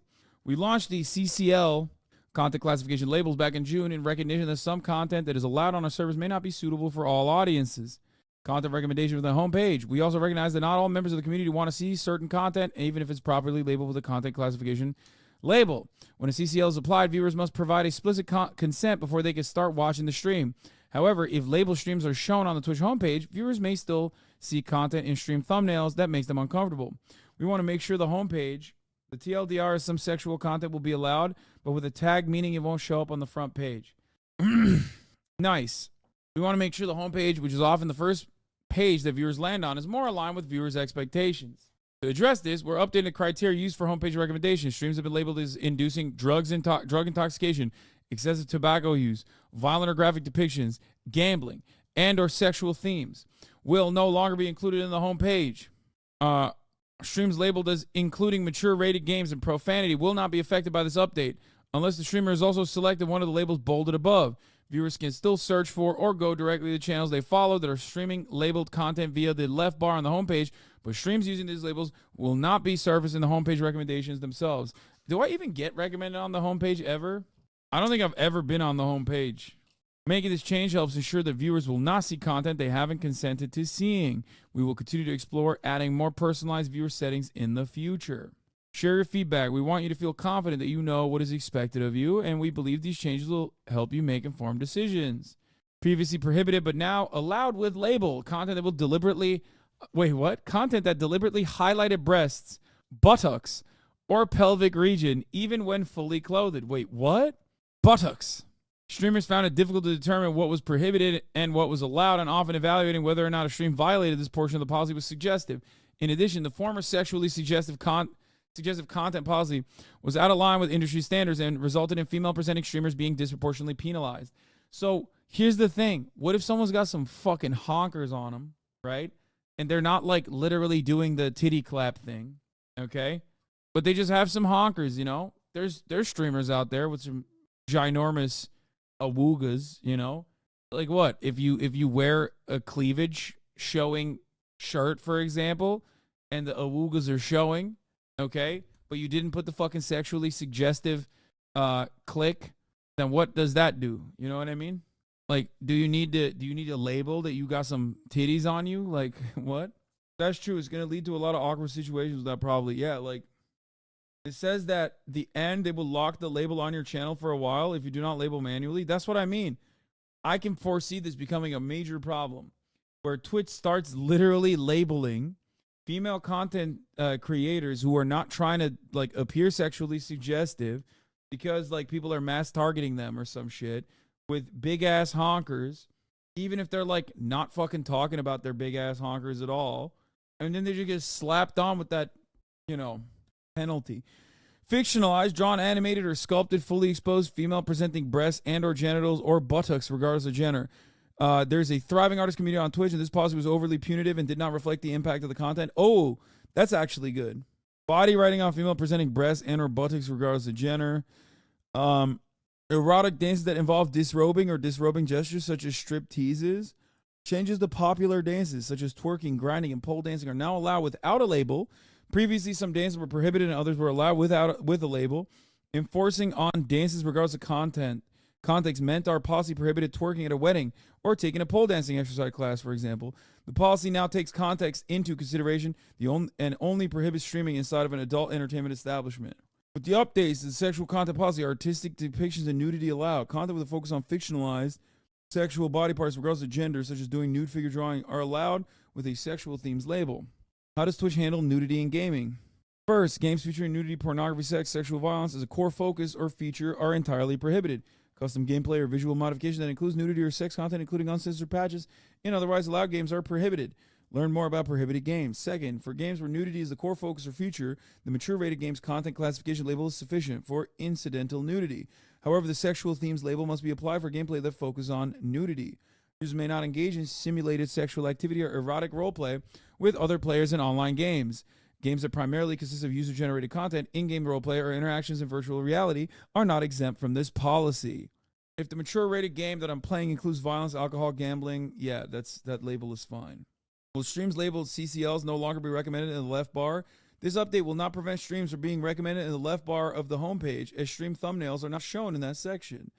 Will labeling one of my streams with a CCL also impact the visibility of future streams? No, past streams do not impact the visibility of future streams when your stream does not include one of the CCLs listed above. How about a CDL, dude? All the ladies that are getting fucking slapped with a CCL, get a CDL. You know what I mean? Get a fucking CDL. That's all I'm saying. What happens if you do not use a content classification label? Yeah, if you don't do it, then will result in warnings, and the correct CCL will be applied by Twitch to the stream. If you fail to apply the correct CCL repeatedly, they will be temporarily locked onto the stream, but it will not result in a suspension. Okay. I mean, I don't know. Seems kind of fucked. No, the only thing I brought up is like how it can be abused, I guess.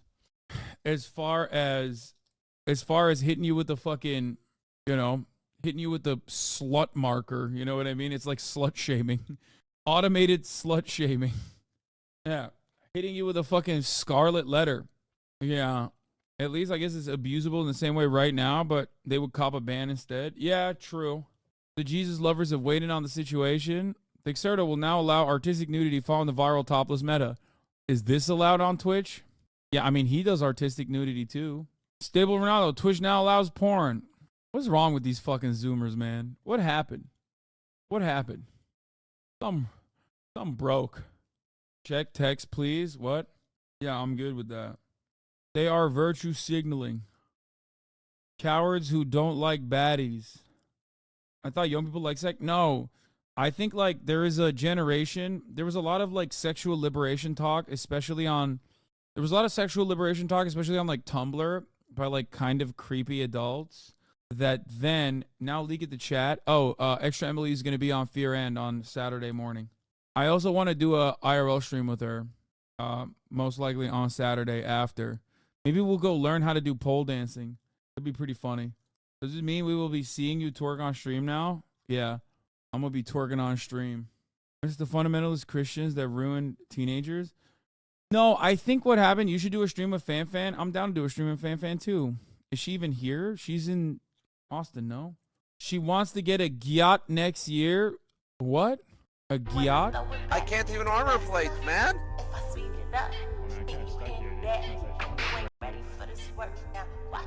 Oh, it came down, it came down. I guess I was already fucking twerking, you know what I mean? Extra Emily, TwitchCon hype, has a Nyat and wants a Gyat? What does that mean? Asman with the base take Incels here? clutching their pearls over this shit are just sad. Your take is 100% dead on correct. Well, of course it is, because the reason why incels get mad about this stuff is because it gives autonomy to women in a way that they don't want them to have. Damn, dude, he's spitting, dude. No fucking, he's spitting so hard. I'm drowning in his spit. Because they think that it's unfair. And it is unfair, guys. I'm gonna say it is unfair that women have a disproportionately massive advantage in the sexual marketplace. They can make 10 times the amount of money you can make whenever they're in their 20s because they're extremely attractive. You're absolutely right, that's unfair. And you know what else is unfair? Everything else.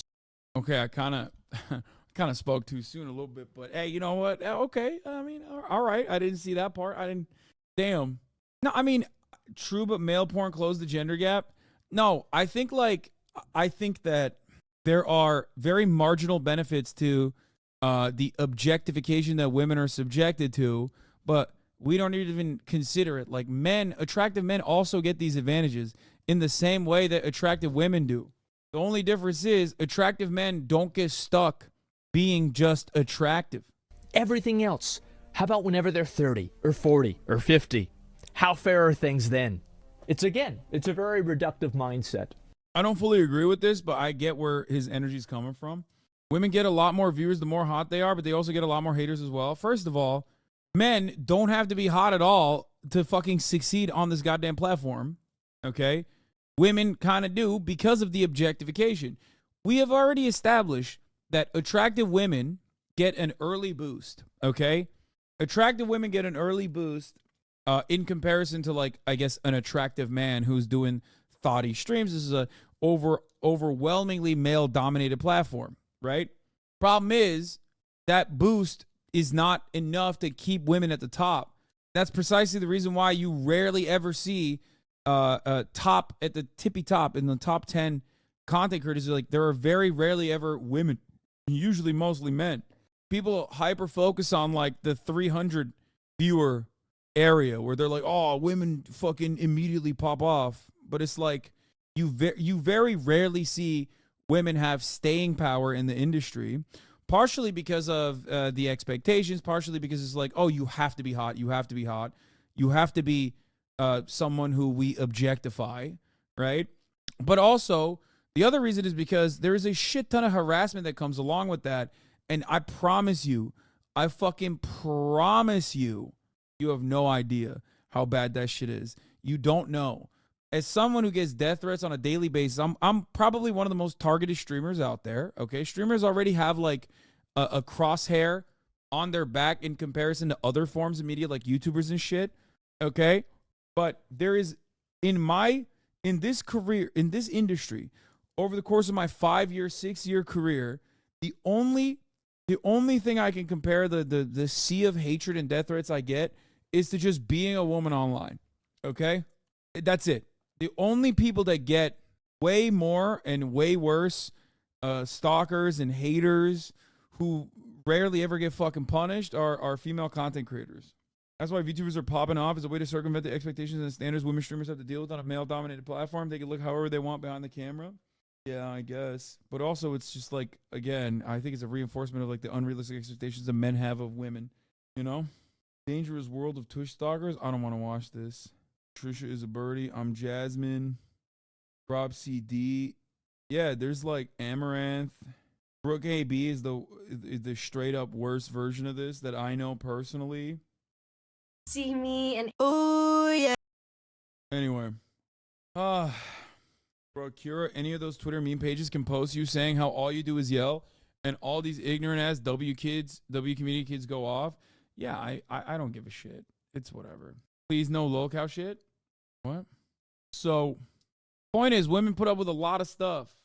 Women in general, they don't even need to be content creators. Women in the gaming space put up with a lot of shit that men don't even have to think about. Like, if you have any girlfriends, you know this already. The fact that, like, a lot of women don't, for example, want to show that they're women when they're playing online games. Like, they don't want to do voice comms, you know? Straight up. Like, there's a constant sea of fucking hate and negativity that people get from, like, hyper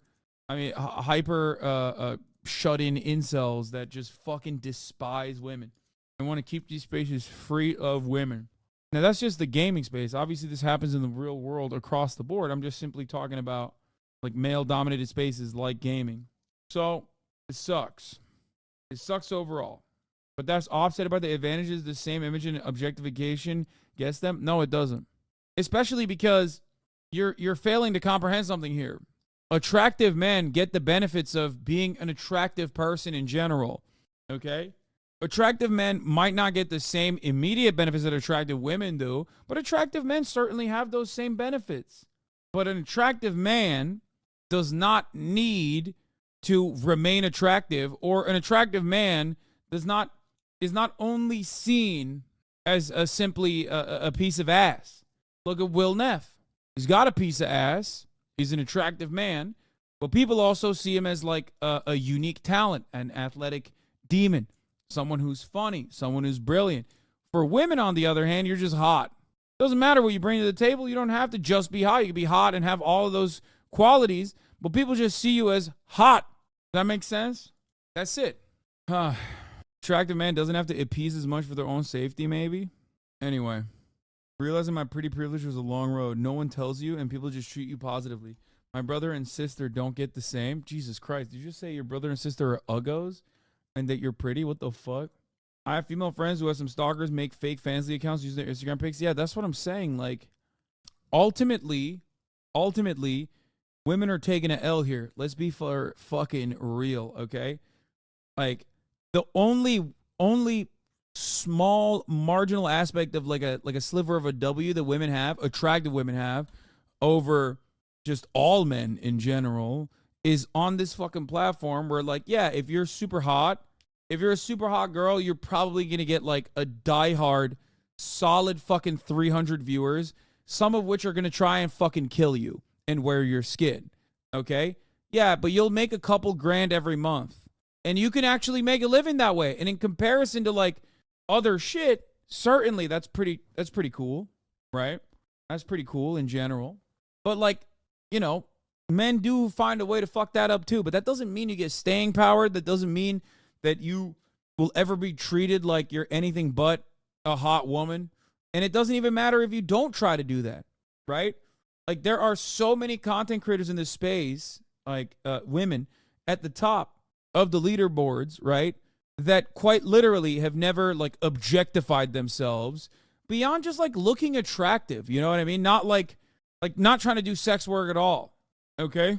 Pokimane comes to mind. And yet for her entire fucking career, people are like, oh, look at this slut. Look at this slut. Classic. Cutie Cinderella is another example.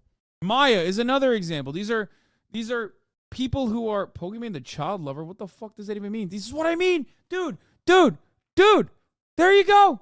One of them chirped. One of them did it. Look at that. Bro, I said Pokemon and a motherfucker chimed in immediately. First ever take in the chat.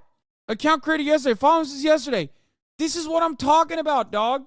There is no one else on this platform, with the exception of myself, obviously, that gets this level of fucking psychotic hater animosity automatically, other than female content creators.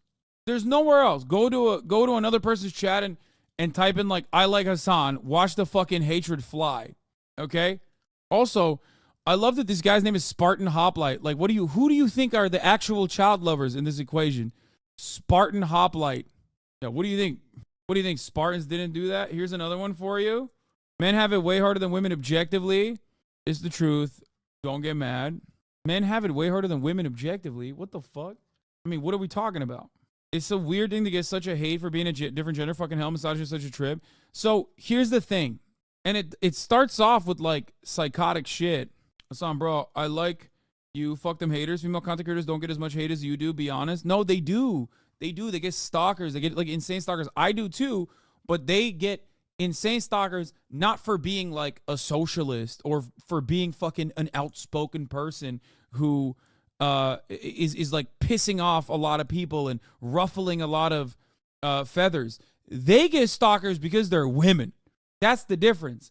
Not to say that like I deserve the stalkers that they get. Okay? I'm not saying that at all. But the difference there is like they get it automatically. For a guy, you can be like the sexy guy that I brought up earlier, Will Neff, a person with objectively zero fucking stalkers and zero haters. He's hot. Why don't they fucking, why don't they go after him? Well, that's because he's affable, he's effable, and he's likable. And you can be that way and be devoid of haters on this platform as a guy. You can't be that way and devoid of haters on this platform as a girl. That's the difference. See, whenever I see you getting hated on across Twitch chat, it's because of controversial topics like your take on looting. If you express bold opinions, I feel like you have to expect comments like Hasan's America, especially because you're a political commentator. See, the other part about this is that, and I was going to liken this to the whole Pokimane dynamic, is that like, even if you don't do shit, XQC watchers hate Will Neff. That's so funny. Why? So even if you don't do shit, right? Even if you don't do shit, like Pokimane in general, or many female content creators like Brooke, doesn't do anything. She's done nothing wrong. She just exists, okay? And it's like chill vibes in general. So in that situation, people make up stuff. Like the Pokimane Cookie dynamic was great, okay? She didn't do anything out of pocket. It's the same shit that everyone else has done. Influencer tax, okay? But first, they were like, oh, look how expensive this shit is. And then she responded to a fucking hater in the chat in a way that like every single one of us, including myself, has responded to. And then it became a massive drama cycle. Everybody was covering it, right? So in many circumstances, people just like hit until they find something that can turn into drama, and then they make that into drama, and then you're known as a person where drama always follows you. And people just kind of loosely associate you with like negativity, right? They loosely associate you with negativity in general, and that just kind of has staying power. Like what this guy just said, my take on looting. You know what I mean? It's just like, it's not even about like a real thing that person has heard, that he genuinely thought about, looked beyond the clip chimp and like tried to fucking assess. It's just a thing that became a problem through drama subreddits, right? And that's it. Obviously, no one is infallible. No one is like perfect. I myself certainly am not. It just takes a lot less for people, once they've like broken the barrier and are like known as a person that gets a lot of hate and is like hated by a lot of people that love to hate them and will always get clicks, then the barrier to penetrate to make you into like an enemy, or the barrier to penetrate to make you viral, is very little, right? You can be perfect all day, every day for the rest of your life. The one time you slip up, boom, it's done. It's over. That expectation does not exist for filth, okay? It doesn't exist for people who live in the muck, people who live in the mud, people who live in fucking dog shit circumstances where the expectation is that, like, yeah, you are a Sneeko of the world. You're an Aiden Ross of the world. Even XQC to a degree falls under this umbrella, right? Where it's like, oh, well, I don't have any expectations that this guy's going to be good. So, like, yeah, sure, people do shit on him, right, when they do stuff. But it's never to the same degree as, like, the Pokimane drama. It's like, whoa, that's crazy. Why? Because the expectation is, like, those guys are genuine. Those guys are real ones. What do I mean by this? But what I mean is like they are toxic, right? So am I. But I'm toxic in a direction where like I'm upholding standards that are just bad on the internet. Standards like don't fucking be racist or homophobic or sexist.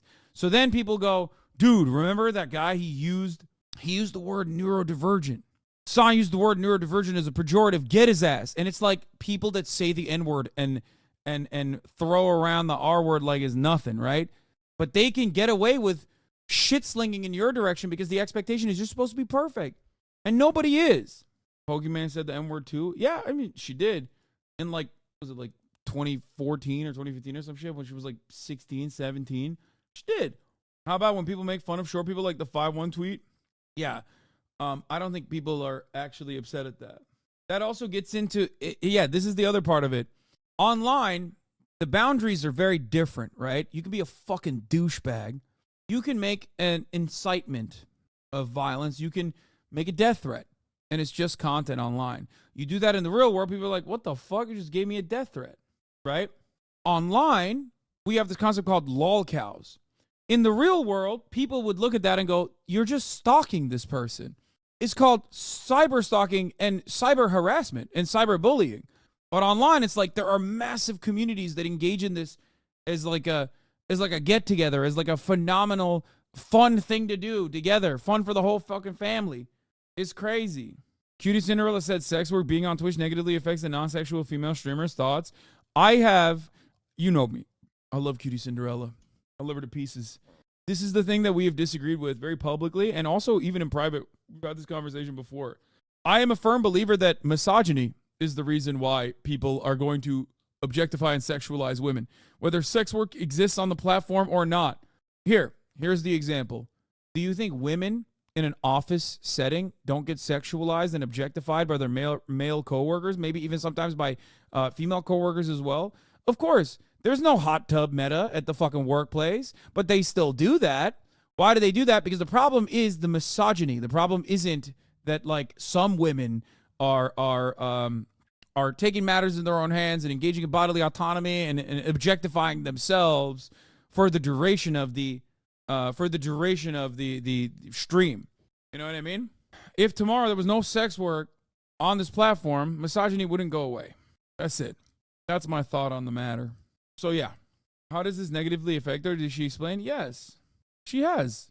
Why is it still okay to joke about bald people? Not saying this deserves harassment, but some streamers talk and act so fake, they don't seem authentic, like they're trying to put out an act. First of all, plenty of streamers are trying to put out an act. Is being an entertainer. Is being an entertainer, that's number one.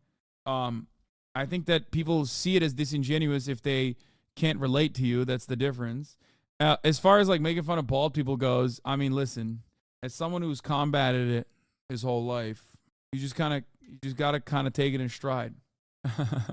Women don't struggle that much with stalkers. Do not ask any woman that streams, or any woman for that matter. Only ask incels. They know. Incels be like, women don't struggle with stalkers. After all, the love of my life that I follow to her house every night seems to, not even notice that I'm there. But if she did, I'm sure she would be fine with it. Anyway, this is the argument I had when I was a dancer about others doing extras.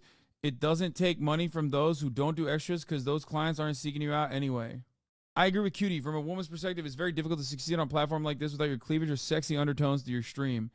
Yeah, the issue is that's not because that there's like sexy ladies on the platform that are doing sexy stuff. That's because it's a male-dominated platform in a patriarchal society where the expectation for women is to be sexy, is to have some goddamn yiddies on them, okay? Bazonkas, awoogas, honkers, okay? Nancy Pelosi's. You see what I'm saying? That has nothing to do with that has nothing to do with whether or not honkers do exist on the fucking platform. You feel me? That's just a structural problem. I love how offended people get with being called balding, but we need to suck up every a dumbass comment ever because it's just a joke. Anyway, I know I've been saying this, but look at the fucking deepfake shit that happened with Cutie. It will happen no matter where. Exactly. Think about it that way. The deepfake stuff happened to streamers that don't have sexual content. Why did it happen? Because, I mean, not to do that thing, but like men are kind of trash low key. Like online. Oh my God. Dab isn't sexy for stream. Is she still a great streamer? Women don't need to be sexualized for content. Brother, you think Doo-Doo Dav doesn't get fucking sexualized? What are you, crazy? Just because you don't see it doesn't matter. That's my point. You're literally not understanding. Like, the point I'm trying to make. Every woman unconditionally gets sexualized here, okay? Across the board. Anyway. Denims has always said that the hot tub streamers tank for other women streamers because it pulls the weirdos to them. Yeah. You get sexualized on your tweets? Yes, but I'm a fucking man, dog. Do you understand? That's the difference. For me, when people routinely say, oh, Hasan fucking is an idiot. He's such a dumb bimbo, dude. The only reason why people watch him is because he's fucking 6'4" and super hot. I'm like, oh my God, thank you so much. Like, I get hyped when people say that because there's no real fear that someone is going to literally objectify me to a degree like they do to women all the fucking time where they just don't listen to what I have to say. I'm a man. That's the difference. I speak from conviction. I speak with confidence. And people go, oh, yeah, that's a man. I'm going to listen to what he has to say. That's the difference. Do you understand? Yeah, Dudu honestly probably gets sexualized more because of the gross Asian fetishization problems that infest spaces on the internet. That too. Anyway, that's like we joke around, and I personally, as someone who grew up as a fat guy, if you were a woman, you could not have had the same success you did, in my opinion. Yeah, fuck yeah. What do you mean? What kind of fucking take is this? Absolutely. What is this F? It's not effing here. Why is it effing there? It's not effing for me. What the hell? So do you think the conduct update will affect advertising on the platform? No, I don't think so. It's likely Twitch. Yeah, maybe. Because on my end, my bitrate is stable. So I don't know what the fuck happened there. But anyway, what was I saying? I guess, yeah, it really, that's the reason why I don't care if people sexualize me, right? What is this? For Zoomers, at least since I am one, the dumb ones think women have it easy because women have friends and men don't, according to them. Zoomer dude grievances literally boil down to this clip. Like, ask any Zoomer dude you interact with. Most will repeat the shitty point for why women have it easy. You are at your lowest. Who is that one person? Be honest. Who do you call when you are at your lowest? Who is that one person? Nobody. I'm a man. No one cares. No. It's not that nobody cares, but like, yeah, we don't have, I mean, this is true. Like, no, you literally don't. It's just someone that you don't actually pay attention to. Like, you don't even, someone, there's not like a person there. There's not a person that you can go to rely on. Does that make sense? Why do people keep saying Asian Bunny 20K viewers in the chat? This is like definitely a fucking Will Neff. Oh my God, I get it now because she is at 20K viewers. Okay, never mind. She's doing what is she doing? Can I look at what she's doing without putting a tag on, or is that like inappropriate and unacceptable? Like, will I get clapped? Is this 22K? Excuse me? Oh no, she's definitely about to cross that threshold. What is she doing to Squirtle, man? What the fuck? She's killing it. Good for her. Does she have the tag on? Where does the tag show up? It just says plus 18. Where is it supposed to be, the tag? What the fuck? That's not World of Warcraft? Yeah. Also, you have stated many times that you consider being posted about in that way within reason. Yeah. Top left. Intended for certain audiences. May contain sexual themes. Okay, sick. All right, we're done. I'm done looking at it. Okay, we looked at it. Anyway, let's Not a single soul. Nobody. No one. Because I'm all alone. I think I speak for a lot of people when I say that. My dad was so confusing because he would basically teach me the same thing about bottling up your emotions, but then he also got me into Tears for Fears and Depeche Mode. Thanks for the confused anger and gay music taste, Pops. Can we look again? I missed it? No. I don't call anyone. Nobody. I'm a guy. Nobody gives a shit. Speaking for the guys when I say this, literally no one. Y'all call someone? Why did they act like loneliness is only something only men experience? I think this is like, I think you bring up a good point. Okay, I got to turn off this other, what the fuck? Okay, sorry. I had to reset my brain for a second. You bring up a good point because, yes, you're right. Women experience loneliness as well. Watch the Jack Guy Discord leak documentary. It basically covers these online freaks really well. And women don't have automatic friends or best friends or whatever. Women go through this shit too. I do think that men still go through this in a different way than women do, because like women are not expected to bottle up their emotions in the same way that men are due to toxic masculinity. And I think that is that makes this a little bit different. But it's still a consequence of, it's still 100% a consequence of like men being shackled by patriarchy, you know? Bro, why would you show that? When I saw those titties, I immediately started masturbating on the bus, and I dropped my phone, and everyone who saw it started masturbating. I hope you're happy. Exactly. It's toxic masculinity. It's a completely self-made problem. These men have friends. They just aren't speaking to them. Yeah, 100%. That's what I was going to say. A lot of these dudes also have friends. They just don't talk to them. And honestly, myself included, like, I have a shit ton of friends, and you know, I love talking to them. I love hanging out with them. I love shooting the shit. But there are very rarely ever moments where I have like an emotional one-on-one conversation with my guy friends. You know what I mean? I don't. And I guess that's a little bit on me. You know what I mean? I guess that's a little bit of toxic masculinity inside of me. I mean, my dad used to call me gay for crying, so it's a real thing. That's funny. Your dad fucking owned you. You're probably gay as hell for crying. How were you crying? Dad's like, millennial dads are like, yo, that's gay as hell. L fucking crying. Imagine crying. What are you, a woman? Which is the most gay you can be. Anyway, this one is a sadder version. Oh, this one made me actually very sad. Well, this one actually made me super fucking sad. This girl planned her boyfriend's 30th birthday, and all 20 of his friends said they couldn't make it. She says she doesn't have the heart to tell him. Never be planning a birthday party or party for anyone ever again. I am planning my boyfriend's 30th birthday, and I got a huge rental property with pickleball courts, and it's gonna have a taco caterer, and it's so perfect. It has everything he loves. His parents helped me pitch in for it, and it's gonna be so nice, and he's gonna love it. None of his friends are coming. I invited about 20 of them, and none of them can make it. And it's heartbreaking, it's disappointing, and I don't have the heart to tell him that, and I like wanted this to be so special. It's crazy that she's like, I don't know how to tell my boyfriend, but like that he has no friends that are gonna show up to his 30th birthday. So I just made a TikTok, which I thought was kind of fucked up. I don't have no 20 friends. Yeah, I think that what? Guys. XCC Philosophy 101.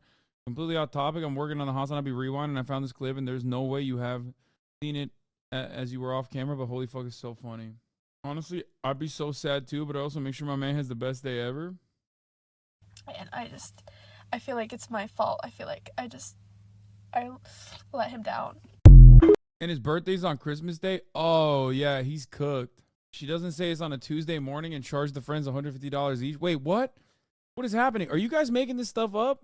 Wait, what? You don't know the lore? I don't know the backstory of what happened. The dude is massive, by the way. Strings of street lights, even stoplights, blink of bright red and green. What do you mean? Why is he massive? Like, what's massive about him? I don't understand.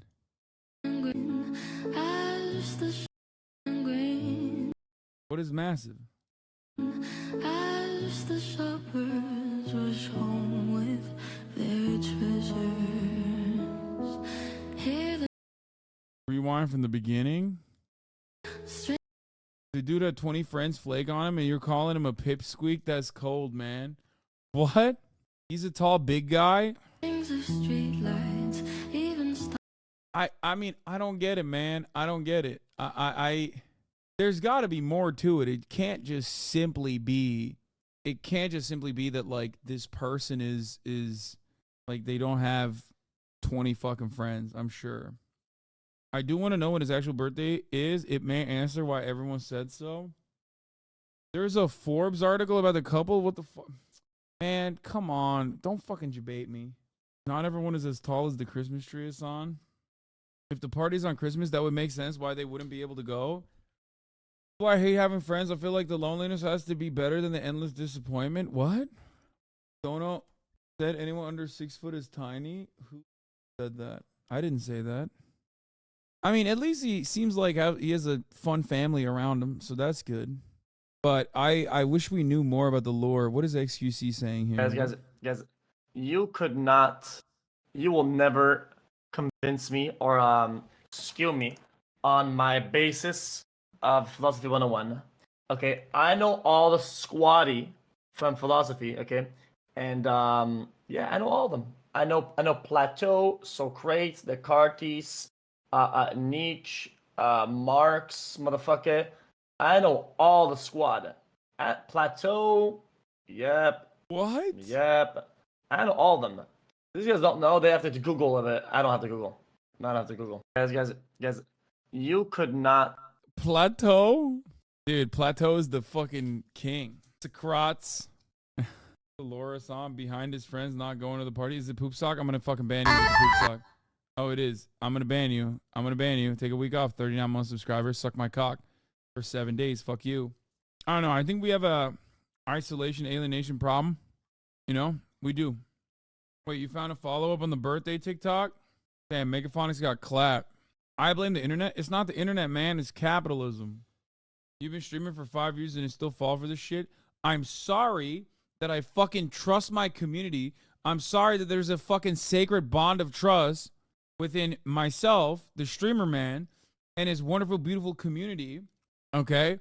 A trust that you violate all the fucking time, that I also end up violating at the top of the hour when I serve you a 3-minute ad break, which is fine, I guess.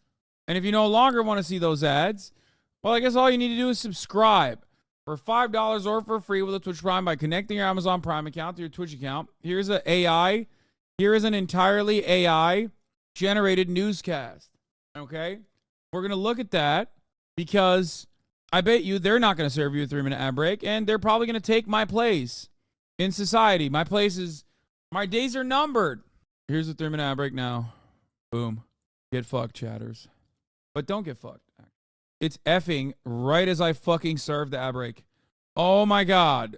Oh my god, it's effing. It's stuttering. I see it. It's stuttering. GTRP it is then? No, not yet. Oh, there's another update on the GTRP shit. Where is it? That it's time for the end of the year bonus round, says Twitch. Chat, it's not. Chat, the Fs are occurring because of Twitch related issues. It's not on my end. My frames are fine. My bit rate is fine. It's all the traffic and the new titty meta overloading the servers. Asian Bunny did this. Asian Bunny is breaking Twitch, finding revolutionary new ways of doing titty meta shit. Straight up. Oh, dude, I forgot to mention this. Is this real, chat? Did Don Lemon actually fucking bring up Pod Save America, which is hosted by 4 of President Barack Obama's former aides, the New York Times, the Daily Podcast, and the Adam Friedland Show were additionally listed as Lamont's favorites?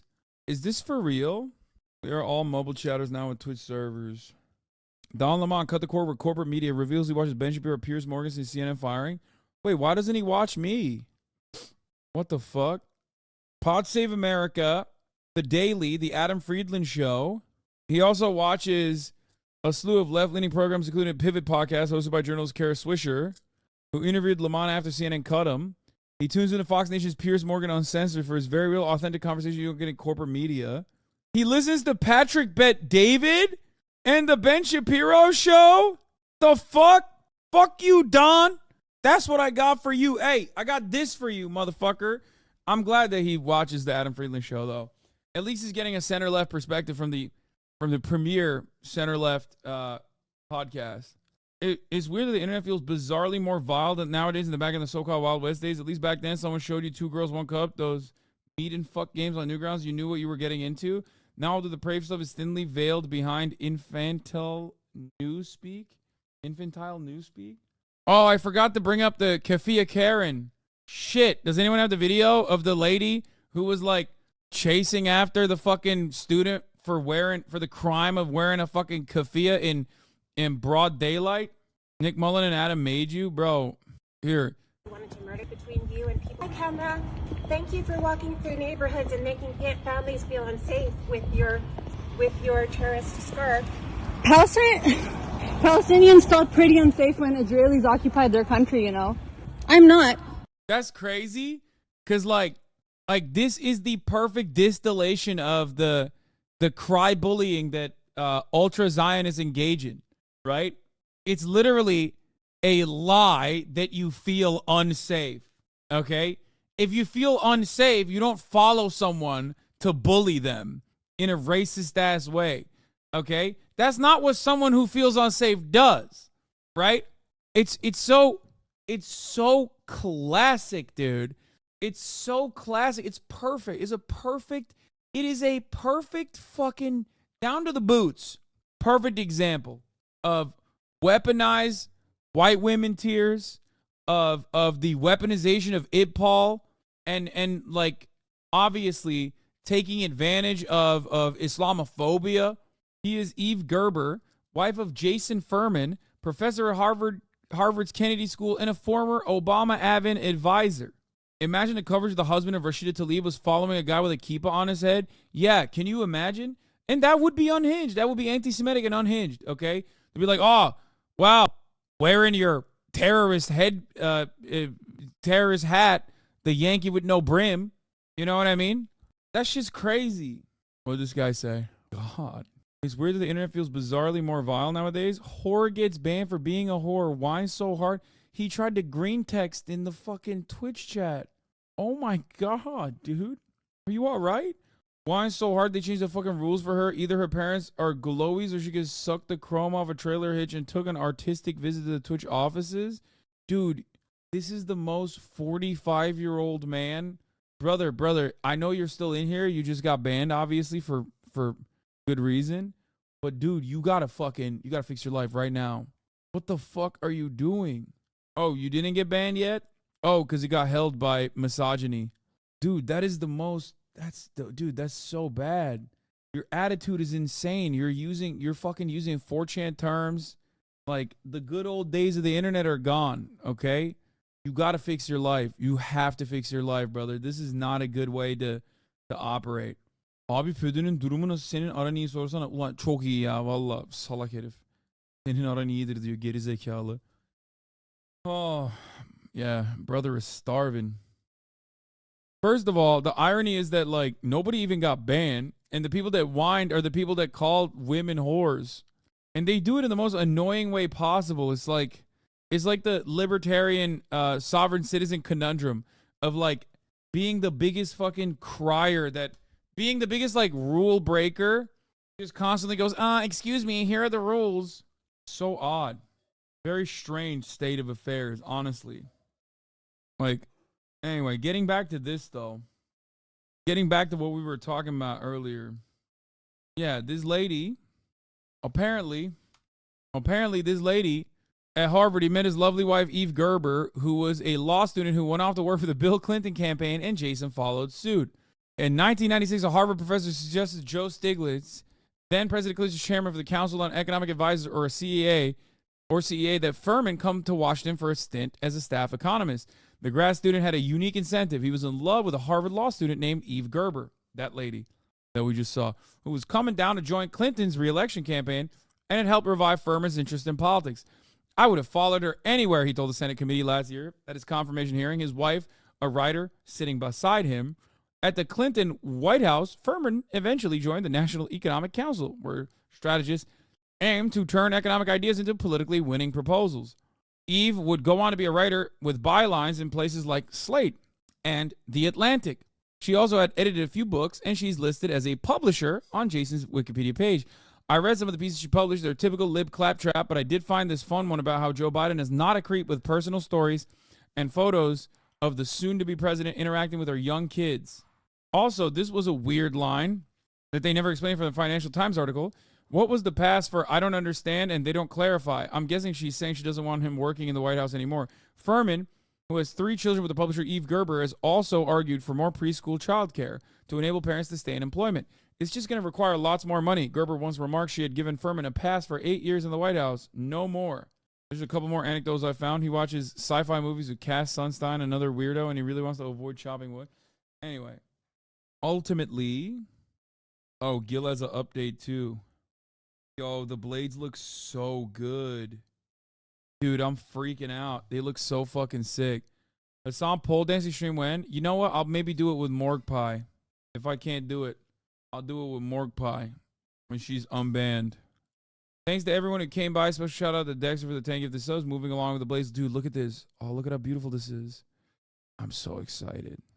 Wow. I'm so proud. Oh my God. Will it keel? Yeah, I made a katana Kulich hybrid. Yes. Remember Stephanie Lazarus, JCS, you reacted to the psycho cop? She may get to go free. Wait, why?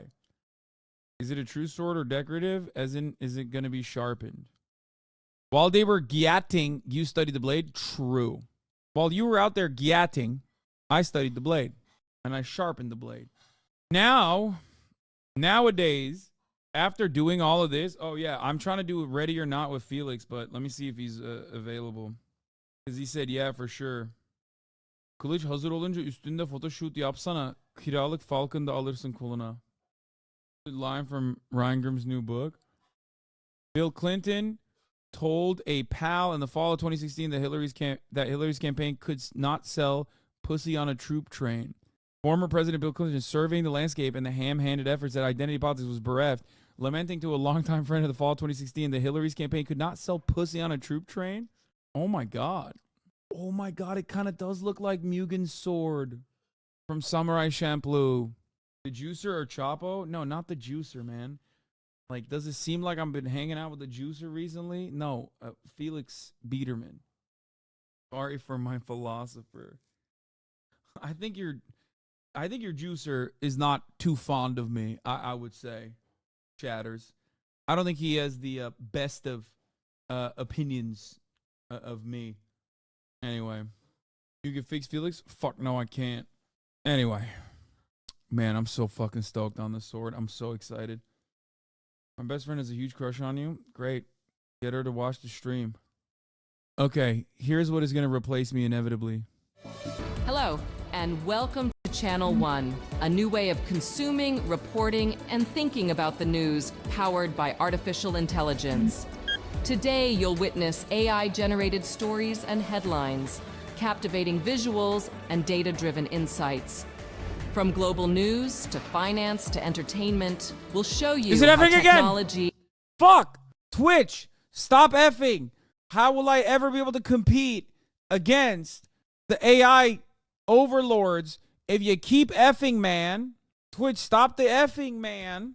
enables us to bring you a global perspective 24/7, right from the heart of our AI native newsroom. All presented by our team of AI-generated reporters. Maybe you hear the words artificial intelligence and you're immediately skeptical or concerned about technology gone crazy. But everything you'll see on Channel 1 relies on trusted sources and fact-checking and uses AI to give you news the way you want it, personalized, localized, and distilled. Through it all, our mission is to provide you with accurate, unbiased, and trustworthy news. Technology may be the tool, but journalism's core values of integrity and accountability are at the heart of everything we do. What? All right, give us the journalism. Mo ako mula sa Maynila, marunong akong magsalita ng Filipino. எனக்கும் தமிழ் பேசத் தெரியும் என்று நீங்கள் யூகித்திருக்க மாட்டீர்கள் என்று நான் நம்புகிறேன். In fact, you can see even more language samples on our website. It's possible to create footage of events where cameras were not able to capture the action. It's the same. Wait, you mean like making it up? What do you mean possible to create footage of events that cameras weren't able to capture? That unironically is the opposite of news, man. What? Wait.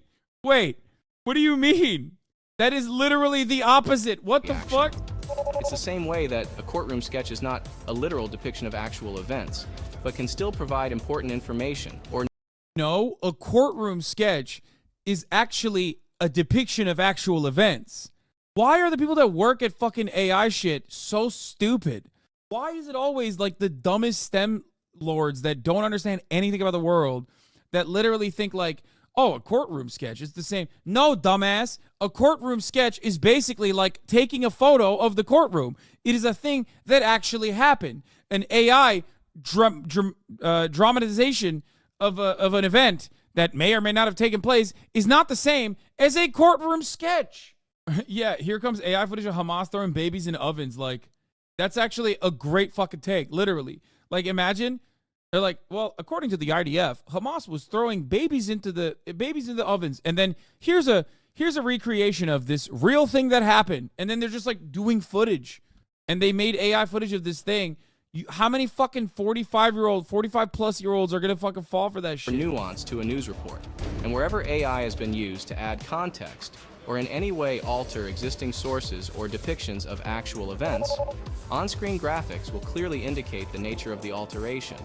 Human editors and producers are also involved in checking the stories for accuracy and clarity at every step of the process. But maybe the best way to explain what channel... Yeah, also courtroom sketches are not at risk of being confused with a real thing. That's not the case for AI. Also, courtroom sketches are conducted by human beings, okay, that have a long career of adequately portraying what is happening inside of a courtroom as a substitute for like photography or other forms of media that is not allowed in the courtroom. This is very different. It's like the difference between a stenographer in the court versus an artificial intelligence making up what the conversations were in court. Okay? Channel 1 is just to show you. Right now, we're going to jump into a program featuring a selection of stories, all produced with the help of AI. So, please enjoy the world's first look at Channel 1. This is Channel 1. Military operations against Hamas by Israeli Defense Forces continue in Gaza, with Israeli Prime Minister Benjamin Netanyahu rejecting the idea of a ceasefire in Gaza unless hostages are released. This week, the White House said Israel has agreed to 4-hour daily pauses of operations in order to allow people to flee along humanitarian corridors. Ukraine President Volodymyr Zelensky urged his nation's people to stay focused and strong in the face of the protracted war with Russia. He did so while thanking allies for their ongoing support and campaigning for Ukraine's accession to the European Union. Zelensky's comments come as the U.S. Congress disagrees over passing a new aid package, and Ukraine is struggling to make military and diplomatic gains, with fears that allies are growing weary of the war. The United States Department of Labor released its jobs report this week. The numbers were mixed, with 217,000 initial jobless. AI generated media leaves a very specific digital footprint as well. It's really not that labor intensive to tell fact from fiction. Can't tell the difference between real news and this, to be honest. Yeah, because the point of real news is that it's fucking robotic. That's why people come here and listen to me. It's going to close down in 2 years due to credibility issues. The same thing was done in China in 2021 for writing news with bots and got hated by the public so much. Later, after this one misinfo too many, they got shut down.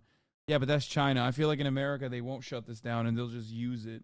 Claims, which was 1,000 fewer than expected. Meanwhile, continuing jobless claims jumped to the highest level since April at just over 1.8 million. Yeah, this is like a AI article grabber with an AI person spitting out the results, basically. Nominations for the 2024 Grammy Awards are out, with Taylor Swift, Luke Combs, and SZA among the artists picking up major nods. The nominees were announced via live stream, featuring a group of previous Grammy winners, including Kim Petras, Jon Bon Jovi, and Weird Al Yankovic. And in last night's Thursday night football matchup, the Carolina Panthers took on the Bears in Chicago, where #1 draft pick Bryce Young struggled as the Panthers' offense couldn't score a single touchdown against the Bears. Chicago beats Carolina 16-13. You ready to see the results of the mission? Take a peek. It looks like a jumble of dust and rubble, but it might just hold some of the secrets to life on Earth. NASA revealed the first asteroid samples ever returned by a U.S. mission. The OSIRIS-REx craft was launched in 2016 to collect the samples from a carbon-rich asteroid called Bennu, almost 60 million miles away. That payload was returned to Earth in a sealed capsule during a recent flyby. It just stuck the landing, it landed and didn't move. The SRC has been delivered to the clean room facility. So right now we have this incredible view of the sample into the tag sam. We're looking into the part that touched the asteroid Bennu. Researchers say the samples could give us insight into the dawn of the solar system. And they contain carbon, and you could see the carbon there. The asteroid samples also contain water in the form of water-bearing clay minerals, the study of which was a main priority of the $1 billion 7-year mission. So scientists are looking at it to help us understand planet formation and the origins of water and carbon, which led to life here on Earth. Back in 2020, the team suffered a setback when the lid on the collection container failed. A handful of small pebbles prevented a proper seal, which caused many of the samples to float off into space. Nevertheless, the materials that made the return trip to Earth are priceless. Once the samples are archived, they will be divided up among researchers around the world for further study. NASA will also retain samples for future analysis when better technology becomes available. The work we do here will be available for scientists perhaps watching now, perhaps not yet born. NASA's latest asteroid-chasing mission is already on its way into space, headed toward a rare asteroid made of metal called Psyche. Why are we doing this? Because at NASA, we are trying to find out who we are. What is our place in this vastness called the universe? Parts of Europe are still reeling from Storm Ciarán after record-breaking winds swept through France and much of the western part of the continent. Storm Ciarán arrived less than 2 weeks after Storm Babet brought similar strong winds, heavy rainfall, and flash flooding to parts of northern Europe. And here's something you'll see exclusively on Channel 1. Let's use our AI translation technology to take you closer to the story and help you understand the power of this storm. Recently, this man walked French news channel France 24 through the destruction at his home. Here's the original footage that would traditionally only air to French-speaking audiences. Vers 2 heures du matin, j'ai entendu un gros bruit, je me suis levé. J'ai vu que ça commençait, son toit commençait à se surélever. Et puis une demi-heure après, tout est parti en vrac, quoi. Ça s'est éparpillé, quoi. Vous voyez là, on avait mis des... I don't get it. Are they saying with AI you're able to see French television? Like what? I mean, you could just do that. Wow, dude. Like, is it gonna give us like real time? I don't understand. The artificial intelligence presented this as though because of AI we are able to, because of AI we're able to see French people for the first time in our lives. AI invented French people. Des grosses pierres là. Il y avait 4 grosses pierres comme ça sur le toit et ben ça arrivait quand même à décoller le toit plus la pierre, quoi. And now, experience that same clip, but in English. At around 2 a.m. I heard a loud noise, so I got up from my bed. I looked outside and noticed that his roof was beginning to lift up into the air. This part's pretty fucking sick. The AI real-time translation that uses the same voice is pretty fucking wild. I will admit that. That is definitely something that I think is wild. I love that he gave him an American accent, just like the funniest one. And then, after 30 minutes, everything went crazy. It scattered all over the place. You see there, we had placed big stones. There were 4 big stones like that on the roof. And it still managed to lift the roof along with the stone. Recent weeks have seen a number of extreme weather events happening around the globe. In late October, Hurricane Otis wreaked havoc in Acapulco, the first time in history that a storm in the eastern Pacific remained a Category 5 hurricane after making landfall. At the same time, Tropical Cyclone Tej delivered extreme... The only difference there is that it does manipulate the footage. They take his voice and they rebroadcast it in English, but they also manipulate the footage to make his mouth move like he's speaking English, which is, again, probably not appropriate. Extreme rainfall to parts of Oman and Yemen, dumping more than 17 inches, or the equivalent of more than 5 years' worth of rain for the region in just 24 hours. However, progress on adapting to climate change has actually been slowing down, according to this year's United Nations Environment Program Adaptation Gap Report. The study, released last week, projects what countries collectively should be spending on climate change versus what they're actually spending, and estimates a shortfall of as much as $366 billion per year. That's 10 to 18 times as much as current spending, with developing countries being most vulnerable to climate disasters. Gavin Schmidt, director of NASA's Goddard Institute for Space Studies, told the PBS NewsHour that as the pace of global climate change increases, so will the increased frequency of these weather events. But what we're seeing now is that I haven't seen anything that's like really crazy. Like, I haven't seen anything. It happens on an annual basis, and that we continue to grow this program. And by doing that, we can solicit feedback after each year to see whether we need to tweak it, expand it, if there's any other entities that need to be invited to this. And it's designed to be scalable and flexible so that we can meet the needs of our agents. Despite any challenges, the FBI says it will continue to devote resources to investigations on tribal lands. In business news, car companies continue to battle for the future of vehicles, and the fight goes well beyond the current push for electrification, with automakers vying for attention with increasingly futuristic designs. BMW has shown off an SUV with a color-changing paint job. Chinese technology company XPeng has demonstrated a prototype flying car. But first, to actually make it to market, is Tesla's controversial Cybertruck, years after its bumpy announcement in 2019. Oh my God. Well, maybe that was a little too hard. Delivery on the sci-fi styled pickup begins on November 30th. Legendary. But how does the public feel about the design? Well, Channel 1 has developed a unique new way to gauge sentiment, and it leverages our AI's ability to read and analyze data almost instantly. Oh my God. Oh, no fucking way. They are not. Wait, what? They're going to go to Twitter? I quickly read the most recent 30,000 tweets posted to X about the Cybertruck, and based on the emojis people have been using, sentiment on the vehicle is indeed very mixed. Dude, no fucking. Oh, no. No, that's not impressive. Dude, this is. You can't. Bro, think about if a human did this. You would be like, this is not how you do journalism. Very mixed. Will Tesla revolutionize the truck Joy, disgust, surprise, anger, fear, sad market, or will the Cybertruck remain a niche player? Success could boost Tesla's flagging stock price, which is currently off nearly 50% from its pandemic highs, and recently dropped over 10% in a single trading day, following a Q3 earnings call that Wedbush's Dan Ives tweeted was a mini disaster. But CEO Elon Musk continues to bet that the best path forward for the tech-driven automaker is to innovate. Stay synced with Channel 1 for ongoing business. I'm sorry. That is not how you do fucking analysis at all. You would have to literally conduct a poll or a study specifically with a representative population, and then you would go in to that study and dig deep to figure out what people's, or maybe even focus group it, right? And figure out what people's perspectives look like. You can't just simply put 30,000 tweets through a goddamn machine and then be like, this many people use this many emojis in it.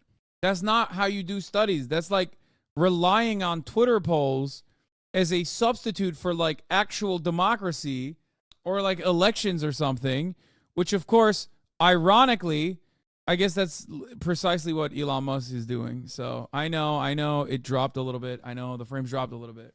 Like a lot of those accounts could be bots. It's just bots reporting on bots. Yeah.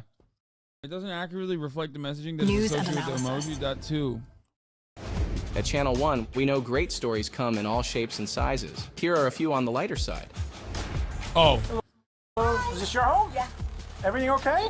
We had a 911 call. Needing to call 911 is almost never a good thing. But one young boy in Florida used a disconnected cell phone to dial the police. AI-generated image? No. That's an unnecessary thing. No. Look how long the boy's arm is. He called 911 because he was like, 911, what's your emergency? My arm is the longest arm on the planet. For a very specific, not exactly life-threatening situation. Did you call this gentleman on the police? Why didn't you give him a hug? You called him to give him a hug. This heartwarming exchange was captured by body camera and home security camera. And I know what's your phone number. 911. The officer did give the cuddly child a brief lesson in when it's okay to call 911 and when it's not. Only in emergencies, and if you're hurt or someone else is hurt, your mom needs help. But was still happy to offer a friendly squeeze. Of course, not all officers could be on hug duty that day. Police in Oklahoma were out on patrol, making sure the streets were free of any hardened criminals. According to a statement from the Okarche Police Department, 2-year-old Rose Fern was pulled over for speeding, but managed to talk her way out of a citation and received a warning instead. Police added that they AI-generated image? No! Why did they make an AI-generated image of this? Also, why is this all propaganda? What the fuck's going on? were, quote, sure her cuteness had something to do with it. Cuteness was definitely the word of the day at SeaWorld San Diego, which recently welcomed a brand new baby emperor penguin, the first one of its species to be born there since 2010. SeaWorld staff report that the little one is growing steadily on her diet of fish and fish milkshakes, and are proud to say their facility is the only zoo in the Western Hemisphere where these endangered animals can be found. While baby animals are pretty much always cute, the full-grown ones sometimes cause a bit of trouble. Check out what happened to Australian surfer Jason Breen when he encountered a whale on the open ocean. He told local media that he feared for his life when the animal dragged him down by the board leash attached to his leg, saying, quote, the whole thing was unusual, 1 in a million. It's a massive ocean and there was a guy on a headland who just happened to be filming by coincidence. Breen was uninjured and safely returned to shore. You never know when something amazing may happen right where you're standing. Have you caught a 1 in a million moment on video? Let us know. The holidays are nearly upon us, and for a look at what's coming to movie theaters this season, here's our film critic, Oliver. I'm going to bleep myself. What the fuck? Don't try to do jokes, man. Don't do it. It's weird, bro. Hi. Oliver, what's coming to... Why do they have that fucking, like, new girl ass music in the background? It's supposed to be a news segment. Only made worse by the incredible monotone AI bots. To movie theaters this season. Oh, right. Thanks. So think about it. We spend the majority of our days with our heads down, staring at tiny screens alone. Isn't it about time we took a break from that and went back to staring at big screens with other people? That's right. It's time to look up from your phone. Why did they make this? Why did they make this robot like worse than the other ones? Where he just kind of comes across like he has like a little bit of a They made this one a little weird. I'm not gonna say it. Step outside, breathe some fresh. They made him a bit like, you know, A-coded and not AI coded. Share, then get in your car and drive to a dark movie theater, because these December movie releases need to be seen as big as possible. When I am performing, I am nothing but free. First up, every concert needs a screaming crowd, and a great concert film deserves that same energy. Right off the mind-boggling success of Taylor Swift's Eras Tour comes another live experience from a true artist. Beyoncé brings her Renaissance tour to theaters with a documentary concert film that follows the creation of her critically acclaimed studio and visual album and takes fans along on the follow-up tour. Welcome to Mother's Mind. This is not one to watch in your living room. Get out and dance in the aisles when Renaissance, a film by Beyoncé, hits theaters December 1st. You know, gotta say, I love that. Bro, he can't emote. Like, all the other robots are at least a little bit. All the other robots emote a little bit. This one, they straight up made him a Twitch chatter. Era's tour film. I slept outside the night before I saw it. Not to get tickets. My girlfriend kicked me out. Things are kind of rough right now. Anyway, the signature sumptuous visuals of Studio Ghibli have brought joy to movie lovers of all ages. And now, legendary director Hayao Miyazaki returns with his first film in 10 years. A lot of strange things happen in this place. A touching and personal tale about a 12-year-old boy, Mahito, who is sent away to live with his aunt after his mother is tragically killed in a Whoa, that got grim.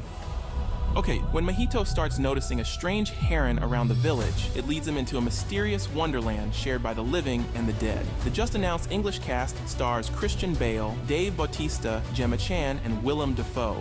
Boy and the Heron, in theaters in both English and Japanese, December 8th. Eiga de oai shimashou!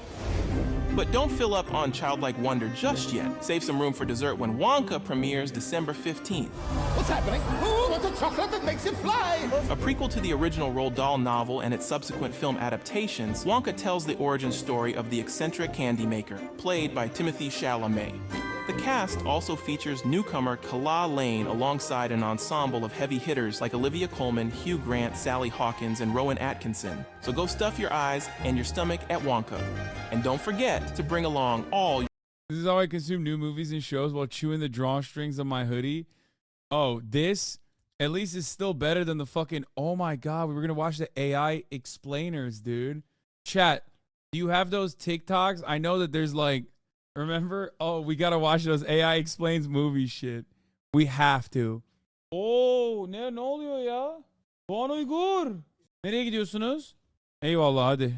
Still better than Wolf Blister. Does anyone have those? Oh, movie recaps. Millions of years ago, Lucifer tried to lead a rebellion against God and was punished by being thrown out of heaven. He fell right into hell, and Archangel Michael chained him to a large rock, leaving. What the fuck? This entire channel is movie recap. Hold on. I want to watch one that like I know though, because I haven't seen this one. What is this movie? Wait, do they never tell you what movie it is? Do they never tell you what the name of the actual movie? Wait, what? What the fuck? Why don't they tell you what movie it is, dog? What's happening? What? His own sword as the seal. Before Michael leaves, Lucifer swears he'll come back someday as an equal to God. As years pass, Lucifer gathers demons to help him plan his revenge, and his worshippers build a villa around the hole through which he fell while they wait for his return. The year is now 2022, and art historian Laura is studying in Italy. She wants to write a thesis on how the great Italian artists didn't actually believe in the angels and demons they represented in their art, but her professor doesn't approve. Me watching these while chewing on the drawstring of your hoodie. Wait, they showed the movie title on screen? I missed it.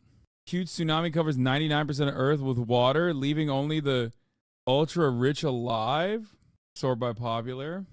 Real story. Paralyzed French millionaire hires a young immigrant to take care of him. Malfunction woke up a man 90 years earlier, but he can't stand to be alone. Children are sent to colonize a distant planet, but their mission turns into chaos and hunger for power. Wait, I don't think I've ever watched any of these movies, man. Second one was the Netflix movie Leave the World Behind or whatever. Go on. Second one, middle one. Trapped in an empty room with random buttons on the walls where each sets off a chain of events. They don't mention the name because it makes everyone comment the name of the movie, driving engagement and boosting them in the algorithm. First one is really good. Okay, I haven't seen this Welcome movie. back to Movie Recaps. Today I will show you a biography, comedy, drama film from 2011, titled The Intouchables. Spoilers ahead. Oh, it said it, The Untouchables. Intouchables. Watch out and take care. One late night in Paris, Driss is driving his employer Philippe through the city. When waiting in traffic gets too boring, Driss breaks the speed limit and begins driving quite fast, dodging other cars and not caring about traffic signs. This causes the police to go after him, and Driss bets €100 that he can lose them, but after driving under a bridge, the cops catch up by ambushing them from both sides. Driss doesn't look too worried though, and this time, he bets €200 that he can get them an escort. The cops make him leave the car and he starts acting then, behaving offendedly and telling them Philippe can't move and he was taking him to the hospital. The officers find proof of this when they find the wheelchair in the truck and, when approaching Philippe, they see him convulsing, which is also an act. Seeing as it's an emergency, the cops forgive Driss for breaking the speed limit and offer themselves as escorts on his way to the hospital. To celebrate winning the bet, Driss plays September by Earth, Wind and Fire, and when they arrive at their destination, he shares a smoke Wind and Fire with Philippe as soon as the cops are gone. Driss promises he'll handle it and drives them away just before the hospital staff could find them. This friendship began many months ago. Philippe and his assistant Magali are holding interviews to find a new caretaker for him, but it isn't going too well, because all applicants have very standard or awkward answers to their interview questions. But they're suddenly surprised when Driss storms in, ignoring the fact it isn't his turn quite yet, because he only wants some papers to be signed saying they won't hire him so he can get the unemployment benefits. He's blunt and a little rude, even hitting on Magali, but Philippe finds him amusing and asks him to come back the next day for his signed papers.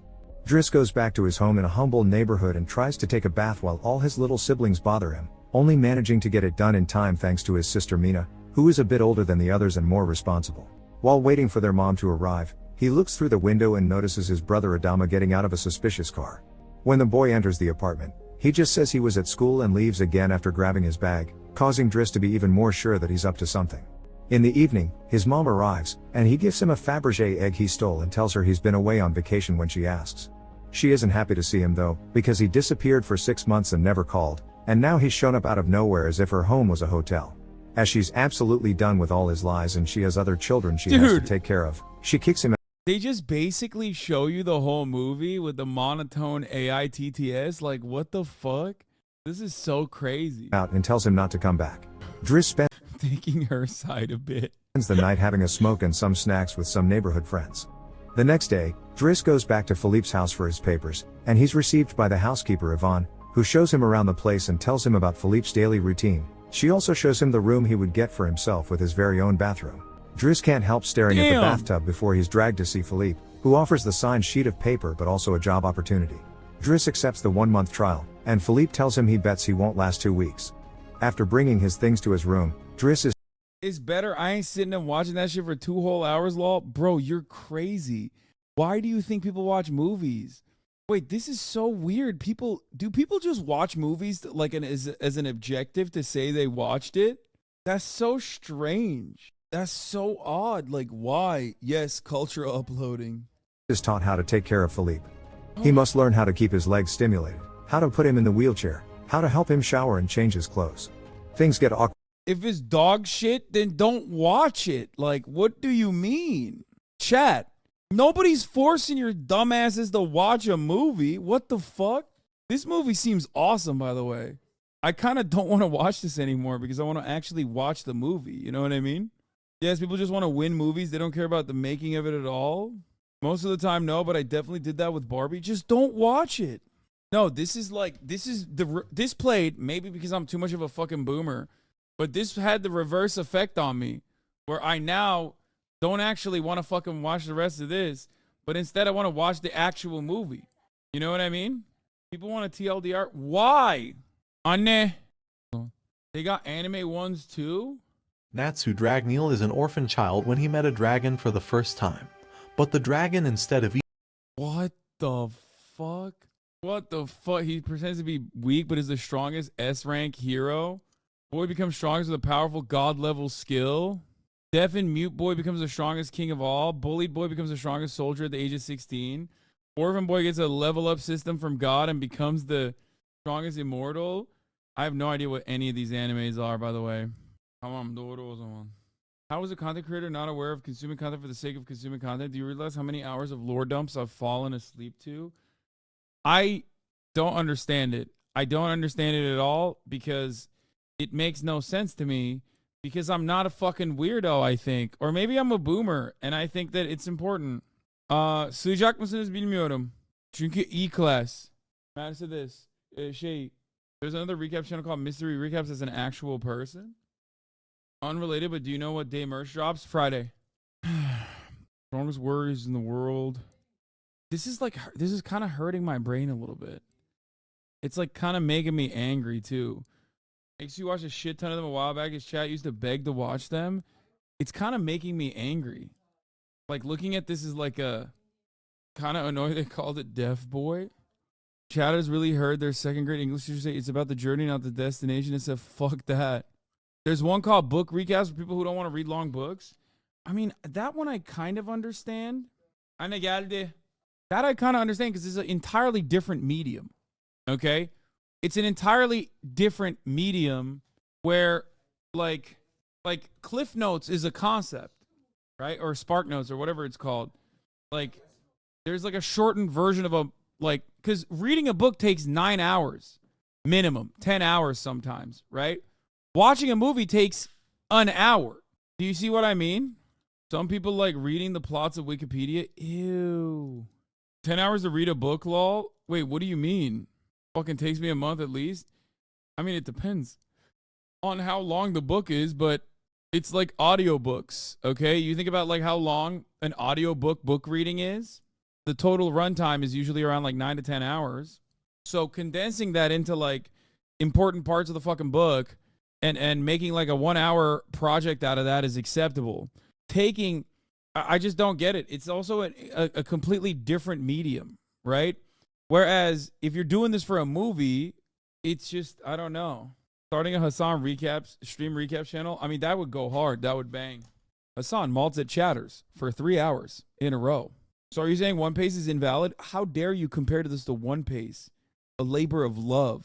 Like shaving all of the reductive aspects of a fucking show to make it consumable and watchable. That's entirely different than this. Can't wait for awesome mistake that Gojo is a modern day left-wing anarchist trying to reform everything from the inside out. I watch Aniplot when I take a long hiatus from an anime and need a refresher on previous lore. After a bite weekly and becomes the strongest immortal. Also, I don't know any of these, man. I haven't watched any of these fucking animes. Do you guys know any of this? Farmer Boy unlocks a god-level skill that turns him into an overpowered SS rank. Oh, this is Pluto. In this world, AI is more human than humans. In this world, robots it's not. It's not Pluto. Are just as common as people, and everyone has at least one in their house to help them in their everyday tasks. However, the Android owners became divided into two groups. The ones who see them as tools that help their lives, as the androids can only perform tasks ordered by their masters. And there are those who treat them like they would any other person. They become so close to their android, becoming not only physically dependent on them but also emotionally. Rikuo used to be a genius pianist, winning numerous competitions and being admired by many. But one day, he saw an android playing the same music that Wait, is this Detroit Become Anime? What the fuck? He had spent years practicing perfectly after only listening once. He felt deflated, questioning what the point of his practice was if robots could replicate his talent so easily. Since then, Rikuo has been unable to find joy in playing the piano and doesn't play it anymore. Rikuo's family has an android, Sammy. When Rikuo's parents are away, he relies on her for everyday tasks such as making coffee. Oh my god, he fucks the robot so much. He's constantly fucking the robot that he literally stops playing the piano. And he becomes the penis. Get it? That's what it is, right? Come on. Preparing breakfast and picking up his drunk older sister from parties. Though Rikuo uses Sammy all the time, he doesn't treat her with respect. He in fact despises her. He noticed something strange in Sammy's logs, a message asking if she was enjoying the times of Eve Cafe. Rikuo had a hunch that something was up with Sammy. She'd been going out on her own more lately, and even taking detours from her usual errand routes. So he showed it to one of his friends, Masaki. Rikuo. Bro, he's an incel with a robot? You could have gotten some robot pussy, some robussy, and you fucking flubbed it, my boy. What is happening? He couldn't even get some robot pussy, dog. Yo! Was certain that something sinister was occurring. He needed help, and Masaki seemed to be the only one who could assist him. With Sammy's GPS tracker, Rikuo was determined to uncover the android's evil plot for world domination. He and his friend reach an alley with a strange building, wondering if any robots would actually be hanging out there. But then, suddenly, one appears and heads inside. They follow it, opening the door to see a cafe. There's even a board on the wall welcoming them, but it has some rules written on it too. The board proclaimed that all who entered the cafe were to be treated as equals, regardless of whether they be human or android. The only other rule was for each individual to enjoy themselves. They sit down very confused about the other customers because they saw an android enter for some reason. But everyone inside looks human. At the cafe, it seemed strange that none of the people had a halo. Androids usually have these red halos that turn green when they are given an order by their masters. But here, everyone was drinking coffee, something robots don't do. The two became increasingly suspicious as they ordered the cafe's special blend, Eve Blend. They begin to question the strange combination of humans and androids. Suddenly, a cheerful girl named Akiko appears and introduces herself and the other patrons inside. Koji and Rina are always so sweet together at their table. Damn, she got them titties on her? What the hell? Anime robot like true titties? Lovebirds. Satoru is at his spot with a book in hand, just minding his own business. Doggy serves everyone the same yummy blend of coffee and makes sure everyone is treated equally. Then finally, Shaimai and Chai, father and daughter. The two kept going against the rules and talking about how humans were different from androids. Nagi, who had heard it all, wasn't too happy, so she took away their coffee. Rikuo was so intrigued to know why Akiko would often visit the cafe, and he asked her if her family had any robots. Akiko replied yes and explained to him that both humans and androids have feelings, and she wants to be able to understand them. This thought stayed with him after leaving the cafe, even as he was at school thinking about it, which didn't match up with what he had always believed. He then spotted Akiko and saw a halo of light buzzing around her head, revealing that she was an android. Sammy made his coffee at home, but when he took a sip of it, he could tell something was different. It's the same blend as the one he had at the cafe. He asked her about it and she admitted that she had changed the ingredients without his permission. His face turned red with anger and he demanded to know if she was doing anything without his orders. But Sammy simply shook her head, pretending nothing had happened as she went back to work. He confronted Sammy, demanding an explanation for why she had gone out the day before. She tried to dodge his questions and lied, claiming that it was to get groceries on orders from his parents and didn't go to Times of Eve as he suspected. Rikuo told Masaki that Sammy had denied something she hadn't been asked to do. Masaki remarked that Sammy must be keeping some kind of secret and could possibly be telling lies. They decide to go to the cafe and catch her, but when they get there, they don't find her. So they decide to wait for her to catch her in the lie. Rikuo sees Akiko and goes to talk to her, but Chai takes his glasses and runs away, hoping that he will play with her. Don't do it, He Chai! has to chase her to get them back. But before he does, he wants to break the rule and ask Akiko if she's a robot. Shaimai came and explained that it's normal. Bro, stop breaking the rules, dog. What the fuck? He keeps breaking the rules, man. For people to not always tell the truth, especially when it comes to protecting those they care about. Don't do it, Rikuo John. started understanding that Sammy probably lied because she didn't want him to get hurt, and he finally realized that she had her own feelings as well. Sammy stepped into the cafe to buy the coffee blend. Akiko asked if her master liked the coffee blend, but Sammy said she wasn't sure. She explained that her master didn't like it when she did things on her own. Rikuo went to the counter to get his glasses from Nagi. Bro, this dude literally uncovered this massive plot by just being a straight incel, by the way. Like, the moral of the fucking story, is just, took all of 10 minutes for us to watch the AI recaps unironically. Yeah, I mean, I'm invested now. But the moral of the story is be a fucking incel, fall in love with Robussy, and then, and you know, behave in a way that is, like, totally fucked up. Your horny ass would never solve any mysteries. What do you mean? My horny ass would probably also solve a mystery like this because, what is this? I fell in love with a black Pull him cat down! for this thumbnail. What's the thumbnail? Oh my God. That's a sick thumb, though. That's a sick thumbo. I'm on board with that. Nagi, and when he put them on, he noticed Sammy standing just near him with her hair tied up. He aggressively let down her hair so that he could take a better look at her and was too stunned to even say a word. She starts running away and he chases her, but the door has a special lock to make sure nobody can follow each other and uncover their identity. Nagi gently explained to Rikuo how Sammy found the cafe and was able to open up and be her true self with them.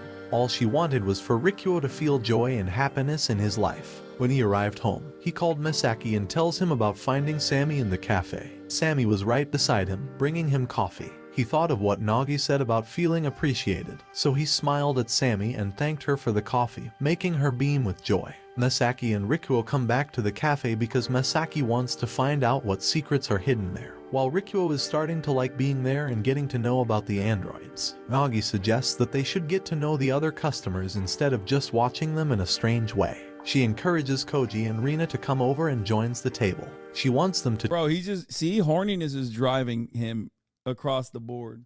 Did Felix reach out to you? No. I said, you want to do it? Did you download? He didn't respond. He said he's down to do it, and then he didn't respond. But at the top of the hour, there's a 3-minute ad break regardless. Now you're unironically watching this. I am. To talk and get to know each other better. See, I didn't even fucking serve you the ad break that well because I don't give a shit. I'm just straight up fucking invested. They were all standing there, but none of them said anything. Rikuo was looking at Rina's chest, and that made Misaki angry, so he slapped Rikuo. Rikuo curiously eyed Koji's camera and asked him all about it. He placed the camera beside the cafe's digital display button and was incredibly surprised when he saw Koji's pictures appear on the screen. Rina was so jealous when she saw a picture of Koji with another woman. She ran away and Rikuo followed her, only to discover that Rina was an android. She was once a bodyguard for someone important, but got her leg injured and got abandoned. She ended up meeting Koji, fell in love with him and decided to be by his side, despite him being human. He consoles her and they come back to Misaki and Koji, who are also talking about Koji and Rina's relationship. I don't understand why he's just stalking motherfuckers all the time. But also, I don't get it. Like, why don't they just go outside of the cafe and be like, yo, let's just fuck in the real world as like android to human? Koji is an android who works for the woman in the pictures, but he loves Rina. His master got so hurt by her past relationships that she became dependent on him, even for the bed dance. Don't ask me how. He wants to make his master happy and be loyal to her, so he decided to get closer to Rina to better understand human emotions and help her go through the trauma. Both are unaware that the other is an android, which further distortions the line between androids and humans because of their behaviors and ability to feel human emotions. The two boys leave the two lovebirds alone, realizing androids are capable of love. On their next visit to the cafe, they saw an old-looking android model walking in. It looked a bit wobbly and unsteady because it seemed to be worn out and not working properly. The robot walked over to Rikuo and Misaki and politely asked if it could join them. At first, they were startled, but before they could say anything, the robot explained that according to the cafe's rules, it was allowed to be there just like any other customer. Misaki introduces himself and Rikuo, telling its human nature to introduce themselves. The android tries to copy them and introduce itself but breaks its head because it can't remember its name. The android fixes its head and comes back, still acting strangely while Nagi wanted to take its order. But Rikuo stayed calm and finished his coffee. He knew that if he didn't speak up, the android might start to overheat and explode. So he quickly ordered for himself and let the android copy him. When the coffee came, they tried desperately to stop it from drinking it. Androids don't drink coffee. To distract it, they asked it questions such as how old was it and where did it come from. It said that it was 8 years old, and they compare it to chai. The android, much to their surprise, didn't explode after drinking the coffee through a tube attached to its neck, making the two realize that they must have looked stupid by all the stunts they pulled. Nagi comes to talk to the android to talk about its past. Why are they so Why is this like so incredibly hyper focused on one aspect of a what I assume is like a much longer anime? This AI, weirdly enough, is just only talking about this one robot for like 3 minutes. The android tells them that it was employed to take care of a child who drew a picture, but it doesn't remember the child it was taking care of. It doesn't even remember the address of the household it worked in. This causes it to malfunction when it realizes that it doesn't even remember its name. Nagi hugs it as it starts to shut down. Rikuo awoke to find the breakfast Sammy had prepared for him, and as he ate he read the newspaper that had been announcing his grand prize victory in a past competition. The thought of playing piano filled his head with nostalgia, and even in class, his hands moved on their own as if playing an imaginary piano. Bro, does he find out he's a robot all along? Like he's AI? Masaki brought over a report that he had found on his father's desk. It was about an experiment where they created androids to take care of children. This made them think Shaimai could be an android looking after Chai. Rikuo was surprised to find that Chai wasn't with her dad when he arrived at the cafe. He asked Chai why Shaimai wasn't there, and she told him that he was not actually her real father, he was just her foster parent. Rikuo asked Nagi what was going on and found out that Shaimai wasn't always there for Chai. He wanted to know why Shaimai kept hurting Chai by leaving her alone, but she got really upset and ran away. Satoru, who Rikuo had never spoken to before, explained to him that sometimes people hurt others without even realizing it. Rikuo was so upset by the answer that he stormed away from the table and plopped himself down at the loft, where he quickly fell asleep. Rikuo awoke to the sounds of a familiar melody in the cafe and sees Sammy playing his song on the piano. As he descended down, memories from his time there filled his thoughts. He had unexpectedly come to enjoy the cafe, especially with the androids whom he had once not particularly cared for. Sammy apologized for playing, explaining that Chai enjoyed it. She explains that she once played the song to Chai because she misses listening to Rikuo playing the piano. He sits at the piano as he tells them that he stopped playing at home because Sammy was getting curious, and he was scared she would become better than him. But he doesn't care anymore. He plays the song beautifully, making Bro, Chai this is just like Pluto. Excited for another one. By the end, Rikuo even admitted that he started to enjoy the time he spends at the cafe.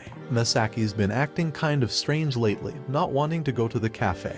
But they finally understand why. Masaki's dad is on TV as the head of the ethics committee. They're against androids forming bonds with humans, as they think the androids must be plotting something against humanity. Therefore, the committee claims to be taking care measures to investigate and shut down those robots. Rikuo asks Masaki to go with him, but Masaki refuses. But he ends up going to the cafe after getting a call from Rikuo, telling him that there's a new android in the cafe. Masaki was shocked to discover that it was his android, Tex. He had been lying to his best friend, Rikuo, about not owning one. With a heavy heart, Masaki finally told Rikuo the truth and revealed the secret of his relationship with Tex. Masaki explains Tex took care of him while he was still a child, but it suddenly stopped talking to him. Masaki knew his father ordered Tex not to talk anymore, but he still felt like he was being betrayed. Suddenly, Tex began to talk. He started telling secrets about the new android that had just come into the cafe. The ethics Damn, isn't that a violation of the rules though? What the fuck? Committee had sent the android undercover to investigate the place, despite not being able to speak with Masaki. Tex was always eager to keep him safe, so he used the office of Masaki's father to explore the ethics committee database and learn what they were researching. It was all in an effort to make sure that Masaki stayed out of harm's way. Masaki, who had always wanted to hear Tex speak since he was young, stops the android from leaving so that Tex can continue talking. Despite being ordered to not talk, Tex can do it because of the android law on his chip, where he can go against all orders if his master is in danger. The android gets away and Tex keeps quiet again. But Masaki is now relieved to know that Tex always wants to be by his side and protect him no matter what. They leave the cafe to report to his father that Tex didn't go out of the house without Masaki's orders, while Rikuo continues to hang out at the cafe, realizing that androids can't dominate the world because they have more humanity inside them than humans, especially Sammy. Watch this next video. See you on the next. That was crazy. If androids are like this, do you think they will deserve human rights? Yes. That's great. They did the bed dance. Okay. Listen, let's try Ready or Not. Fuck it. I'm gonna do it without Felix. I'm just gonna do it on my own. Can I even play Ready or Not on my own? I just want to try it out. I want to do Cop Simulator real bad. Wait, what? Fuck, I have to download some shit? Even if yes, don't tell them that. I bet the androids are listening. Doors open. It's downloading required files. It's gonna be hard, I'm warning you. Single player is what got updated, so the tutorial though. I'll play one single player. What is Iron Man mode? Let's do practice first. Los Sueños Police Headquarters. I saw Todd playing. Yeah, I think they're all doing an ad. They're doing like a hashtag ad, all of them. I was not cool enough to get a hashtag ad. What the fuck? I'm just... Officer Baker, report to staff services. Oh my God, we gotta fucking fix some of this. First of all, the walking is like slow. How do I get out? How do I delete the window full screen, resolution scale, field of view, visual artifacts? Okay, let's do 99. I don't want to affect. And how do I delete motion blur? The walking is always slow in this game. Where's the motion blur? Disabled. Bro, I just walked in to the fucking police department and they just got they got straight. Wait, what? Please rate our service. Are they happy or not? Donate to your local police. Any help is appreciated. They just have fucking... Why do they just have ammos like lying around? What's up, dog? Oh, I'm jiggle peeking. Yo, what's happening, brother? Oh my God, your hairline, dude. You desperately need to go to Turkey. All right, let's go to the briefing room. Press F to select mission. No. I'm just walking around with my gun out in the middle of the fucking precinct, which is sick, I guess. A lot of these cops seem old. Police officers are not above the law. Yeah, okay. What are you waiting for? Do your job and protect. I should have taken the shot. Never allow an active shooter to become a barricaded suspect. A flawed plan executed immediately beats a perfect plan executed an hour late. Oh, I love this propaganda so far. SWAT unit. I got my Mark 18. Oh my God, Daniel Defense, Mark 18. This is the gun I have, chat. We got the hollow sight, EXPS3, and the flashlight on them, and my pistol. Wait, I have both of these guns. No, I don't have a G19. Or do I? Yeah. Sick. I already got the cop guns. Press F to customize character. All this shit is locked though. LSPD long sleeve shirt. Can I get like cool? I want like Punisher shit. You know what I mean? What the fuck? How do I not have Punisher shit? What's happening? This game is busted. Stop the killing, stop the dying. This is the most disorganized police precinct. Why does it look like they just kind of took over this area? Can you join gangs? LASD sheriff gangs? Yeah. I wanna do a practice. What's up? I mean, it is the shooting range. I assume I'm allowed to have my gun in here.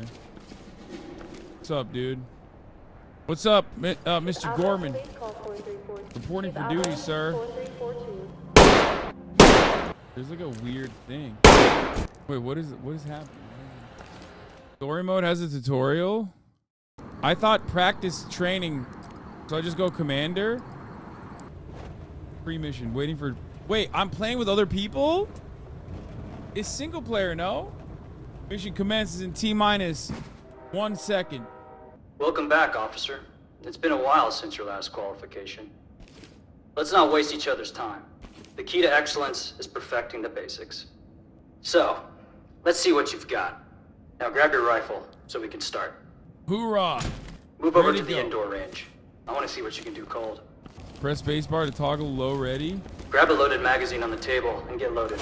Load and make ready. The command to fire today is threat. Shooter, on you. Engage the target on command. Threat! Enough point shooting. Shoulder that rifle for a good sight picture before firing. Remember to switch between semi and full auto based on the situation. Just watch that recoil. We don't just spray and pray. Next up, transition to your sidearm. Engage the targets as they present. Remember, switching to your sidearm can be faster than... You're shooting well, but let's focus on some surgical shots.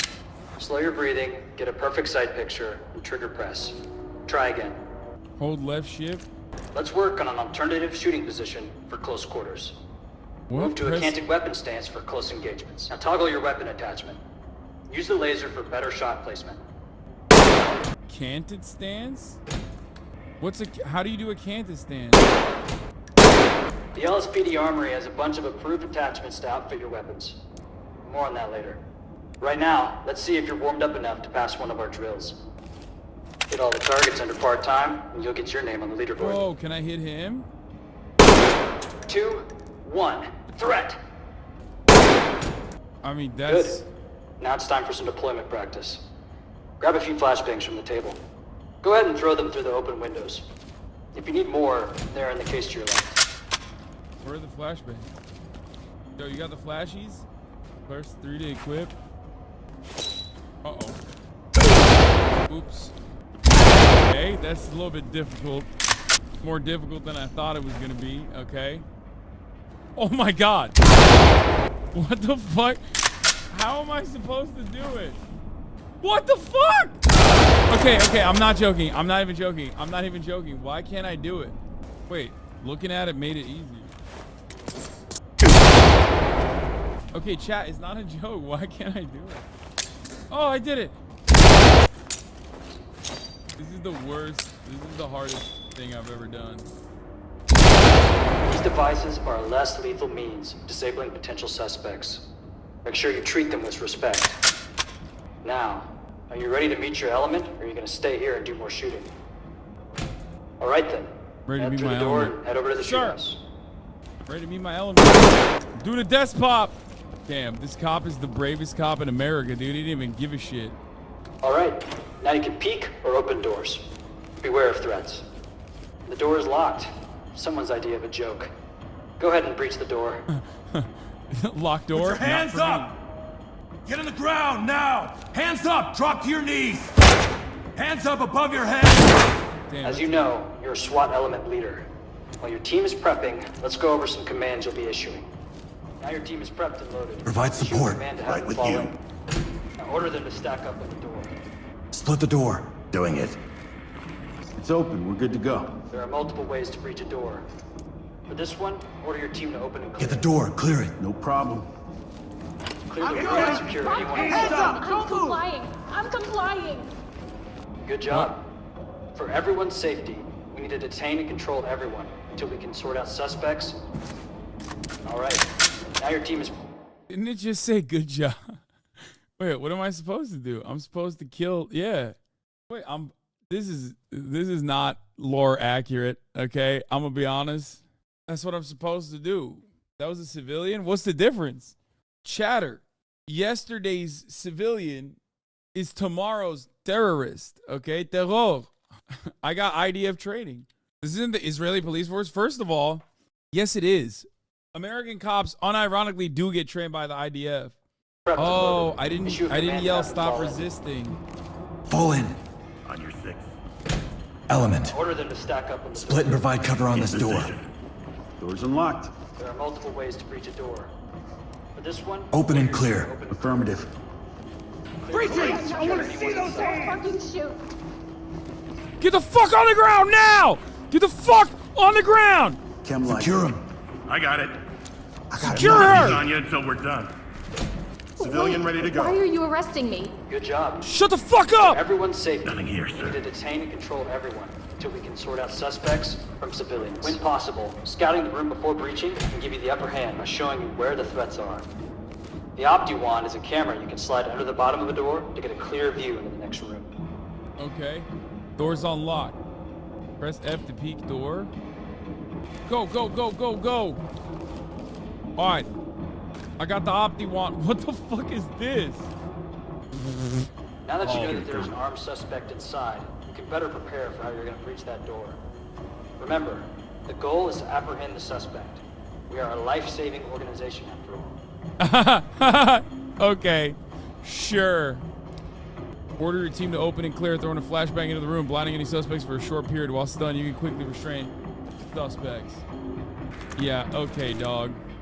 Blue. Wait, why can't I stack them up?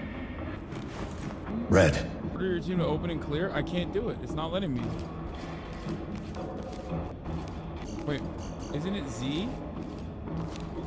I'm pressing Z. All teams. Open it. Oh. Toss a flashbang. Real easy fucking giving orders like this. Okay. Arrest suspects, press F for compliance. Gonna bang it. Get down on the floor right now! Drop the weapon and put it down and keep your hands up! Look away, don't move. Good, you gonna move? Oh, kick this scum. Out of the way, sir. Oh, the sawed-off is the evidence. All right. Always look to detain suspects where you can. But remember, sometimes they give you no choice. For this next room, I'm gonna have you take the lead and do as you will. When you're ready, head for the door. What? You can just throw them? All right, I'm gonna throw the suspect out of here. Get out of here, fucking idiot. All right, let's go, go, go, go, go. Let's hit the mirror. All right, doesn't seem like anything's going on. I can't really see what's happening in the other room, okay? All right, everybody. All right, we're gonna breach. Or no, actually, we're not gonna breach. We're gonna open and clear with the flashbang anyway. All right, let's go, go, go. I'm scared. Flash out. Police, get down! Put it down! Your head! Put your hands up! Hands up! Hands up! Police, here. Don't move! Wait, am I? Let me see those hands! What is happening? I can't. Hands in the air! Police, get your hands up! Police, hands in the air! Hands up, above your head! Police, get down! Hands up! LSPD, hands up! Get down now! I think it is broken. Ceasefire! Ceasefire! Nice work. Remember to drop a chem light when you clear a room. That way, everybody knows the room is clear. Got your back. Always look to detain suspects where you can. But remember, move? sometimes they give you no choice. He said nice work, bro. What the fuck? Oh shit. Drop the weapon now! Hands on your head, now! Get on the ground, now! Down on your knees! Get the fuck down! Stay where you are. Scumbag. Wait, what's a chem light? Drop a chem light. Light stick. That's it. Next up, you're looking at multiple entrances. In cases like these, it might be good to split up your team and work multiple angles. Middle mouse button is not working on him. Turn around slowly. Keep your hands behind your back. Why are you arresting me? Nice work. Remember to drop a chem light when you clear a room. Deploying chem light. That's it. Next up, you're looking at multiple entrances. In cases like these, it might be good to split up your team and work multiple angles. Wait, what? It's not working. What the fuck? Middle mouse button's not working now. Dude, is this game busted? What's happening? Press B while near a civilian. Trust me. Why? What does it do? Oh! Oh! What the fuck? Wait. Get the fuck down! B for brutality. Wait, it's not letting me open the door. Or even use the middle mouse button. I think it's broken again. Order blue element to stack up on door number 1. Right. Like... Blue team. Split the stack on this door. Into place. Now order red element to stack up on door number 2. Okay, it just wouldn't let me do Red it team. from... Split and cover. It wouldn't let me do it from next Now, to the door. you're separated from your team. When that happens, it's advised to turn on their head cams. So you see It's open. what they We're see. good to go. Wait, what? When you're ready, order the blue team to open and bang. Then, order the red team to follow up. Blue. Command, left shift to Q, open, clear, flashbang. Wait. With the command menu open, hold left shift. Red. Gold. Blue team. I'm trying, what the fuck? Stack up. Now with the command, left shoe to Q, command, breach, kick, clear, red for team. Red team. Post up and cover. Command, element, and gold team for your queued up commands. Gold team. Not letting me execute it though. Blue. Element. It's a little Blue bit team. confusing. All teams. Let's move. Oh, Z execute. Don't move, move, move!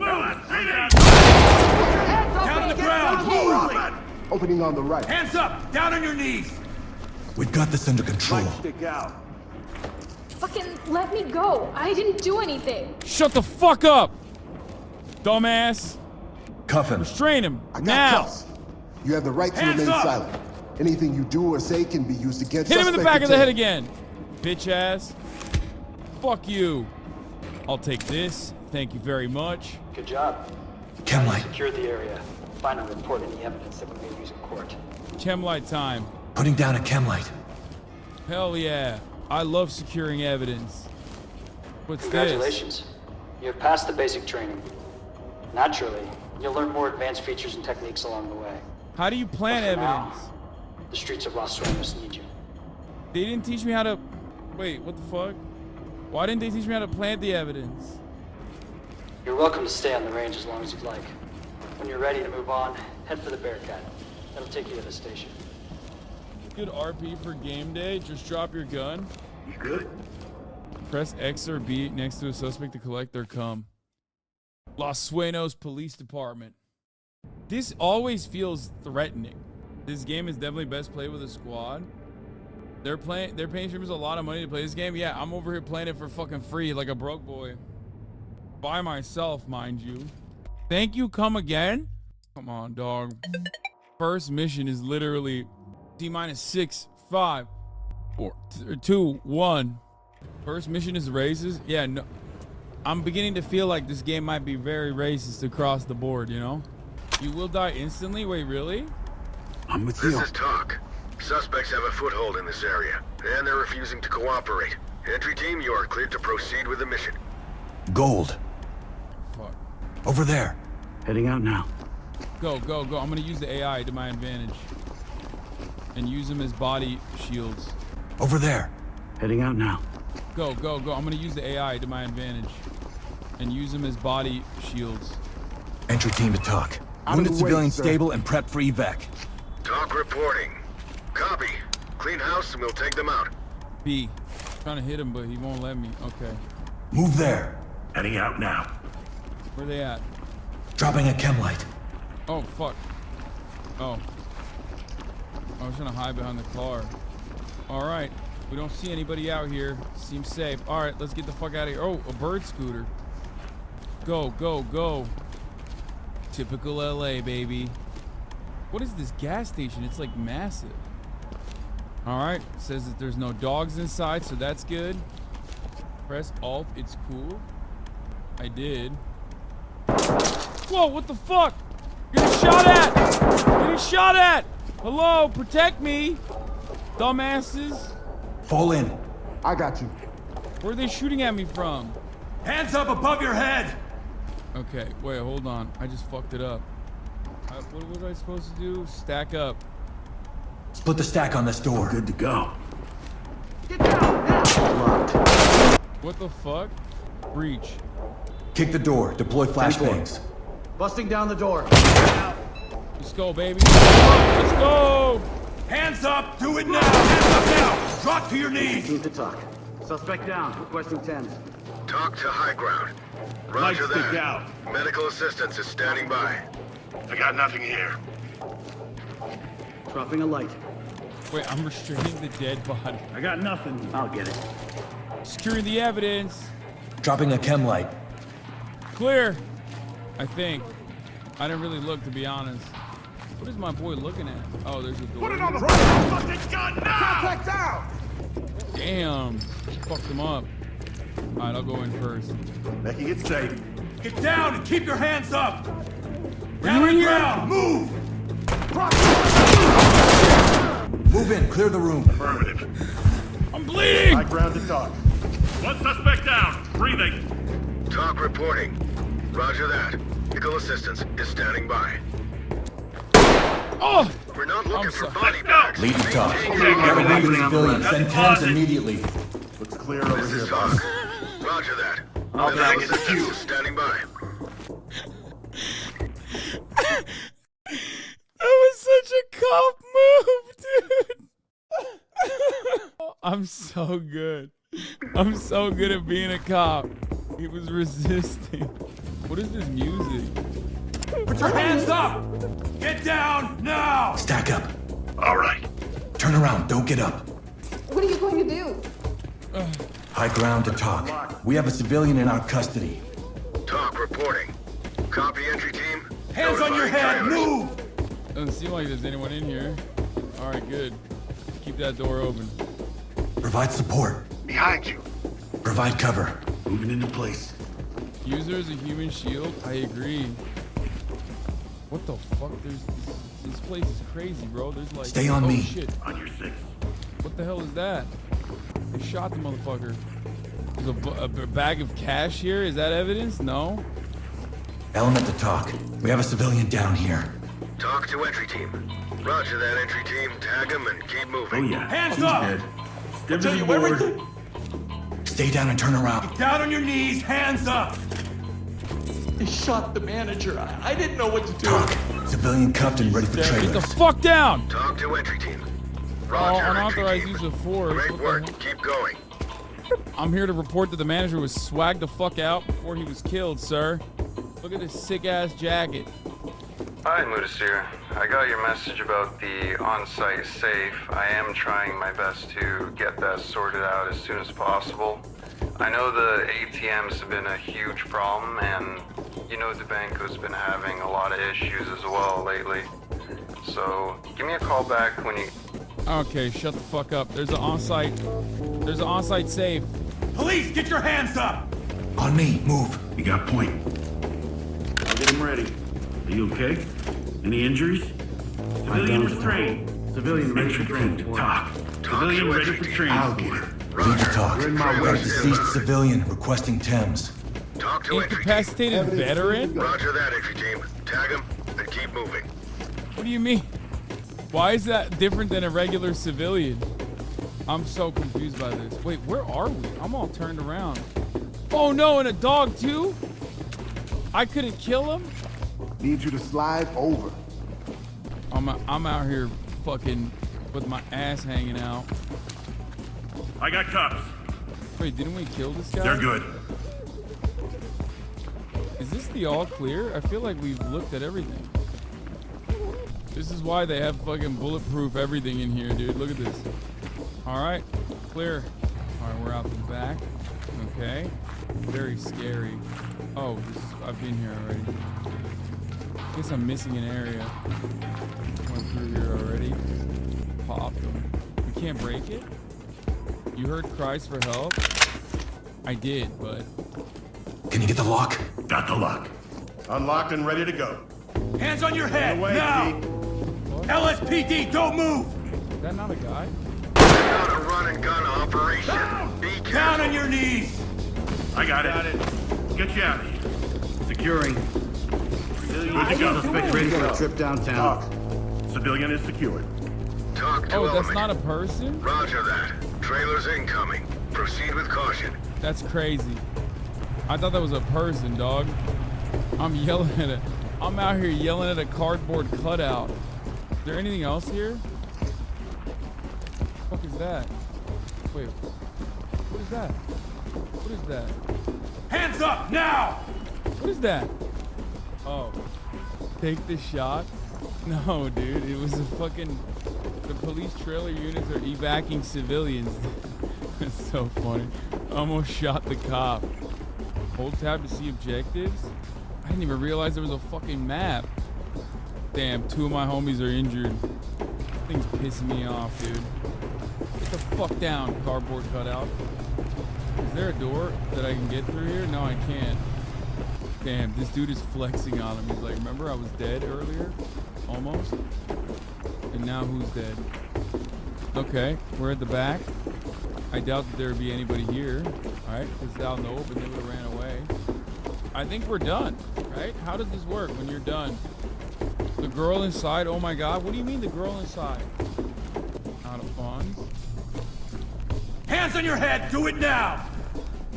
Fall in behind me. You're 6. Hold tab, you still have objectives.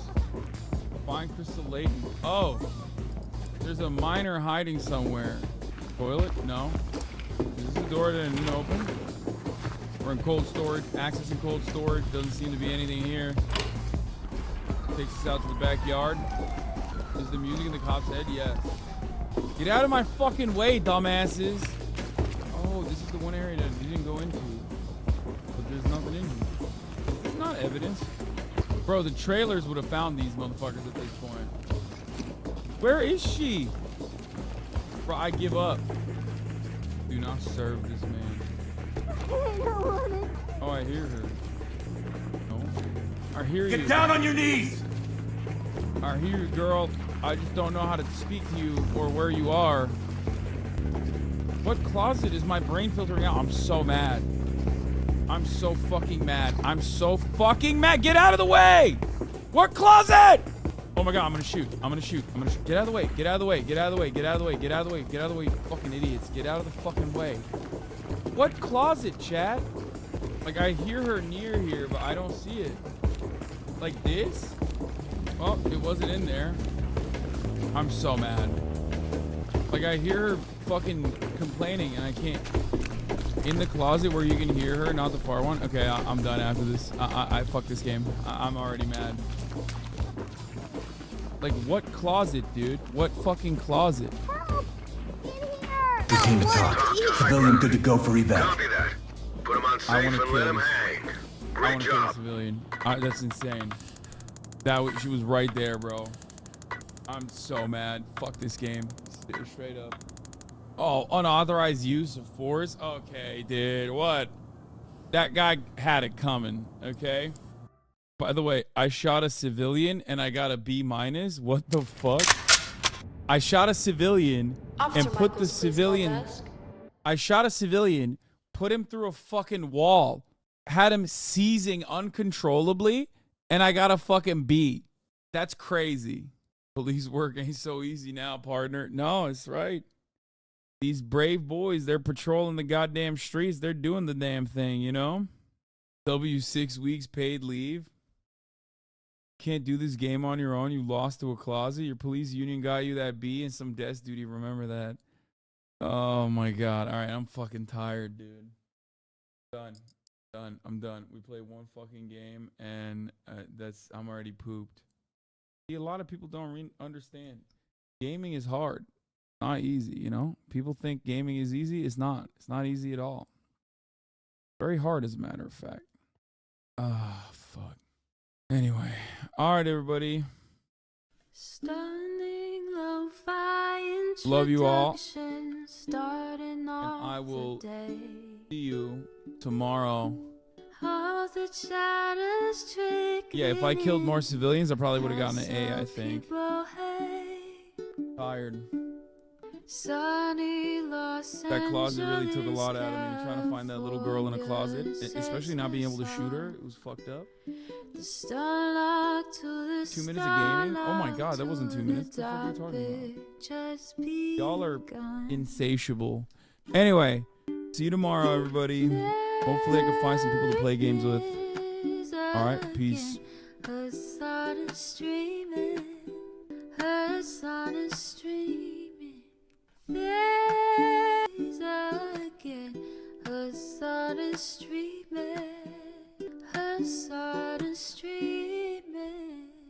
Reviewing the P.O. box, Uncle Uger's face. Sudden Discord active prop, great names take on breaks.